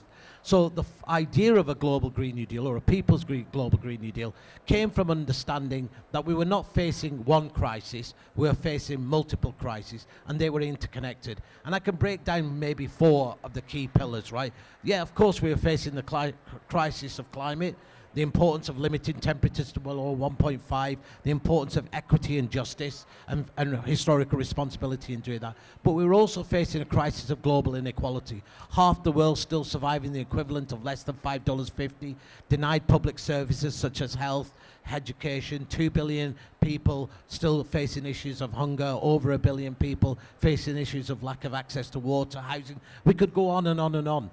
But we also had a question about limits, right? About the biosphere and the ecosystem in which all of humanity and of course our planet survives in, and that our approach couldn't ignore that we were already breaching 5 of the 9 planetary limits. And fourthly, to understand that none of this transition was possible without understanding first how we get here, because the past is being lived in the present, and the present shapes the future. And if we want to shape an alternative future, we've got to understand that this has been an arc, right? Going back from slavery to colonialism to imperialism to where we are in terms of neoliberalism. And that idea of a framework of understanding the global Green New Deal began to develop from movements in the global south who began to think, okay, so what do we want to put forward? Because these changes, and people talk here about a just transition and justice transition, all these words, emptying them as well. It's important for us to know exactly what is the goal, what is the direction, and where do we want to get to. And so, of course, we know some fundamentals that, and the IPCC now says that in its Working Group 2 report, that vulnerability, 14 times greater in the global south than the north, has structural reasons, colonialism, etc. If you want to tackle that vulnerability, you have to guarantee people the right to a living wage, to public services, including health and education. And we see that, of course, being played out in front of us when we look at Pakistan, when we look at the Caribbean, the Horn of Africa, Nigeria. It's those things that determine your experience of the climate impact. And it's your country's ability to be able to respond that shapes what that experience is. So when Germany had a flood, they were able to announce immediately 30 billion euros in response. When Pakistan has a flood and affects a third of the country, it has to go to the IMF to beg for more debt-creating loans. That's experience. That's why we weave in debt, inequality, and structural inequality as understanding what we're trying to fix, but also our solutions. Thank you so much, Assad, for weaving social justice and poverty and colonialism all together with environmentalism, as it was, and that's why we're here with the climate justice movement. And also thank you for calling out a lot of the lip service that takes place, and climate justice being essentially co-opted by many groups, inside COP, outside COP, and really want to acknowledge what you've said there about inequality between the global north and the global south. And in Max Hachel's book, The People's Green New Deal, he writes, development in the global north is almost always coupled with de-development in the global south. And essentially, I love how so beautifully you weaved in all those complexities. And we can't keep administering our way out of the climate crisis using the same solutions, and the Green New Deal can offer some of these structural things that we can get at, including our extractivist and neo-colonial practices that we see playing out even in our own health systems. I want to bring Erica in now, if that's okay. Erica, if you can tell us a bit about the relationship between extractivism and health, and whether you think the Green New Deal can offer us anti-extractive solutions. Thank you, Abby. It's so nice to be here. We talk about structural causes for diseases. So in social medicine, which is a great brand of how do we frame health here in Latin America, we see health as a product of the society, right? And then if we have societies that do extractivism for a living, especially in the global south, depending mainly of primary product exportation, then you have ill health. One thing that we should question as health communities, we do not only need the building of infrastructure of health services, because in Ecuador, in my country, for instance, most of the building of these infrastructures was coming from extraction of oil. So if you have the primary revenue of the country being oil or mining, and that you use that for development, for having education, for having health, for having public access to water, and then you end up destroying the communities in the sacrifices zones in a no-brainer way to produce health. We see then climate change not as the end of the road, but as the byproduct of a lot of root causes, right? And one of the principal root causes is extractivism.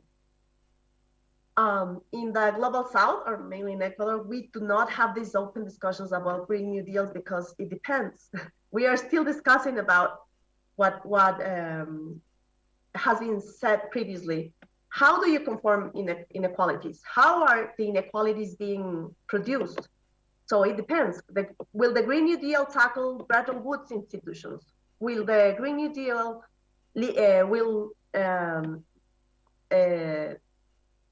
kind of elaborate and think about what the International Monetary Fund is doing with the configuration of economies in the global south?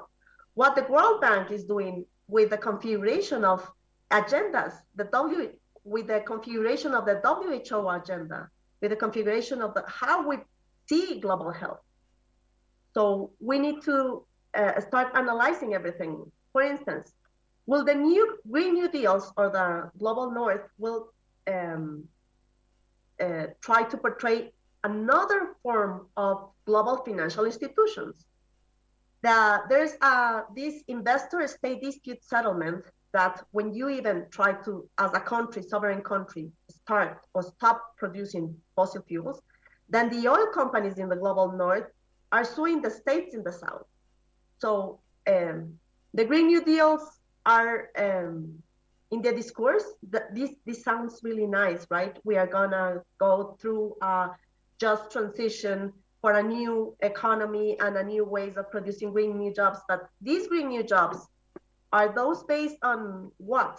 This green new energy, is this based on not oil, let's say, but is this based on mining, on extraction, again, on sacrifices zones in the south?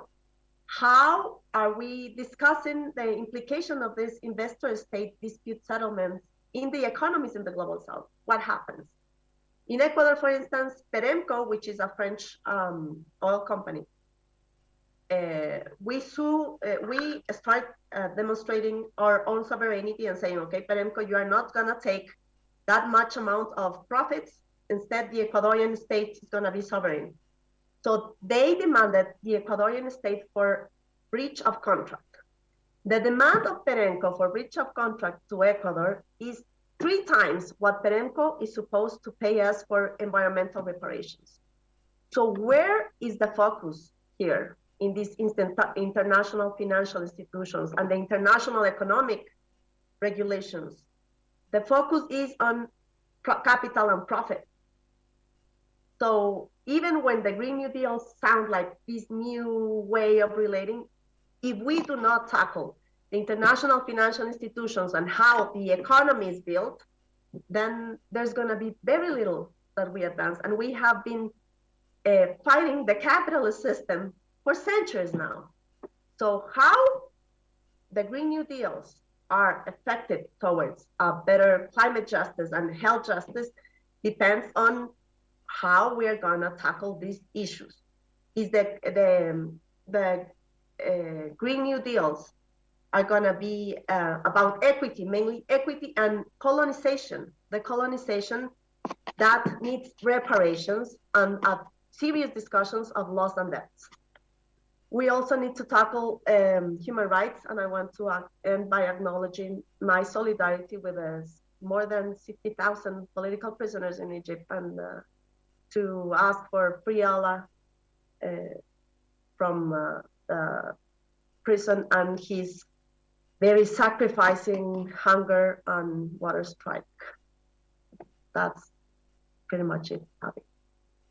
Thank you. Thank you so much, Erica, for calling out about the predatory ways that the international financial institutions treat the global south, and the fact that we need a Green New Deal that is not based on greed, and the global south continuing to be sacrificed when the global north will not sacrifice anything.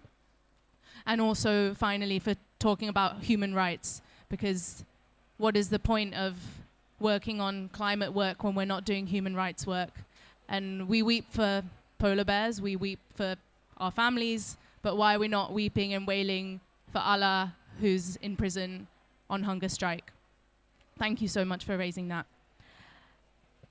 I'll come to you, Omar. So the Green New Deal obviously has many demands.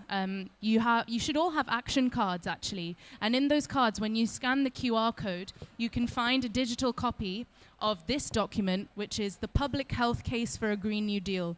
And that has a list of demands for what the global Green New Deal. This is UK specific, but there's also references to what a global Green New Deal demands.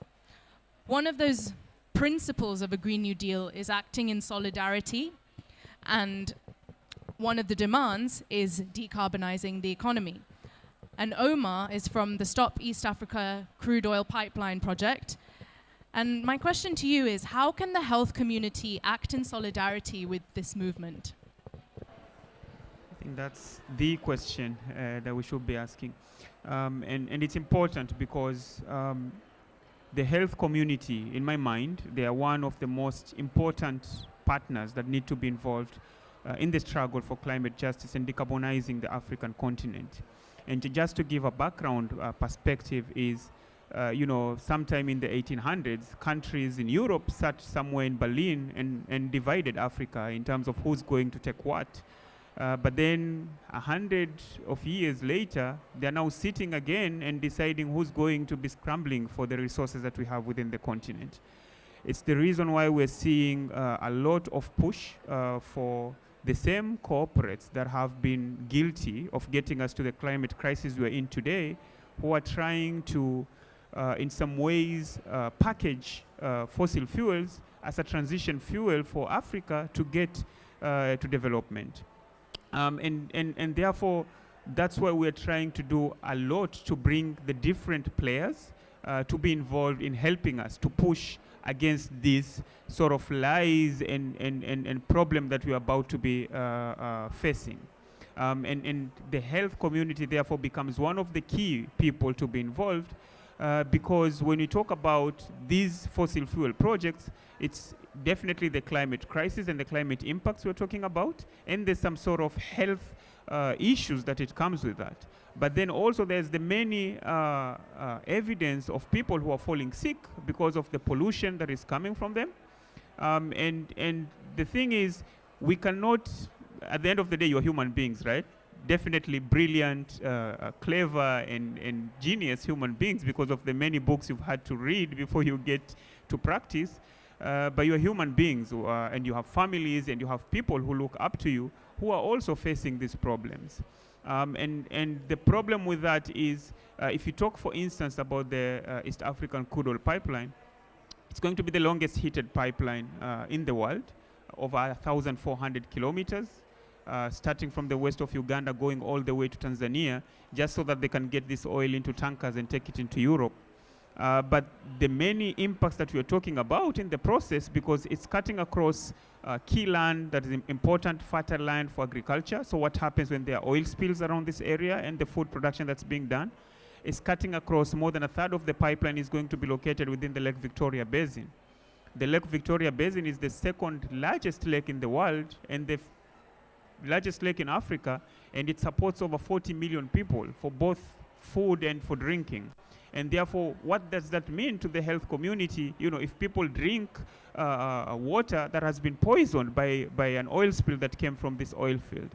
And finally, it's also important because the thing about climate crisis and the climate justice we are speaking about within Africa is that we need to get as many of us who are working on different issues to come together for us to have any chance of being able to come out with victory.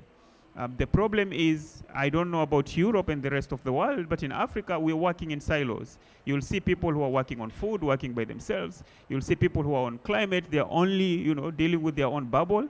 Health people are only interested about health and the jargons that it comes with. People who are dealing with other issues, everyone is thinking about themselves and their issues and their subjects without necessarily thinking about how can we tackle these things together. While on the other side, the people who are putting us into these problems that we're in today, the corporates and the governments, they find ways, despite the competition, despite the interest, to work together when it's about something that threatens them and threatens their sort of profits that they are hoping to gain. So I'm hoping, if anything, that by the end of this conversation, we find a way to make sure that we open ourselves to be able to really work with each other, because for me, I can't necessarily win this fight if I don't have the health community to help me to provide the evidence of why, because of health, certain reasons from the health sector, this is not possible.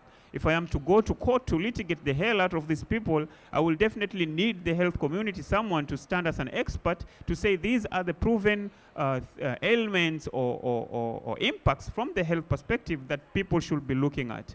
And definitely it comes with all the different other facets, and therefore it becomes really, really important.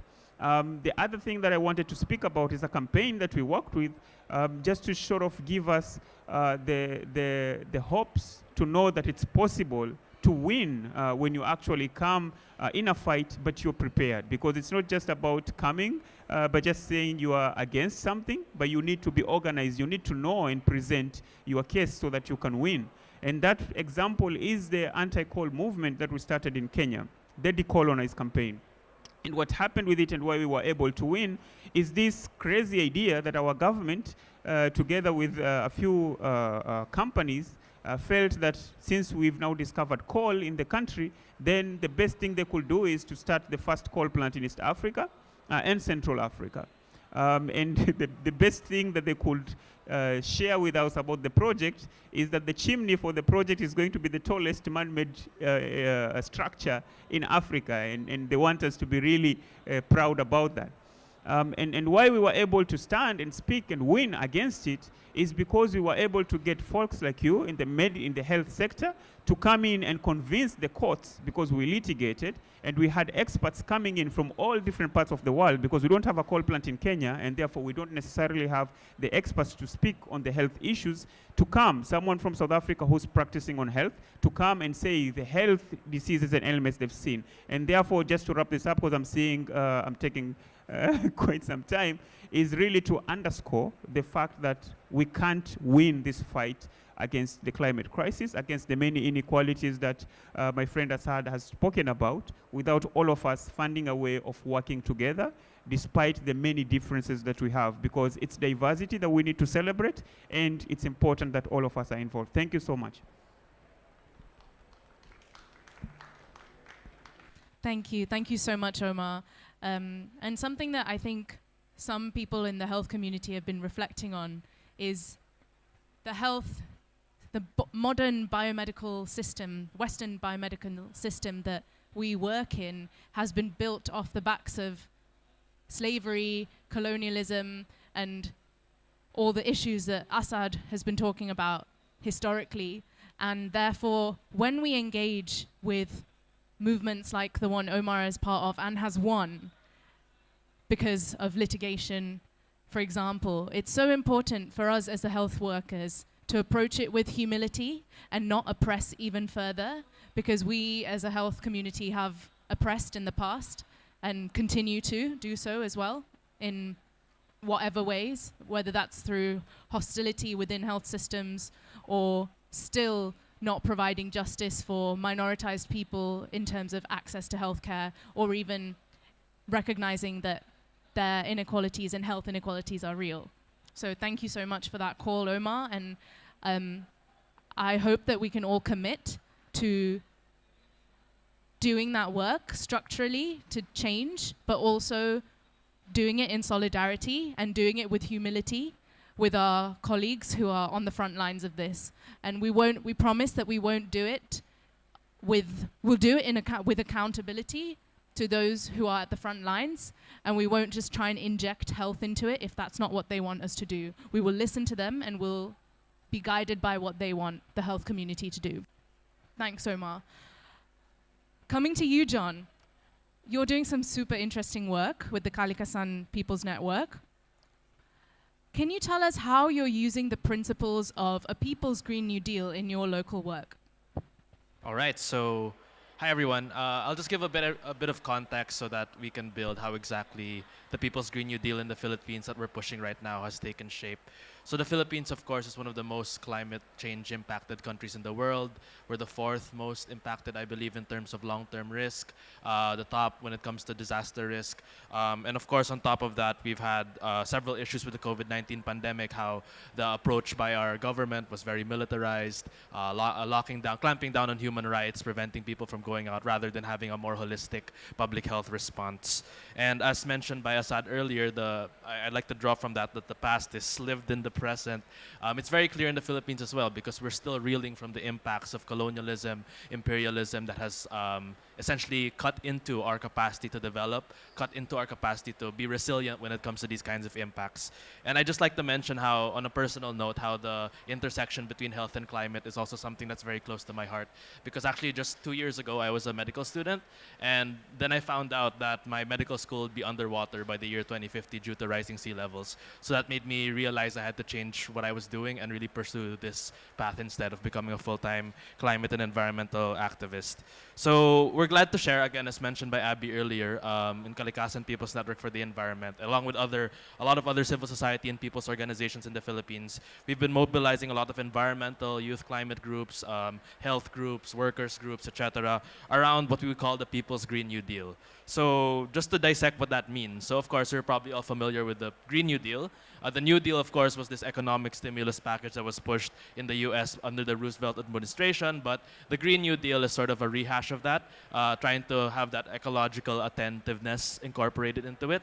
But I think something that we're proud to also push for in the Philippines in particular, and I think a lot of the different Green New Deals, the more progressive ones that are being pushed, are also incorporating this aspect, is where do the people factor in? Because sometimes you have all of these different proposals, but at the end of the day, you're neglecting a lot of human rights, so it's important that we have to center the people and, of course, the planet in the process. So the People's Green New Deal, just a bit of history, it's an initiative launched by different civil society organizations, people's organizations, trade unions, so many different organizations based in the Philippines. And we're working on, and we essentially worked on drafting like a proposal, a comprehensive essentially package to address both the ecological and economic crisis that's facing the Philippines. So it was filed actually last year in 2021, late last year, and it was refiled under our new administration as a House resolution. So it's a legislative, it's partially a legislative initiative. But I think the most important part of the People's Green New Deal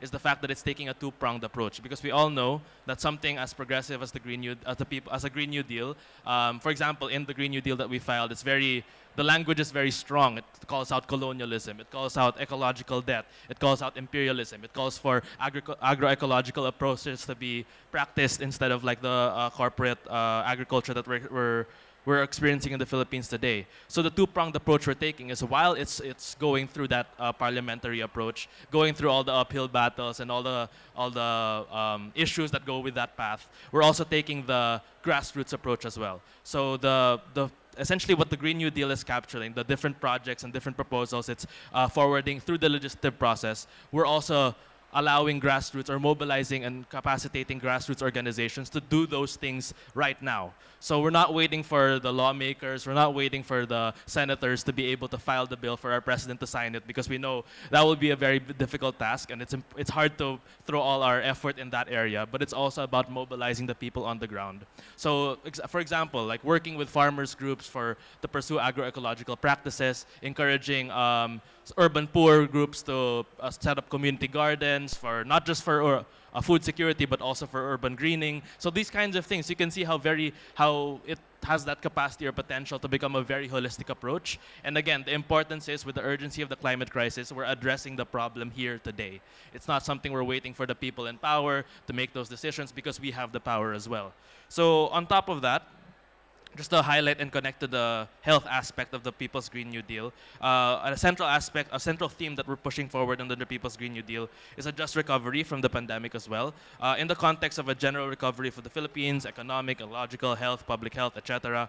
And I think it's really important to hammer in the fact that climate justice is health justice. So recognizing that a lot of the grassroots solutions that are pursuing climate justice or pursuing inequalities in their communities are actually also health interventions, are actually also climate interventions. So example of this would be, again, the agroecological practices that are being forwarded by some of our partners who are peasant organizations. They're able to, by asserting their claim on the land, they're able to grow different crops. They're also able to improve their nutrition in that sense. They're also able to plant like medicinal plants for them to use during because medicines are so expensive. So these kinds of things really open up the space for communities on their own terms to address climate, health, and justice.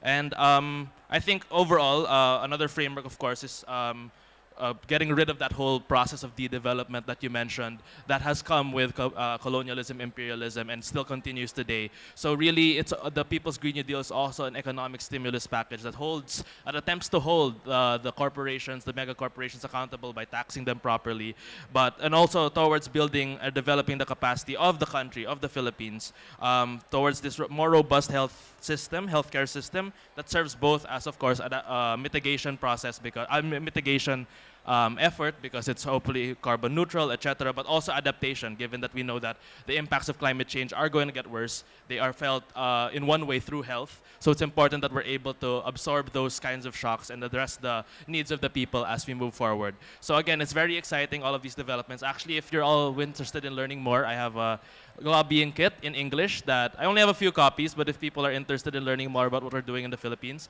feel free to approach me after this. I'd be happy to share more information about the work we're doing. Thank you very much. Thank you.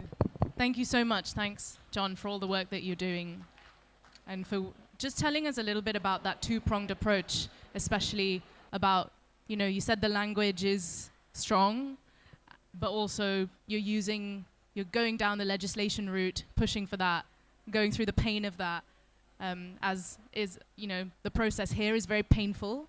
And, loss and damage, for example, it's the closest existing framework that we have, but we know that reparations and reparative justice is so much more than loss and damage, and there are so many forms that it can take.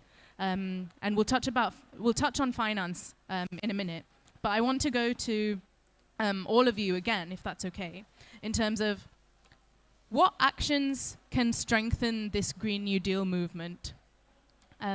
I hope everyone has got a little bit of a clear idea of what the demands of the Green New Deal are, the origins and things from the first part of the discussion.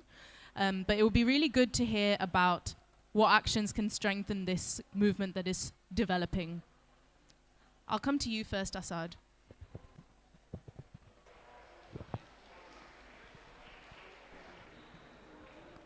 So sometimes I think we look at the reality of the world out there, and it feels a bit overwhelming, doesn't it? I mean, there's so much to fix, so much that we need to do. So I'm reminded of Arundhati Roy and how she describes. She describes and says they've woven a tapestry of injustice with 1,000 threads. And that's true.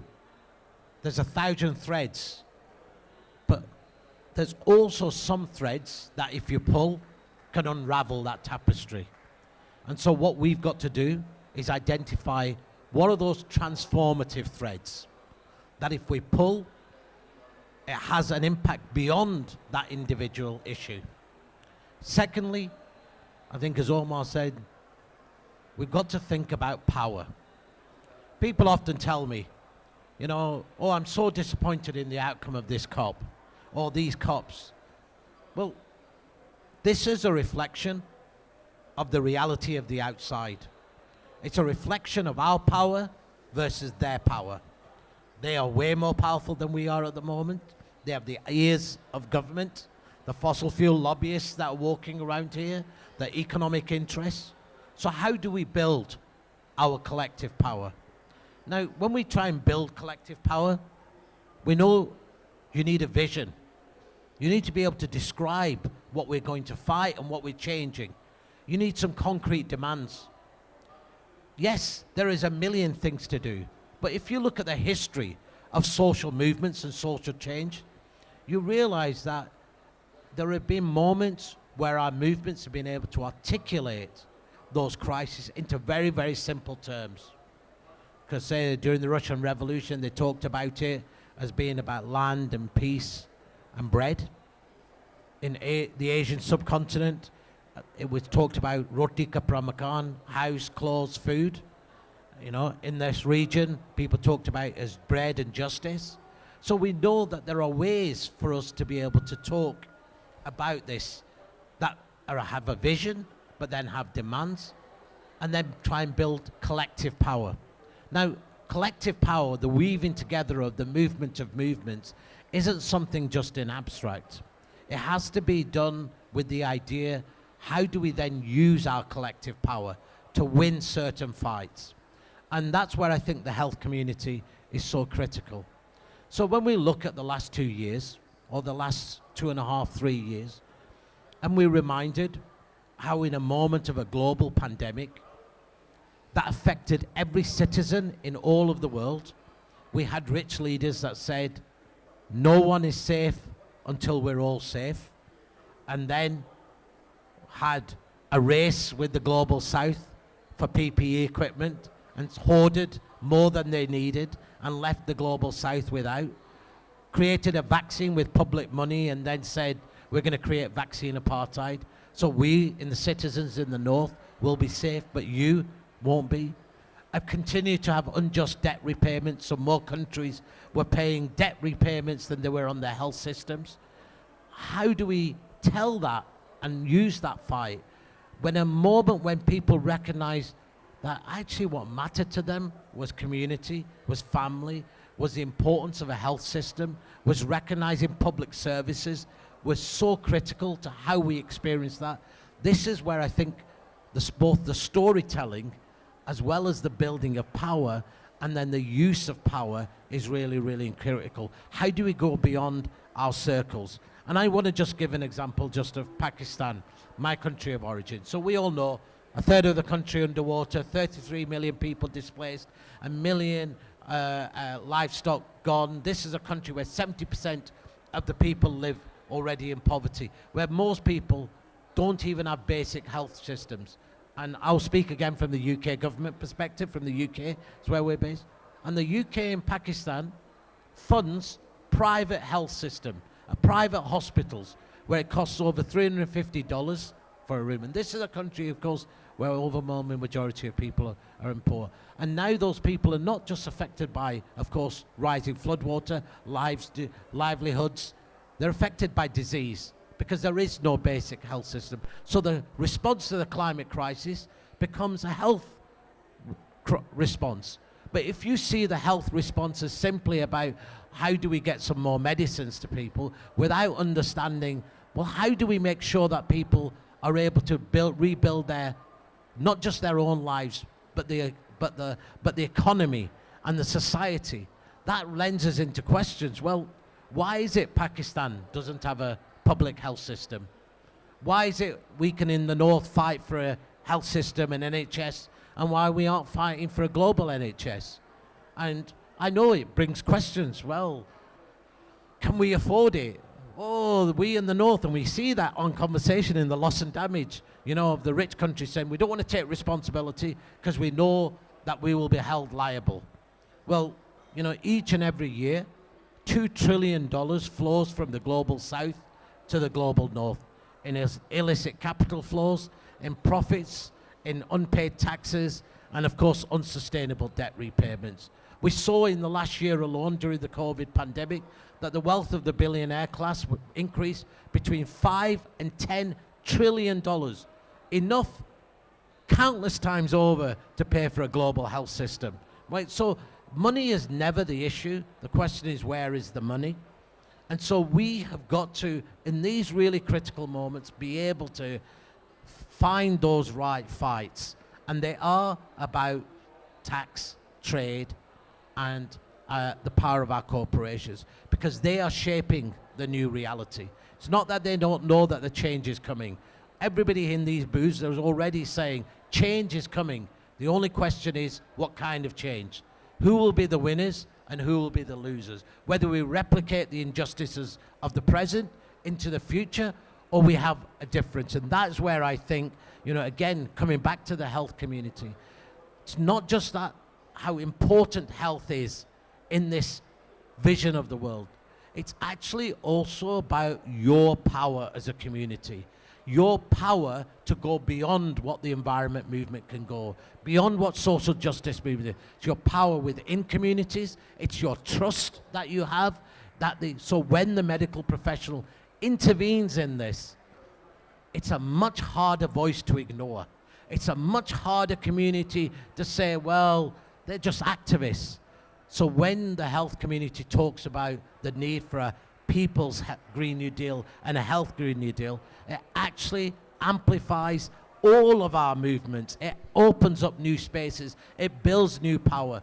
And for me, that I think is the most important contribution that happens here. And I want to just end by, you know, saying, you know, a fundamental principle for all of us, and particularly for the health profession, of course, is about, you know, your response to people in need and about harm. Well, the climate crisis is about stop doing more harm, repair the harm that you've done, and compensate for the harm that you're no longer able to repair from. And that's a simple story. And it's the same story for our public health systems as it is for the world.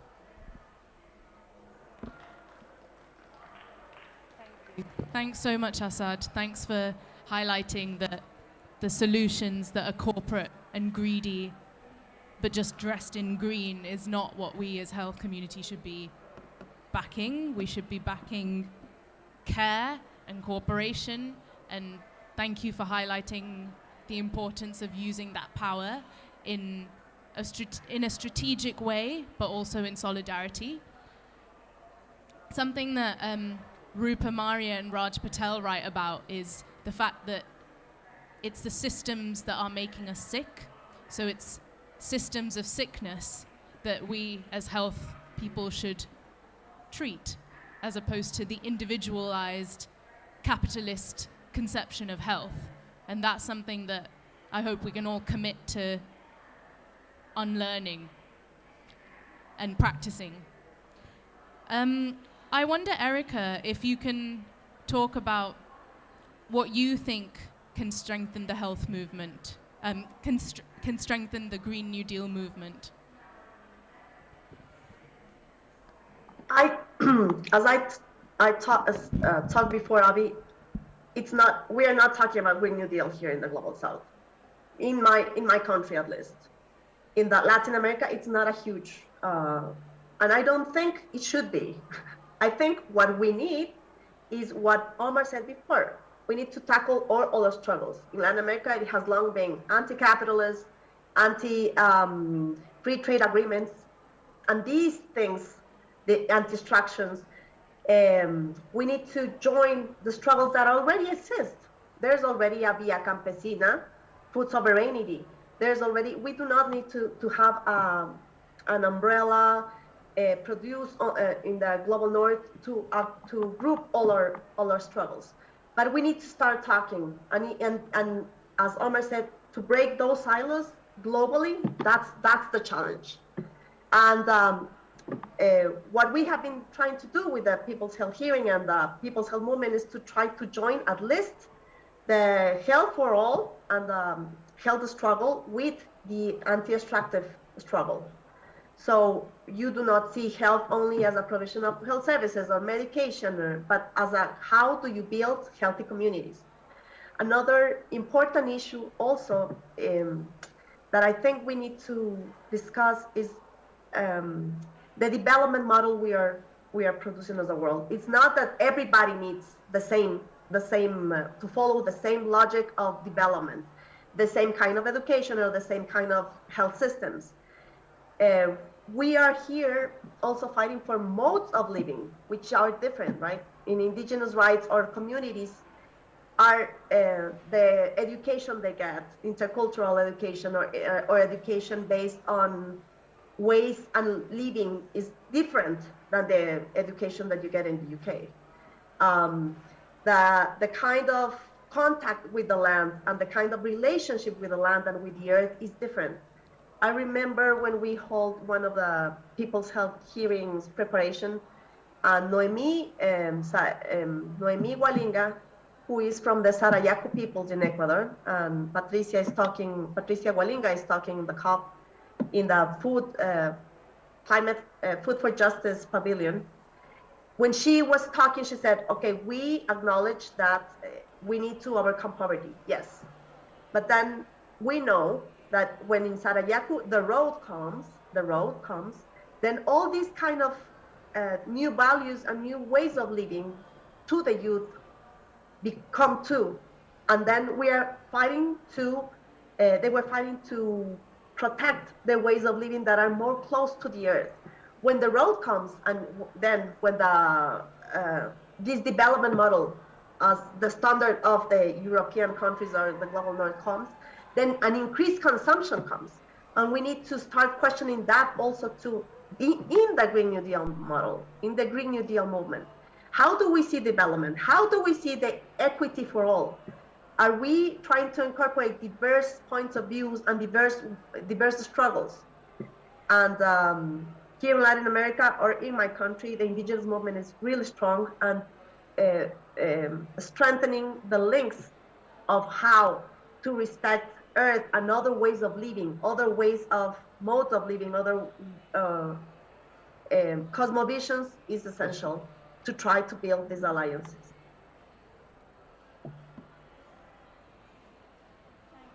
Thank you, Erica, for highlighting that, or reinforcing that if we want to truly act in solidarity with people, equity for all, health for all, then the Green New Deal is not applicable and not necessarily relevant to your community, and for critiquing some of the aspects of the narratives that are pushed by the Global North, and ensuring that the diverse struggles are part of this movement that is called People's Green New Deal, Global Green New Deal, and respecting other ways of living. Sorry, I think I got lost in a second. You can use, I'm just going to open up the floor to the audience. There should be a slide, a QR code for you to go on menti.com, and you can submit your questions there. Or I suppose it's so that's for the online participants. For the people who are here right now, feel free to raise your hand and I can bring the mic to you if you have a specific question regarding anything that has been said so far. Is it possible to get the Mentimeter up on the slides? In the meantime, does anybody have a question in the audience that they'd like to ask our panelists?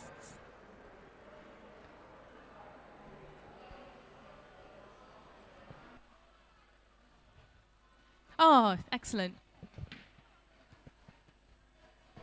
Can you tell me your name and where you're from and your question? Hi everyone, thank you for this amazing panel first of all. I'm Emma, I'm a medical student from the Netherlands. We're here with IFMSA.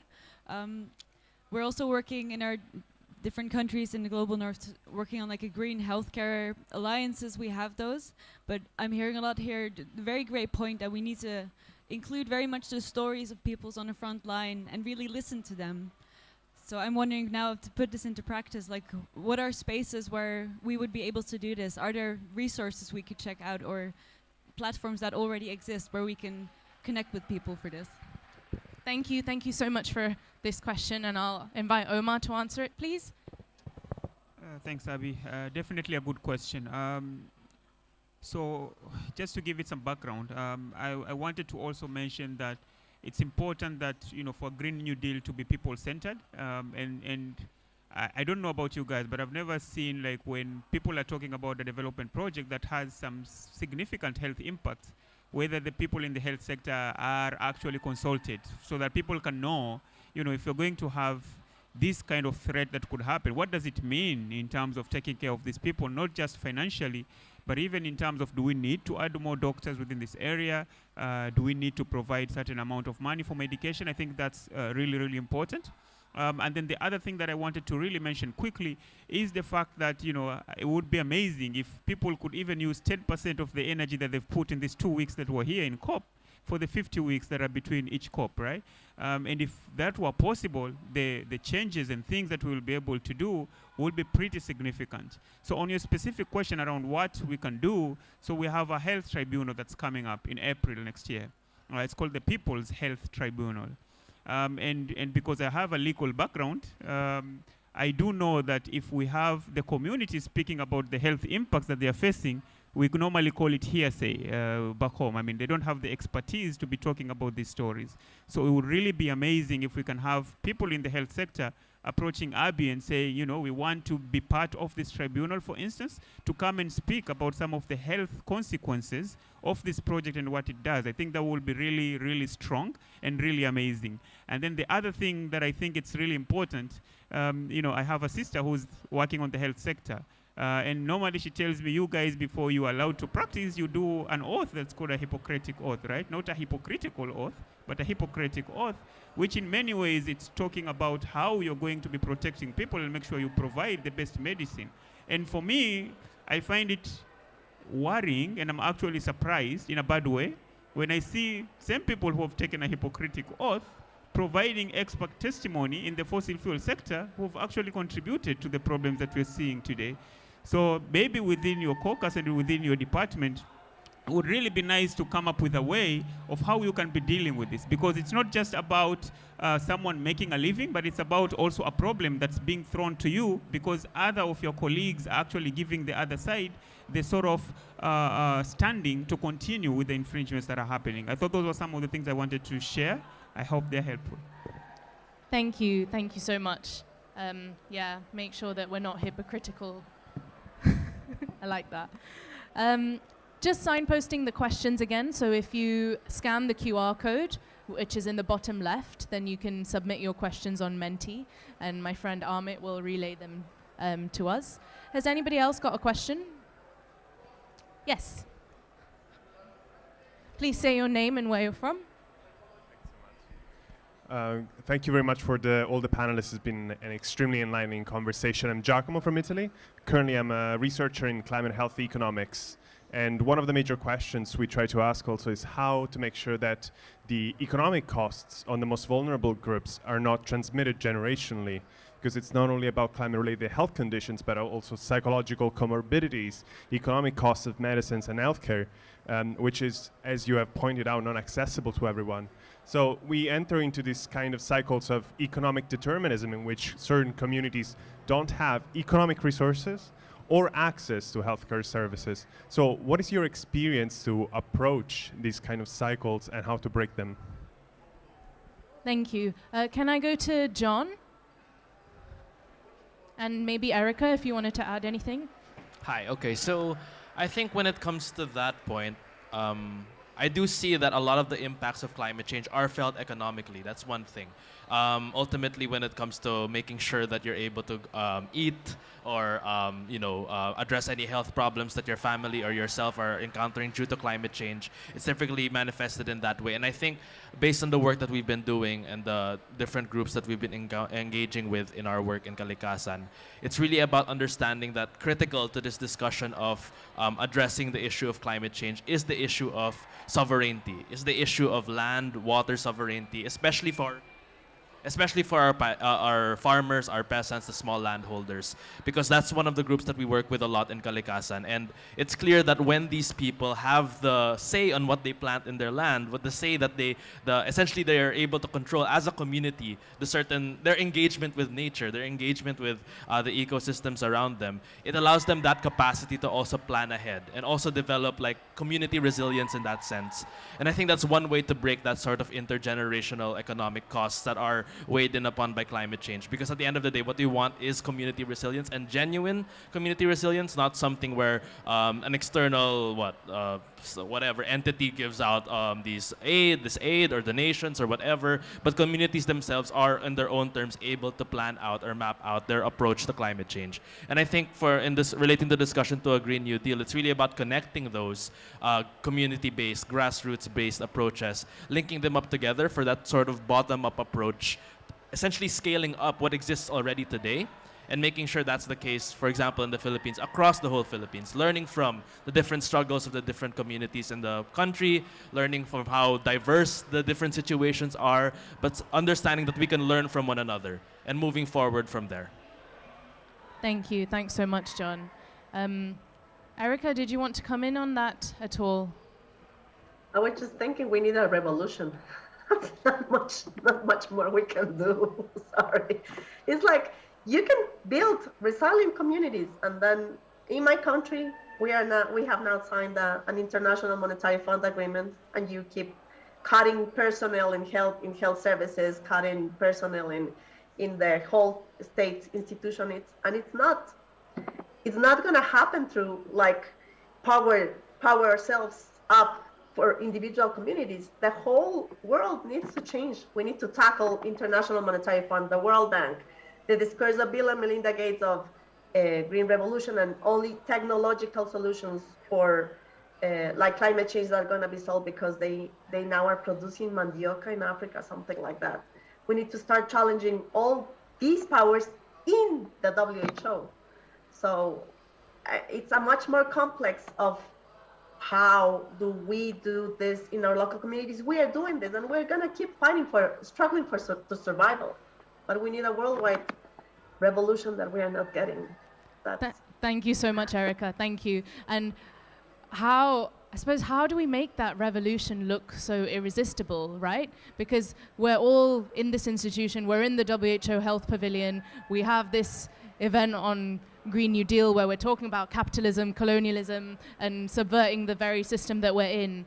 So, there's a tension between structurally changing the systems and institutions that we're part of, but then also doing that transformative work outside of the system to make the revolution look irresistible. So, and we'll do that together. Asad, do you have any thoughts and tips for how we navigate that tension? I don't think we even need to be ideological, right? I mean, this is no longer an ideological question. We know the reality. We have got a rapidly closing window on 1.5. We're currently heading towards minimum between 2.45 to 2.8.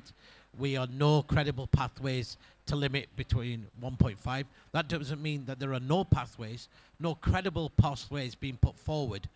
And the scale of the impacts that we're seeing are increasing. The severity of them, the number of them. I mean, just while we're here, we know what's going on in Nigeria, Horn of Africa, Caribbean, Pakistan. I mean, this is just in a number of few weeks. So we have to do two things, ultimately. We are building the resilience of our people and our communities in the face of violence, right? Structural violence on a scale that is going to be unprecedented. So we have to build. And resilience, part of that resilience is absolutely about health, because it's a determining factor in so many. It determines whether you're displaced or not, whether you move. It's the question of whether you survive or don't survive impacts. It's a question of whether you're going to live with dignity or not. At the same time, we've got to reduce harm. And reducing harm, we all recognize now. I mean, even the institutions here, they talk about the new economy. They talk about a better economy, a fairer. They all recognize that neoliberalism, the idea that profit would be the determining factor of our economies and societies, that forced privatization, that unfettered power of corporations, that trickle down would work. Well, it's not worked for 50 years. It's left us where we are. So they might want to double down on that. And of course, the IMF now is rebranding itself. It's saying we're a solution to this crisis. But, just a few weeks ago, the IMF and World Bank meetings took place. And in the face of a global cost of living crisis, the IMF was told, look, we've got countries about to default on their debt repayments. We've got countries paying more in debt than they are on their own public services. We had Sri Lanka at the beginning of the year, which defaulted on its debt. right, because of combination of these crises. And the government told the people of Sri Lanka, eat less, right? That was its solution to people. People didn't have kerosene to be able to cook, to be able to transport people even to hospitals. And currently 134 countries around the world have announced programs of austerity. And the IMF has told Sri Lanka that you have to weaken your environmental standards, weaken your labor standards, make public cuts in your public expenditure for health and education, the very things that build the resilience of our communities to be able to get the new IMF loan. So I'm not ideologically, you don't have to be ideologically imposed. It's just common sense. These people are leading us over the edge of the precipice into catastrophe. So there has to be an alternative. And if we don't provide an alternative, there are people providing an alternative. And their alternative is authoritarianism, ethno-nationalism, walls and fences, and their narrative is actually gaining ground. It's why we see it in Bolsonaro in Brazil. We see it in the Philippines. We see it with Modi in India. We see it across Europe now, from Italy, not just Hungary, but now even in Sweden, right? It is a very, very seductive narrative because it's a very simple narrative. It harps back and blames others. And unless we have got something, and I think it is possible, because we have to remember, we have changed the world before. And it was people like us who said, no, that dominant economic system or that political system we reject. And people said it was not possible until it became possible. So I think the biggest thing is actually to believe ourselves. Because if we don't believe, we'll never convince anybody else to believe that change is possible. Thank you, Assad. Thank you so much. Will everyone commit to believing in ourselves today? Yeah, good. There's a question about the negotiations and the health community's role in the negotiations. So we, within the health community, some of us here and outside of here, the Global Climate Health Alliance, they've been working hard to introduce health into the negotiations and also supporting loss and damage negotiations. What advice do you have for us to push on, and what is the most important role for health people in places like COP27? Assad, do you want to take that? Sorry, Omar. I mean, it's good that you're mistaking me with Assad. I think he's an amazing person. Younger and better looking. No, definitely. I think when I was talking about making sure we do the work even before COP, it would really be cool if we can get, because one of the sectors that are really organized, health is one of them. I mean, you guys, every country, you have some sort of your own professional board that your country and governments take it very seriously. Now imagine that every country, the health professionals and the health sector provided its own things that they want their state to carry to COP. So they're telling them, this is what we want you to present when you're going to COP as far as issues to do with health. Because, you know, truth be, those people have no idea about the health sector and what it will take to do things. And then the other bit will be, you know, a lot of people are coming here and they're doing the same thing about doing things in silos. And we normally accomplish more when we work together. So even not just within the cross other sectors, but even within the health sector, it will also be nice if you could find a way within the boards to work with the other 100 and something countries so that you can come up with your own things that you say, these are what we need to see in the text that is coming to COP. So if that was happening within the health sector, if it was happening within the other sectors as well, I tell you, these people won't be coming here and playing, you know, the game of hide and seek and trying to manage us by telling us, you know, things and telling us that things will be better, but actually they're representing the fossil fuel interest. And therefore, if we're able to do this in an organized manner, I mean, we will already be saying, you know, we take the people to the airport and we tell them this is what is coming from the health sector, this is what is coming from the lawyers, this is what's coming from the community, and you go, but we will be waiting for you here when you're coming back. And then you will have to be accountable and tell us if you really represented us there or you went and represented people. And if you were able to do this, trust you me, they won't have any chance or thoughts of about, you know, representing other interests that are not ours. Go for it. I think to add to Omar's point, I think it's important for the health community to really engage more with the grassroots sectors, the most impacted by the climate crisis. I know, you know, with the work you do, you're definitely exposed to a lot of that, but I think even outside the direct health context, it's important for us to situate ourselves in the reality of what the climate crisis looks like on the ground. Because while the health is one of the factors that, again, people feel the most, there are also other aspects to it that if we just squash out the human experience into the Western conception of health, like you do sort of like leave out a lot of the nuances and the intricacies of the human condition. And it's important to be able to relate to the peasants, the workers, the farmers, the fisher folk who are directly impacted by climate change and all the other social and economic crises we're facing today, and bring that with you when you make your stances, when you propose your legislation or go into COP or whatever.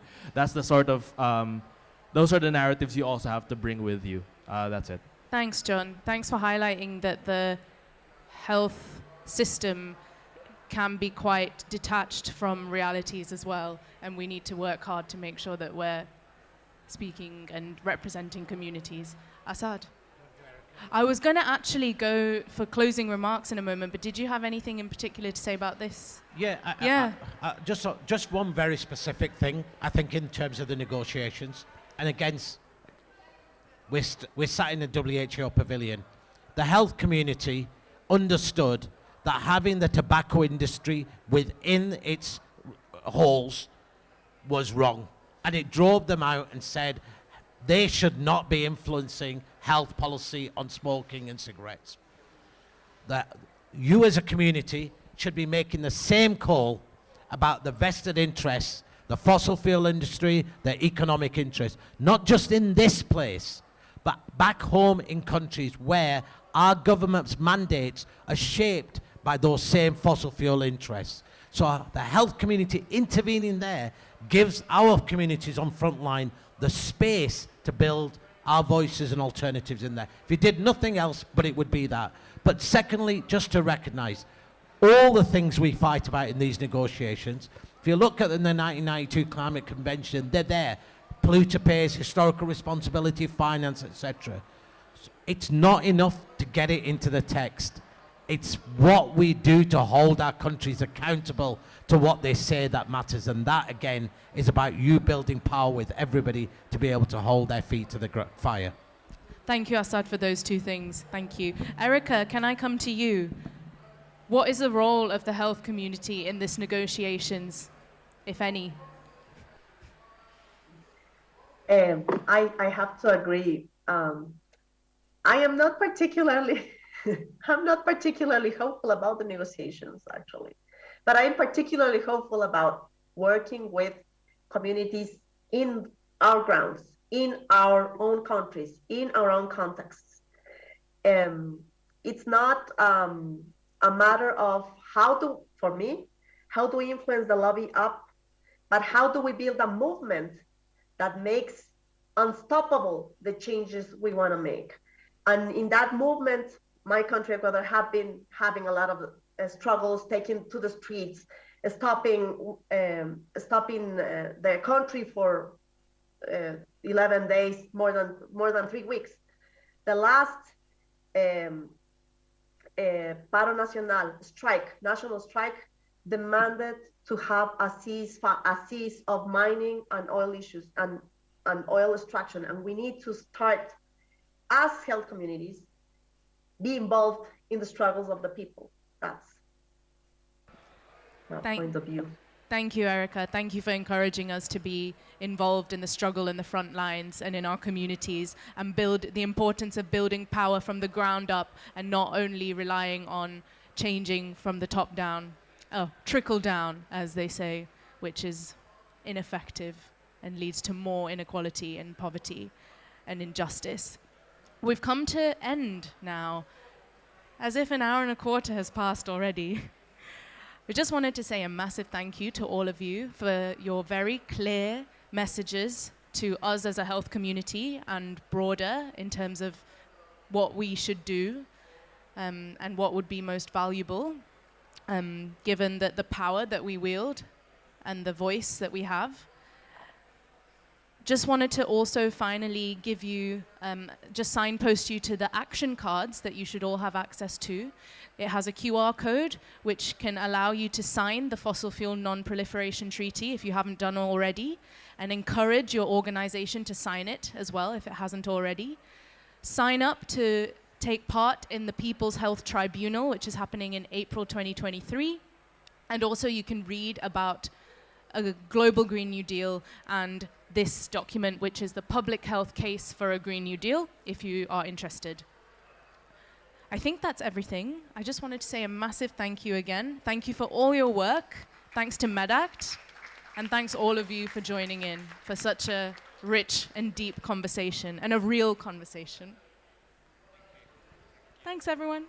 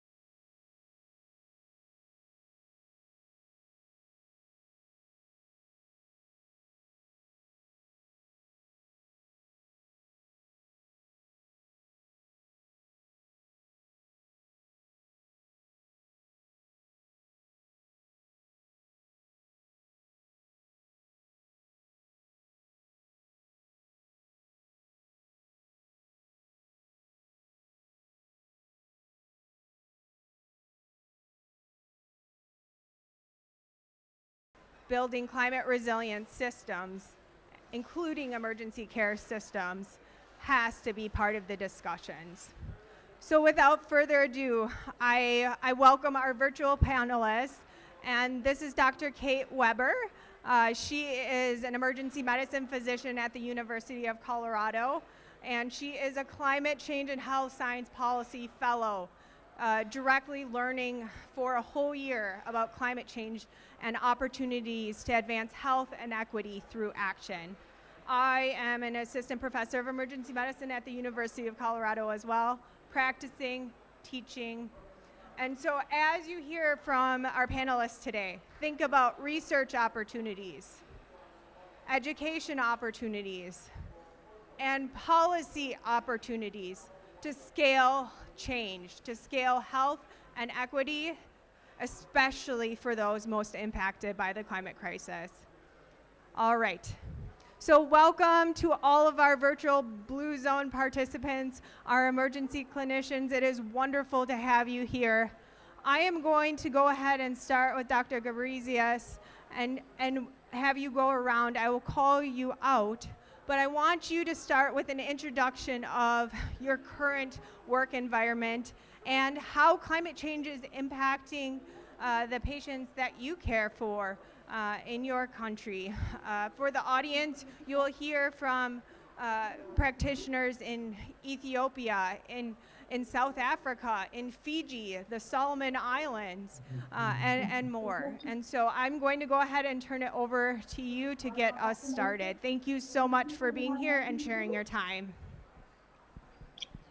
Thank you so much. It's a great honor and a privilege to be part of this panel. I greatly appreciate you for giving me this opportunity. And good morning, good afternoon, good evening to all colleagues around the world attending this session. My name is Arlenta Gabriyesus. I'm an emergency physician. I come from both a clinical and an educational background, and also from the policy perspective as well. I served as a former director for emergency injury and critical care directorate at the Ministry of Health Ethiopia, and I'm currently practicing global health diplomacy at the permanent mission of Ethiopia based in Geneva. So I know there has been a lot being discussed regarding climate change, but the problem is real, especially having managed patients in the emergency departments, those who've been affected by the asthma, the COPD, especially with the current risks that we have as a country, both the climate-related issues with the flooding, the drought response. It's a real challenge, and oftentimes the emergency professionals and the frontline workers are the ones to face these challenges, and also have a safe space for patients to also address equitable access to initial care, which is the emergency care. And also putting it from the policy perspective, I'll come in later on if I'm given the opportunity. There still needs to be a lot of emphasis on this regard, especially with the current efforts for the green legacy and all in Ethiopia, and trying to connect that with the emergency care system and with the health system and mitigate the impacts. There's a lot of work in this regard, but this is the area which I come from, and I hope to come back again. Thank you. Thank you. All right, Dr. Kifle. Hi. Good afternoon, everybody. Correct. Go ahead. Yeah. Can you hear me? Yeah. Okay. Thank you for the coordinators for organizing this kind of a platform so we can discuss about our emergency care and climate crisis. My name is Dr. Ganat Kifle. I'm an emergency physician currently practicing at Alert Comprehensive Specialized Hospital, and I'm also working with the Ministry of Health on the AMT initiative. On the first question, public health, I consider climate crisis as a public health emergency. We're seeing lots of renal, cardiac, and lung disease patients. We're seeing lots of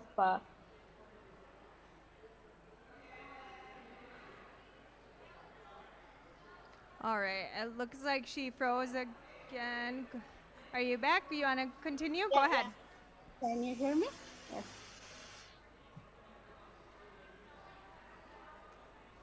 All right. Some technical difficulties. We'll go ahead and go on to Dr. Smith. Is in South Africa. Go ahead. Good afternoon. Good afternoon to all the colleagues, and thanks for the invitation. So I'm Wayne Smith. I'm an emergency physician. My responsibility at present is looking after disaster medicine. We're the only province in in this country of South Africa that actually has a dedicated disaster medicine grouping. And so I remember previously people asking kind of what do you do in disaster medicine, and the challenge has been to keep a health system going with no water, with no electricity, and the kind of predicaments of having to evacuate hospitals because of flooding, evacuate hospitals because of fires, and all of that in the last couple of years. I think there's a lot of opportunity, and I was very pleased to hear the discussion earlier on about teaching. I've made it our business to introduce the topic both at undergraduate as well as postgraduate level. We'll be embarking across universities. I'm with the University of Cape Town, and we're doing some work now with the University of Stellenbosch to look at primary healthcare and how can we impact at that level before having to present at the emergency level. So the research options I think is there, and I look forward to that. I think the other issue that we've been trying to embrace is, like we did with COVID and dealing with similar major incidents, is to pull all the other role players with us, to work with the Department of Education, to work with weather services, to work with everybody to try and get a proactive approach on mitigation rather than concentrating as emergency physicians to pick up the caseload as is inevitably going to present. I think one of the big challenges we're picking up already is obviously we're in a province that's very dependent on agriculture and on export. And because of that changing that has happened, we've had quite a lot of migration of labor, and that has led to social conflict. And that we can see that already over the last couple of months. So we're trying to get involved in that level again, trying to encourage other role players, departments, to be proactive so that we don't have to be reactive. I would leave it at that. Thanks so much. Miss Ivy Muya. Hello, everybody.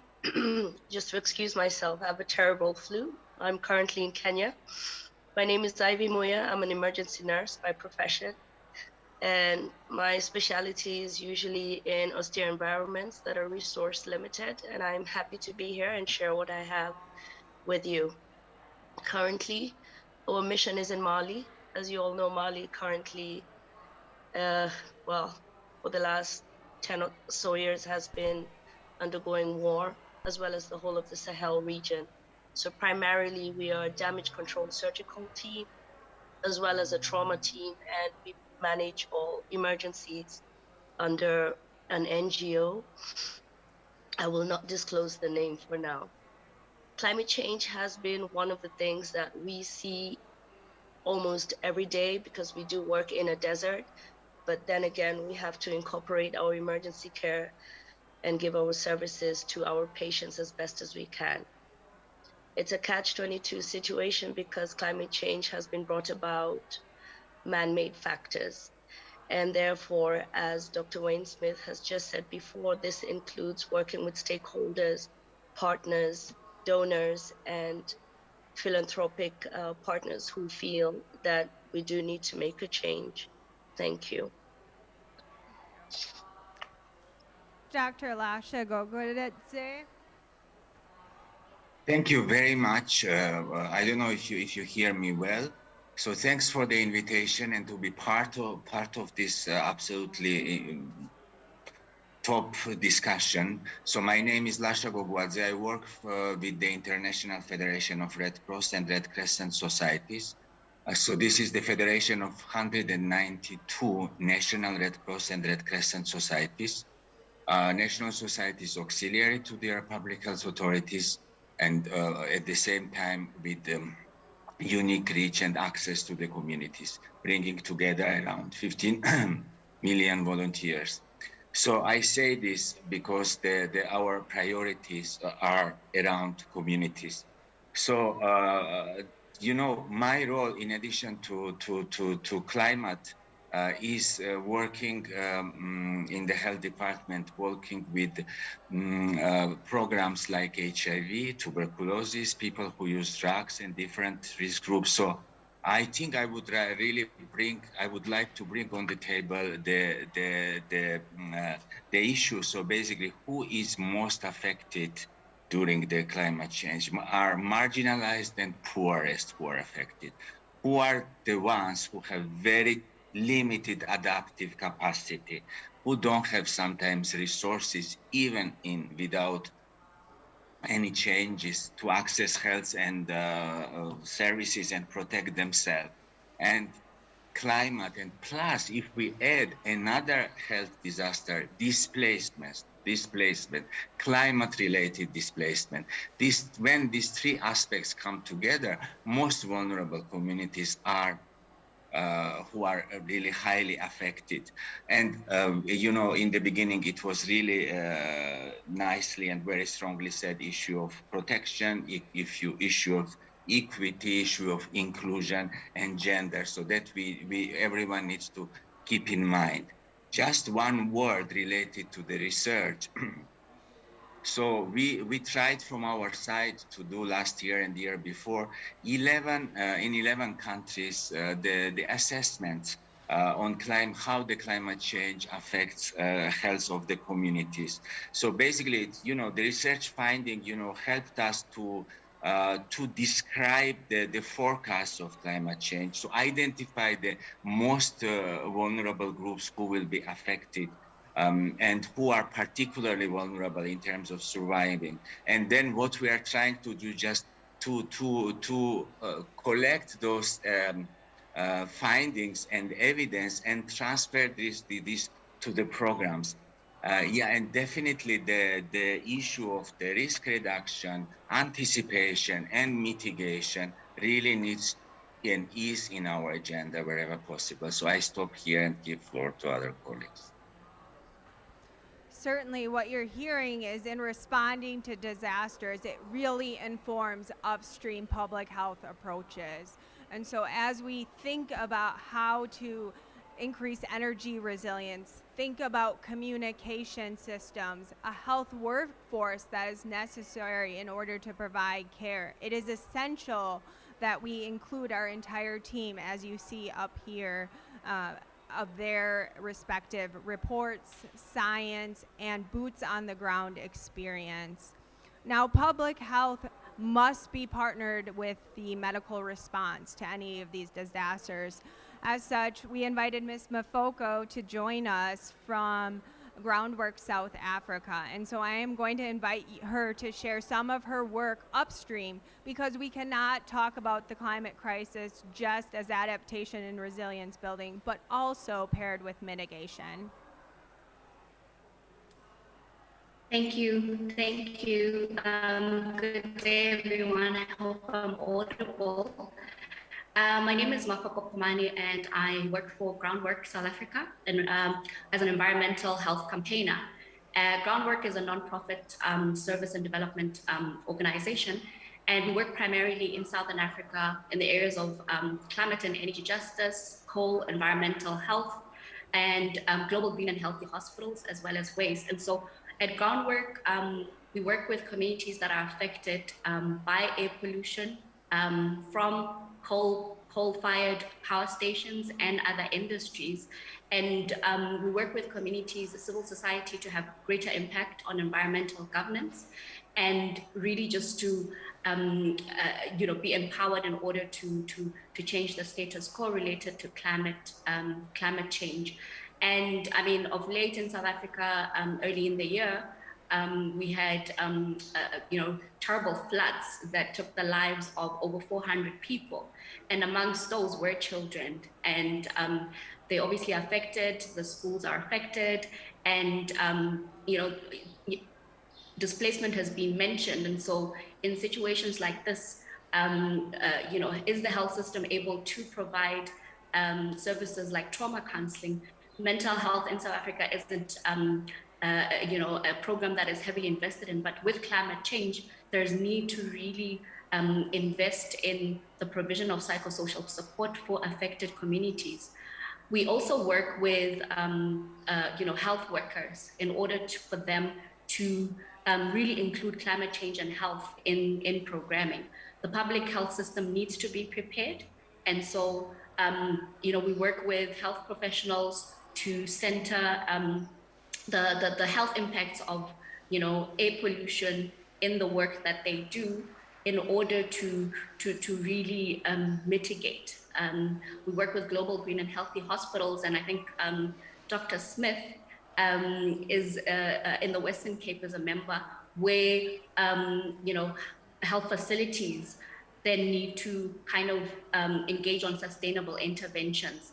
But really, our work is with civil society, strengthening civil society to really demand the rights. In Mpumalanga, the province that is affected by air pollution, we work with community-based organizations who then try to advocate for clean air, better quality air, through different advocacy interventions, litigation. We've just had success in a constitutional case where the civil society, supported by the Center for Environmental Rights, Groundwork, where we're really trying to say to the minister, she is in breach of the community's constitutional right to clean air, and we've had a resounding victory.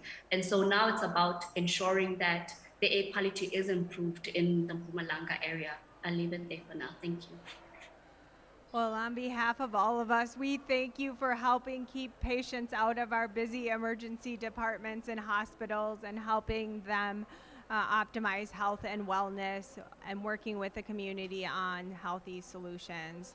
All right, Dr. Cavallo-Hines, we're going to go ahead and turn it over to you. Good afternoon, everyone. It's wonderful to see faces, some of whom I've worked with for many years on this call, and it's very exciting to kind of be in this new environment talking about the ways that climate actually affects our emergency care delivery across the world. I am an associate professor of emergency medicine at the University of Colorado.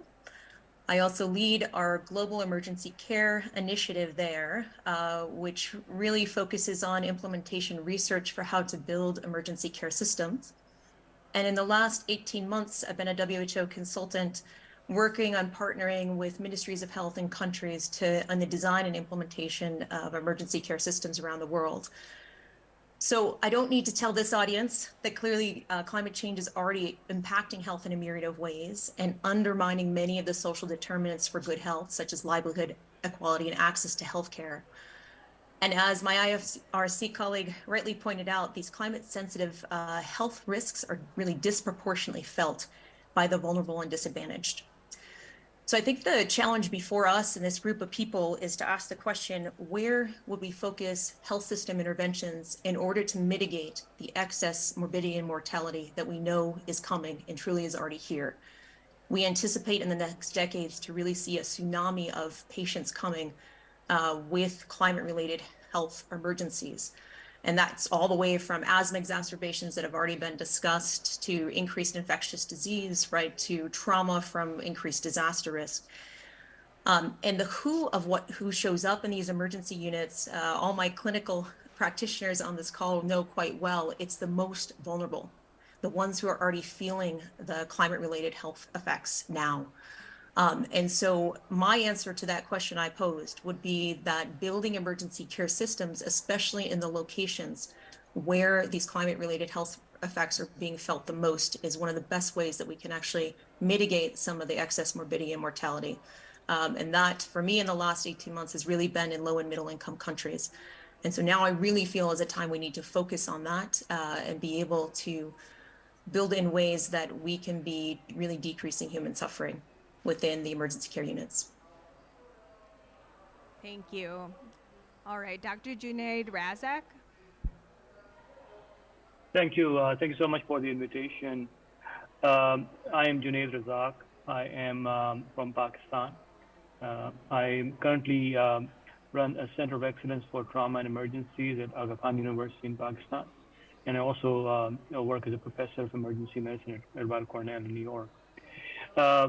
My work has primarily been in the area of heat and how it impacts the vulnerable populations in Pakistan. The second question of the impact of climate change and emergency care, emergency medicine is really unknown. We don't even know what we are seeing on a day-to-day basis is because of climate change. An MI, a stroke, presenting today, we don't know how much of that is being driven by, because we really don't understand the impact at this stage. So my research is really focusing on what is going in those communities and how it's impacting emergency care, and can we measure that impact?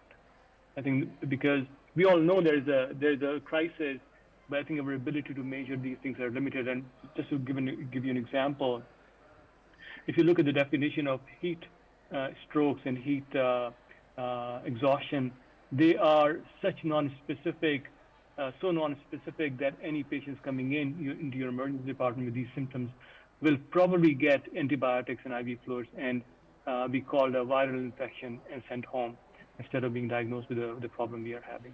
So lots of very exciting work that needs to be done, unfortunately, and we're really happy to be part of this meeting. Thank you. All right, we are going to continue moving on, and we will go to the Pacific Islands. And so we are going to start with Dr. Phillips. Hello, everybody. It's a great pleasure to be here. My name's Georgina Phillips. I'm an emergency physician based in Melbourne, Australia. As a frontline clinician, we're seeing over recent years the terrible effects of excessive heat waves, bushfires, inhalational emergencies, and we're going through catastrophic floods at the moment, all of which are compounding terrible acute mental health issues. But in my role as an academic and researcher, I partner with my colleagues across the Pacific Islands to look at emergency care systems and leadership and governance in emergency care across the Pacific, and also have partnered with key stakeholders in the Pacific region to make that connection between everyday emergency care and emergency care in disaster and surge events, which are climate related. Make that connection explicit as an advocate for building emergency care systems, and also to talk about planetary health in international events, such as the International Conference for Emergency Medicine, which I was very involved to help organise earlier this year. So it's a great pleasure to be here, and thank you so much. I look forward to our discussions. All right. Dr. Sharma. Bula Vinaka, everybody, and a very good morning. It's 2 o'clock in the morning, 3 in the morning here in Fiji. I am Deepak. I'm one of the emergency physicians that works at the CWM hospital that's in the capital city of Fiji, in Suva. I guess a lot of work for us being in the tropical countries is that we feel the brunt of the cyclone, and currently we are in our cyclone season from November to April, and my past experiences have been working when we've had our Category 5 cyclones and attending to the patients that come into our department. And we all know when all other facilities close down, it's the emergency departments that are usually open 24/7 and everybody gets directed to us. So we see when nobody wants to see anybody. And I guess the other thing is in recent years, the patterns of disease have sort of changed. Like, we usually had asthma cases that would come in peaks, especially when we would have cane cutting seasons, particularly in our Western Division. But as time has progressed and as climate change has come about, these patterns are no longer there, and you can see peaks of cases of asthma and other diseases every now and then. And so we just have to sort of modify our approach and I guess our education and our trainings for our colleagues in the specialities, both public health and emergency medicine, so that we're not caught off guard when these cases come in. But I'll leave it at that. Thank you. Thank you for inviting me as well. Thank you. And Dr. Saleh. Good evening. Thank you for the invitation. My name is Dr. Trina Saleh. I'm an emergency physician and head of the emergency department here at the National Referral Hospital in Honiara, Solomon Islands. We see about 40,000 cases a year. So in terms of climate change impacts, the impacts of climate change and the rise in malnutrition and diarrheal diseases, our Pacific syndromic surveillance here in country has recorded 4 significant rotavirus outbreaks in the last 10 years. Also, in addition, extreme weather can cause changes in vector ecology, and we have recorded 3 dengue outbreaks in the last 10 years, 5 influenza-like illnesses excluding COVID, also the latest being in August of this year. With regards to disasters as well, impacting on infrastructure, in 2014, there was a flash flood which damaged the connecting bridge between the east and the west side of the country. And this resulted in health workers on the west side of the country being unable to attend to work. So not only impacting the patients, but also the staff. Thank you very much for the invitation and looking forward for more discussion. Thank you. So I think you're starting to get a bit of a feel for not only the health impacts, but the impacts to the health workers and the very people responsible for trying to get to work during times of extreme weather events, as well as the very infrastructure that's needed in order to provide care. How do you provide care without space, without a highly trained, skilled health workforce like we are seeing here, without certain supplies? All right, we'll move on to the next question. So since this is Solutions Day, I just wanted to ask the panel, what is one solution that you're working on in your own capacity? Who are the stakeholders that you have partnered with? And what are some lessons learned? We will start with Dr. Gabrizis again. Thank you again. So as you said, since it's a solutions day, the one solution we bring about into the table is bringing emergency care system as a building block for system resilience, the wider system resilience, which also includes the climate-related health emergencies.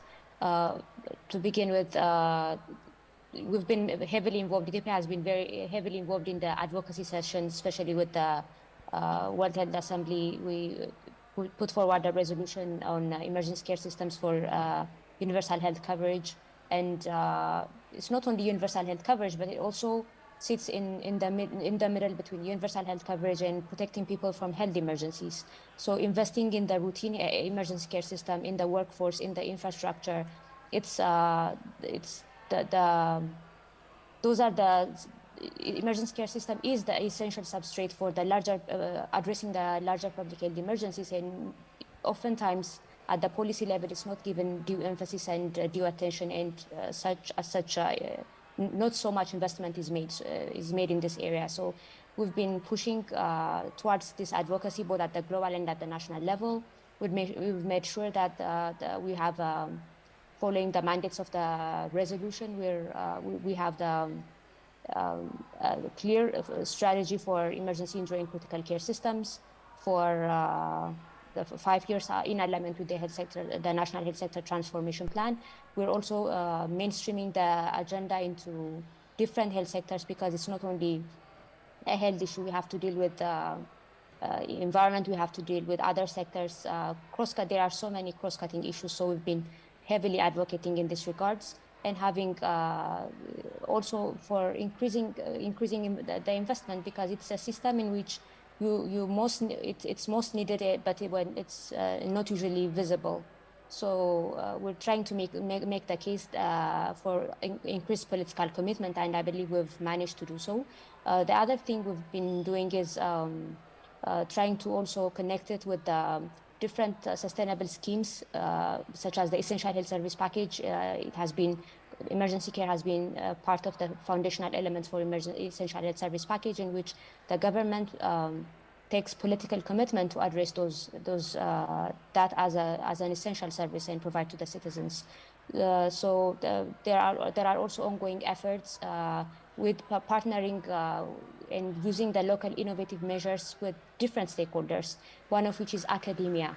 So we've managed to put together a program called the Major City Emergency Injury and Critical Care Improvement Program. We call it MACIP, which basically focuses on collaboration and coordination between the different stakeholders, using hospitals, university, academia as centers for trying high-impact interventions in this aspect, and connecting it with the Ministry of Health, obviously, and the subnational level health, regional health bureaus, the different stakeholders, including the political leadership at the subnational level, community, obviously, and other stakeholders, and trying to work around having an innovative financing platform for mainstreaming all of these changes that we want to bring into the system, and one of which is usually the pre-hospital system is oftentimes neglected. It's a universal access, toll-free universal access number, and having the timely care for the acutely ill patients, acutely ill and injured patients who are obviously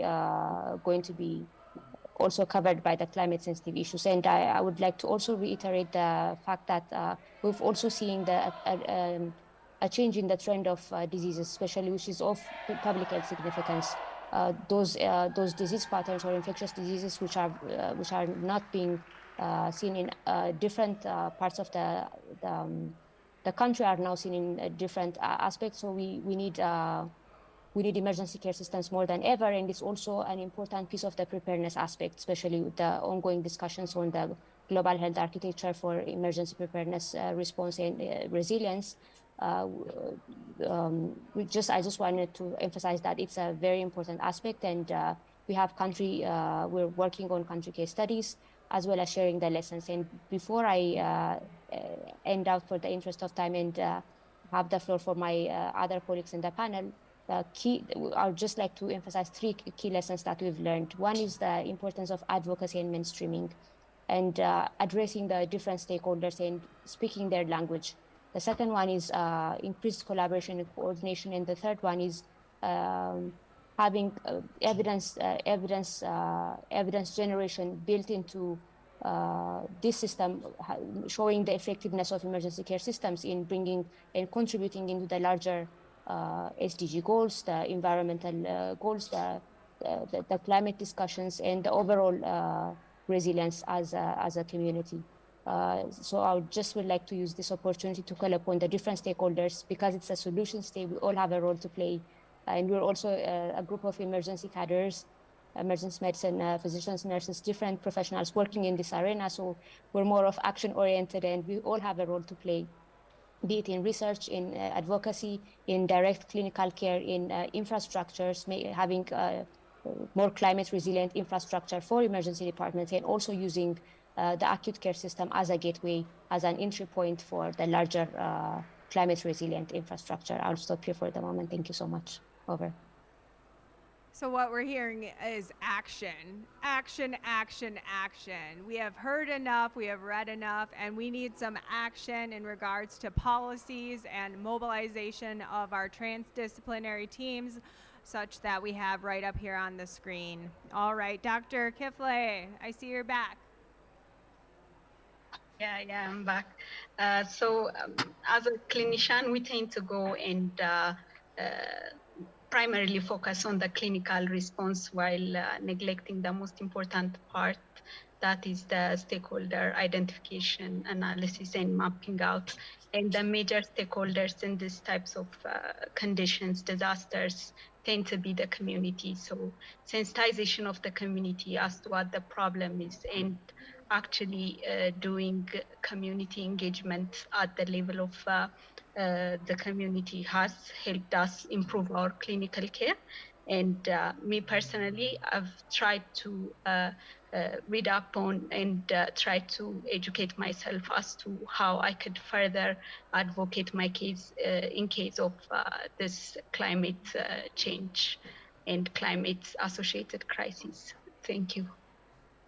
Yes, authentic partnerships, that is key, forming those and really thinking about community-led solutions for those who are impacted the most. Now, Dr. Smith, you worked during the water crisis and were a staple in your community. What solutions do you have for us to think about? Yeah, I think one of the terms that is, or the little phrases that disaster management is everybody's business. So I'm pushing very hard to be an advocate that says climate change is everybody's business. To be that advocate, more importantly, and at times I'm going to sound like a stuck record. It's about relationships and building those relationships, and probably more importantly, maintaining those relationships. So climate change, yeah. I think the other big thing is for a lot of people, climate change is something that's going to impact my children or my children's children. And it's something that can be left for someone else to sort out. So I think we've got a responsibility to pick up on what we're seeing, what we're responding to, and bringing it straight back to say this is the most likely cause is due to the climate is changing. So the disease profile, the vector changes, the floods we see, etc. So to link that back at all times, so that climate change is on the front page of the newspaper every day. That is what I'm striving to try and achieve. Thank you. And Miss Ivy, I would love your nursing colleague perspective. And I must say, too, right now it's the African Conference of Emergency Medicine here in Ghana. And so I encourage you to look at what is going on there. But go ahead and share. What solutions do you have and do you think about? Well, again, working in austere environments for the last 10, 15 years, I can tell you that because we're on the ground, so sometimes we have to use unconventional methods, but of course without compromising patient care. For now, as I said, that I'm in the Sahel region, which is a very dry desert, no water, scarcity of food, definitely, which comes with its own myriad of diseases, over and above the fact that it's a war-torn region. So conflict, man-made conflict is the order of the day. So I would reiterate that, of course, collaborative initiatives with the community are very paramount, because for you definitely to be able to access medical services, then you definitely need the help of the community. As I said, because we are mainly focusing on damage control surgery and as trauma teams, one of the things that we are trying to do is figure out how we are going to find alternatives for blood transfusion, mainstream blood transfusions. And because obviously we evacuate patients by air, in a desert we have lots of sandstorms, there's no trees, there's a lot of desertification, deforestation. We definitely have decided that one of the ways that we can try to make a small impact, not very large, but is try to improve the water catchment areas, because that definitely has a big negative effect with accessing emergency care and vis-a-vis us accessing our victims on the front line. So the third thing that we are trying to look at is to go into research into alternative blood transfusion methods. We definitely are in a community where there's no rule of law, but ethically we're governed by our principle as medical practitioners. So even achieving this goal, we need consent from a community where education is almost non-existent. So we're having a bit of a difficult time, and of course, thank God for such forums where we can have bilateral discussion.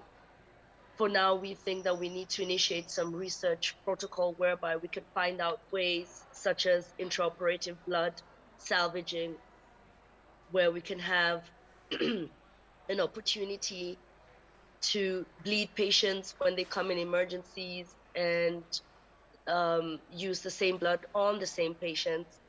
But again, if we don't have the community and the policymakers backing us up, we might have a difficult time, but that's one of the initiatives that we're trying to think of. Over to you. All right, thank you. And then next we have Dr. Godse. Yes, thank you.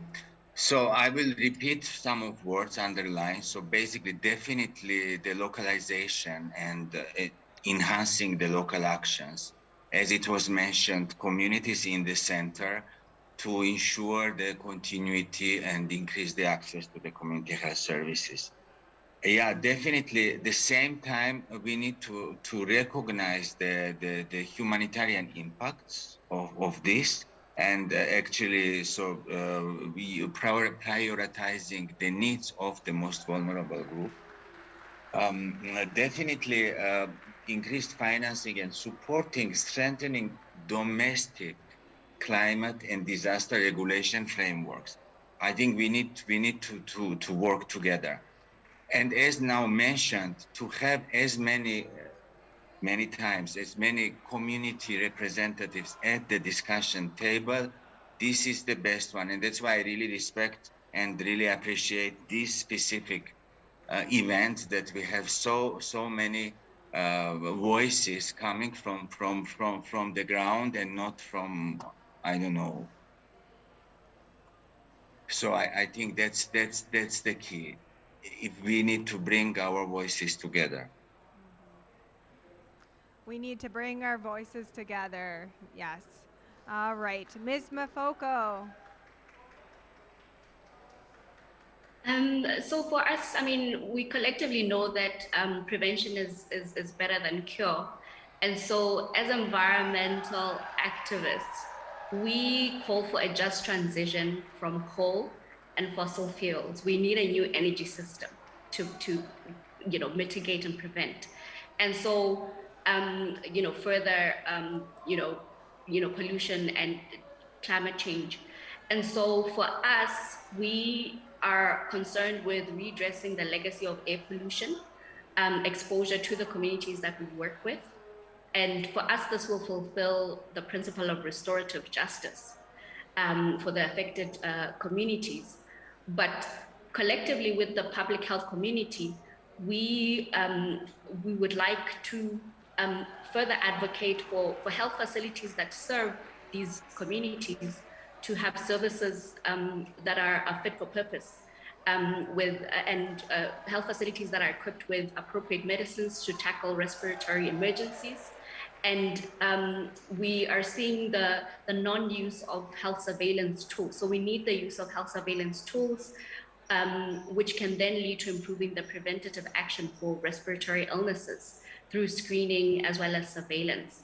Our communities are left to contend with services that are not fit for purpose, medications that are out of stock, basic health services, and non-existent ambulance services. And so how do they then get support in when they're experiencing respiratory emergencies? So these would sound basic, but unfortunately, the communities that are affected are continue to suffer from these adverse health outcomes, asthma, skin irritations, really respiratory illnesses. And so for us, we really need the health community to stand in solidarity with us as activists to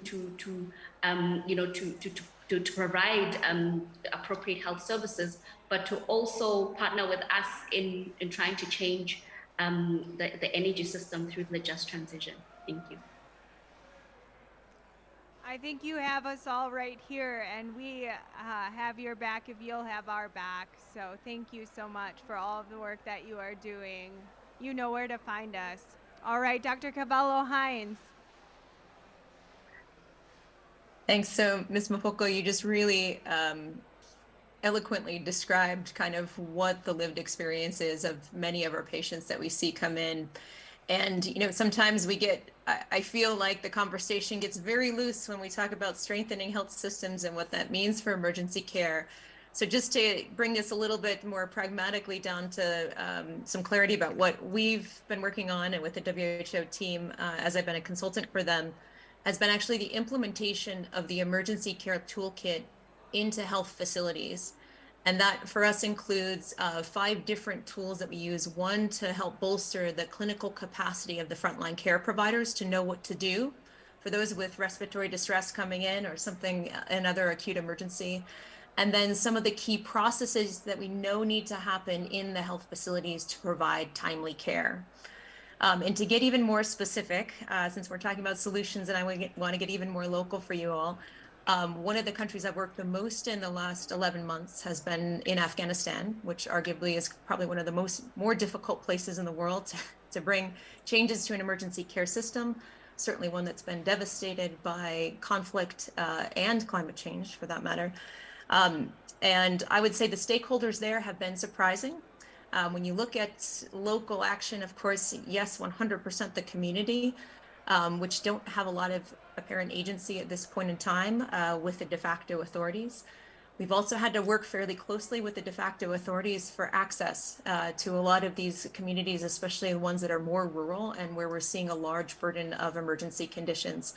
And so the lesson I've learned, to answer your question very specifically, has been that you can almost always, with emergency care provision, find a point of commonality, even with stakeholder groups that you feel very far apart from philosophically and from a human rights standpoint. So we've been able to leverage that point of commonality for, the collective hope to decrease human suffering, to get us to have access to some of these places, to bring this emergency care toolkit and effectively promote that in some of the key regional hospitals.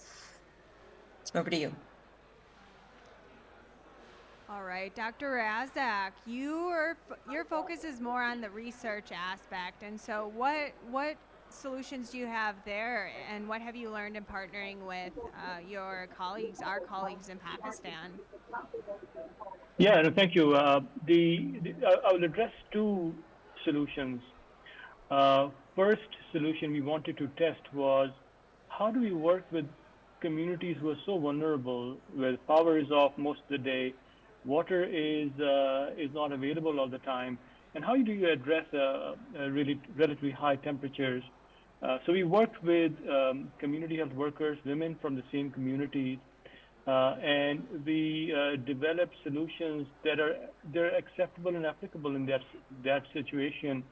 And then we tested those solutions through a cluster randomized trial.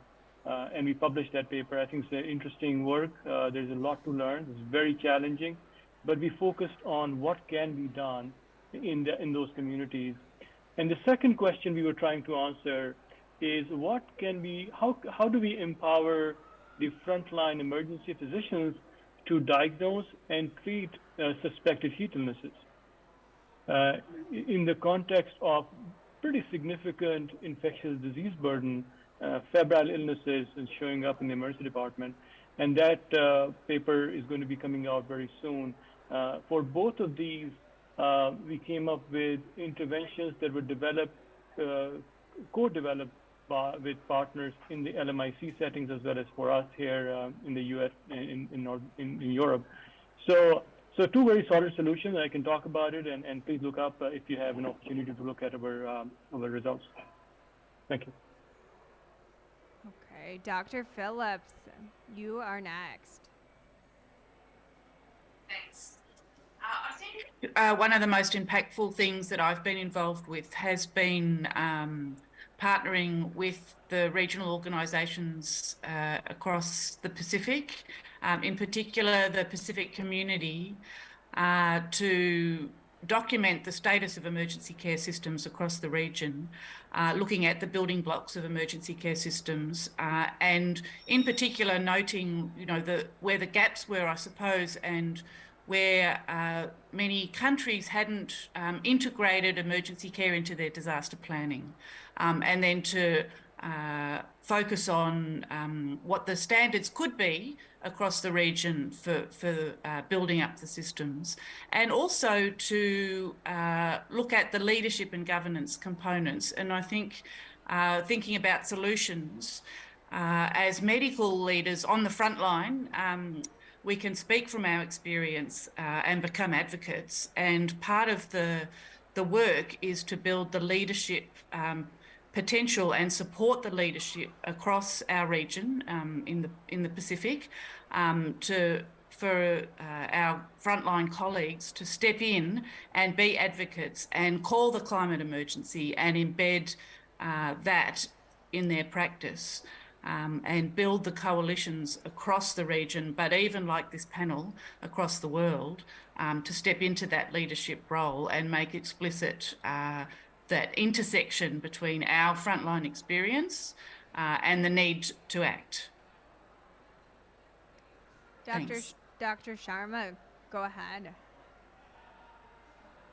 Thanks. I was going to share similar sentiments as Dr. Georgina, because if anything, COVID has taught us that we can't work alone and we need to collaborate, both emergency care and public health.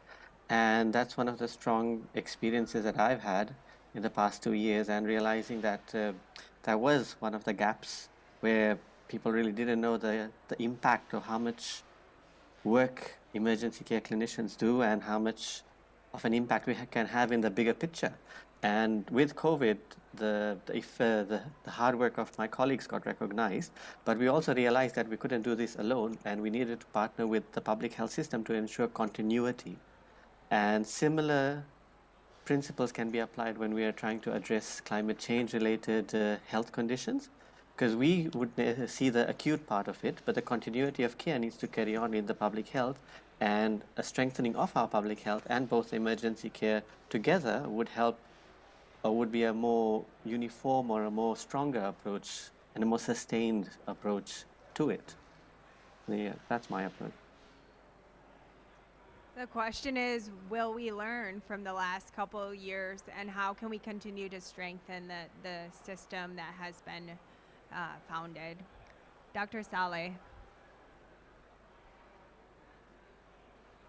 Thank you. So for us here in the Solomon Islands, so mainly education and awareness, including ED staff, the patients, the public, inpatient teams in the hospital and the Ministry of Health executive, the Disaster Management Council. Also with our local Pacific networks, we have network groups with Papua New Guinea and Fiji and other Pacific islands, and also networks with the College of Emergency Medicine, and learning also from incorporating climate change into our outreach activities, and also learning from lessons learned from previous disasters and responses and how to improve from that. Thank you. Now, Dr. Weber, I'm going to turn to you. You are an emergency medicine physician, recently completed training, and are dedicating time to learn about climate change and health policy. I'm just curious, what have you learned with this, and what solutions do you think come from education? As you heard from our senior members of our panel, education, education, education, but why? Thank you so much, Caitlin, for the question. So being an emergency room physician, we really care for society's most vulnerable and act as a safety net for society's most vulnerable populations. And how I really started thinking about climate change and human health was throughout my trainings, seeing increasingly people that were not only internally displaced, but also internationally displaced from their homelands, and the secondary effects, the mental health effects in particular, whether it be PTSD, anxiety, depression, coming from that displacement, and how really people's loss of livelihoods, inability to access medicine, inability to access health care was significantly impacting their lives. And that is first and foremost, I think, what drove me to pursue educating myself more, and why I think really is an imperative that we as a medical community get involved and educate ourselves and advocate for our patients. It really comes down to the patient and what our primary oath was, to do no harm. It's about the people.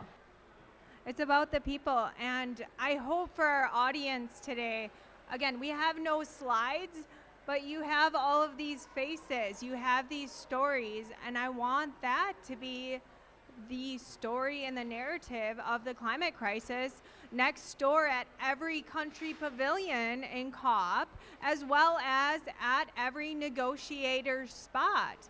How do we get the voice of health for our patients, their stories, in action, as we have heard time and time again. All right, we have a few more minutes here, so I have a couple more questions.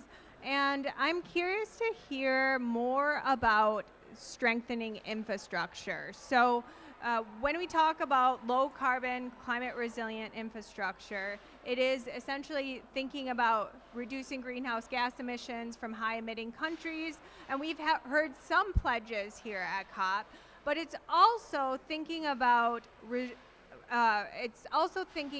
ensuring energy, health workforce, communications, supply chain in order to provide the care that we need. So I'm curious if anyone would like to share more of their experiences related to infrastructure during times of disaster, because it's hard to run a hospital that is flooded or that does not have clean air and is filled with smoke, or that is extremely hot such that you can't work in it.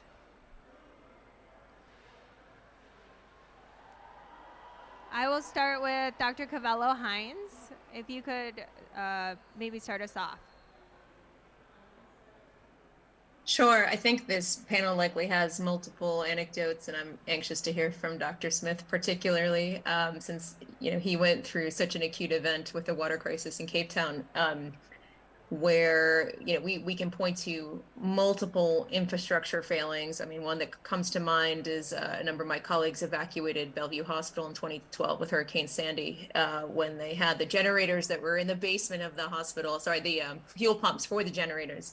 And those fuel pumps flooded and shorted out, and they had to evacuate the entire hospital. And we know when patients who are acutely ill move, that is a recipe for increased mortality. I think, very pragmatically in kind of considerations for moving forward and kind of how we build more of these, the infrastructure to be more resilient. I mean, the first part is that, places where we're building new things, and this is a lot actually of the emergency care systems in low and middle income countries, we can do that in a way where we don't have to retrofit, right? We can be really smart about it a priori and when we're building these things. And that's one of the things that we're trying to integrate kind of into these really climate informed health programming from the emergency care system building standpoint. And then, the more micro kind of commentary about that is the interesting thing, of course, about emergency care provision is it really requires innovative reorientation of currently available resources. It doesn't require some brand new building often, right? But we can do that in very smart ways. We have incredibly innovative people here who work like Ivy does in very austere settings. And so we don't actually have to use a number of new, equipment and expensive things and things that we know are going to cause a lot more waste, but we can actually reorient the current available resources to be able to provide the care that we need. Over to you. I'm hearing stick to the basics, and we love the basics. A, B, C. That's our motto. All right, Dr. Smith. Yeah, thank you. I had the dubious pleasure of trying to keep hospitals functional in 2017 when the city of Cape Town was seriously running out of water. And so on reflection, just putting some notes together, I kind of broke it up into the 3 S's of disaster medicine: the stuff, the staff, and the systems. I think we were fortunate enough to have the information that was coming through to say, after so many periods of dry seasons, this is going to be day 0, and we could plan for day 0. So one of the things we did just under the stuff, we had to augment water supply, but we literally triaged the whole province of the Western Cape because we were getting data. It's about those relationships again. So we're getting data from the weather services with giving us an idea of where we're heading. We're getting data from water affairs as to where the rivers are running and what is happening. And then also GI hydrologists giving us an idea of how much water can we augment. And literally the whole province had a kind of red, green, and yellow map overlay. We then overlaid the vulnerable areas, and therefore the limited funding was concentrated into those areas which were coming up as red, because we didn't have enough money to do everything. I think just under staff, it was some important lessons. We really needed the staff to buy in on it, and if you can convert, we did an experiment in one of the surgical suites where we looked at how much water people were using just for doing a scrub leading up to an operation. And to get a surgeon to back down and say, okay, maybe I can do this differently. And that was really the introduction with the scientific background and research to introduce alcohol and stop using so much water with scrubbing. And once we could quantify it, we even got the surgeons to buy in. And then for those of you that know, if you can get a surgeon to buy in and change direction, you've achieved something at least. But we also needed to do things differently in our hospitals. And I'm very pleased that we were talking about that in the infrastructure, because we were using enormous amounts of water in autoclaves. And that water was just being spewed out. Suddenly we were recycling that water with with a lot of financial input and using it back into the hospital for other functions. And you could flush, you could do what you needed to do. But I think, the community, we wanted to carry on doing our services. And what happens in South Africa, and I'm sure all over the world really, is outpatients is chaos. And everybody comes to an outpatient very, very early, and they spend the whole day sitting in outpatients, utilizing water that we don't have just for common ablutions. So we just changed by introducing a booking system, which I think was much more patient-centric. It brought the water utilization down for those things. And it's something the legacy that we're putting in place today. So holding hands with the community, with all the role players, actioning on information, and thankfully, with I think some divine intervention as well, we didn't reach day zero. We got close to it, but we didn't reach it. And yeah, there's not a textbook in the world that tells you how to deal with that. The voices come from the relationships that you have. Thank you. Ms. Muya, I'm curious what other considerations you have working in your environmental context where you frequently don't even have space or variable conditions that you work in. Well, I guess like Dr. Wayne said, for us, what we did was because we operate from a camp, and obviously we know we're serving a particular community. So we just had to have water rationing times where we'd turn off the water at particular times, and so that we can have a way to store it, and only turning on the generator when we had emergencies, because unfortunately there is no electricity in that part of the world. So we'd have to use the generator. Unfortunately, as we're talking about carbon emissions, generator has to use fuel. So maybe moving forward, one of the ways we can look at this is, though it's very capital intensive, is to look at ways of clean energy, gas to be provided instead of using fuel. But then again, as I said earlier on during my introduction, in a society where there's no rule of law, some of the strategies that we may have that are on paper might not be appropriate, because the challenges that we face, because we're in a war-torn or an active conflict area, is we don't also want to have storage gas tanks that could easily be blown up during attacks. At the same time, that's why we don't keep more than 1,000 to 2,000 liters of generator fuel to run the facility. So this is why I've been saying it's been a bit of a catch-22. We can only possibly use methods like human behavioral change, get the surgeons to use less water, ration the water, ration the electricity when the generators are on, tell people to turn off their air conditioning, because, like now the temperatures are about 49 degrees. People definitely need an air conditioner, but now we have to program the human mind to start adapting to some changes in order to conserve the environment. Over to you. Now I'm curious, what other implications are there for island nations? So Dr. Saleh, maybe this would be a good one for you. Thank you. So adding climate change and the pandemic on top of ongoing challenges faced by small island nations increases the need for more support and financing. So the more global mitigation and adaptation efforts fail, the more support is needed by us, small island nations, to address the loss and damage. Issues that we face not only include our small geographic size, but remoteness from international markets and our weak economic diversification. it is in everyone's interest to support small island nations now. Thank you. And one last question for the panel. Going forward, what would you like to see in terms of climate action and emergency preparedness in the next few years? Hopes and dreams, practicality, feasibility. You are it. What are your asks? All right, we'll go ahead and start with Dr. Gabrises.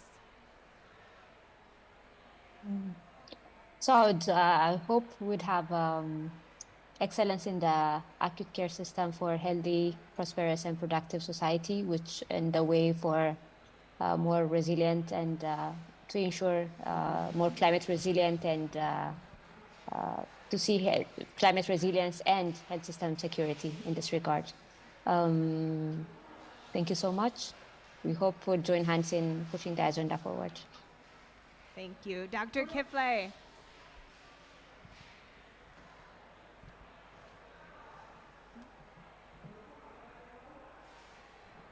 Go ahead, Dr. Gannett Kifle.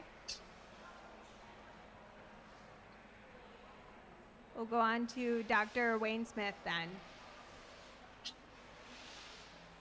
Yeah, thank you. I think communication is going to be critical, and how we communicate to bring communities up to the belief.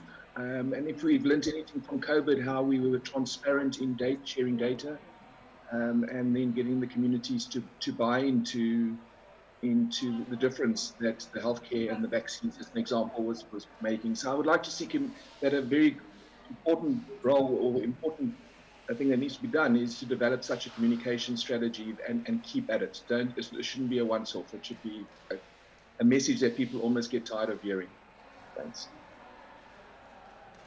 Ms. Muya? Yeah, I reiterate what Prop said. Policy and stakeholder buy-in intertwined with community collaborative initiatives are definitely the way to go, because once you're at the grassroots levels, if you don't have solutions that are grassroots oriented, then it's very difficult to move forward. Thank you. Dr. Gogose?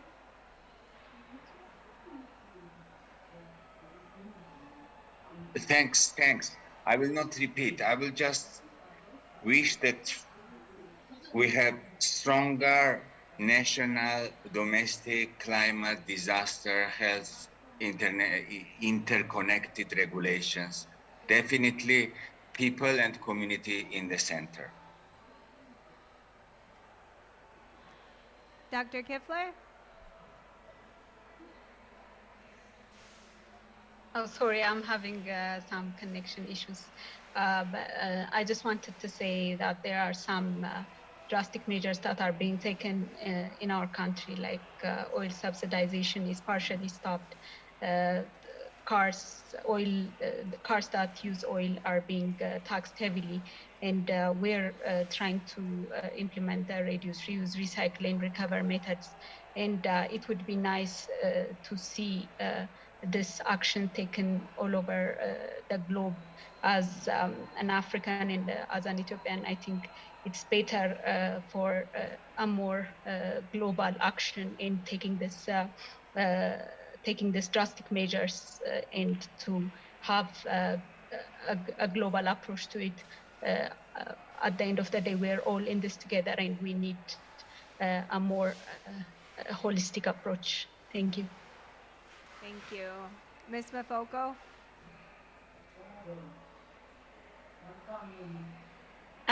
We strongly believe the groundwork that working in multi-sectorial and multidisciplinary teams may be a huge, answer for the climate change and health crisis. And we really need teams that comprise of health activists, practitioners, doctors, community health workers as well, and health researchers to continue generating the evidence that we need to develop our interventions. And we would really love to see the health sector play a leading role in the climate change discussion.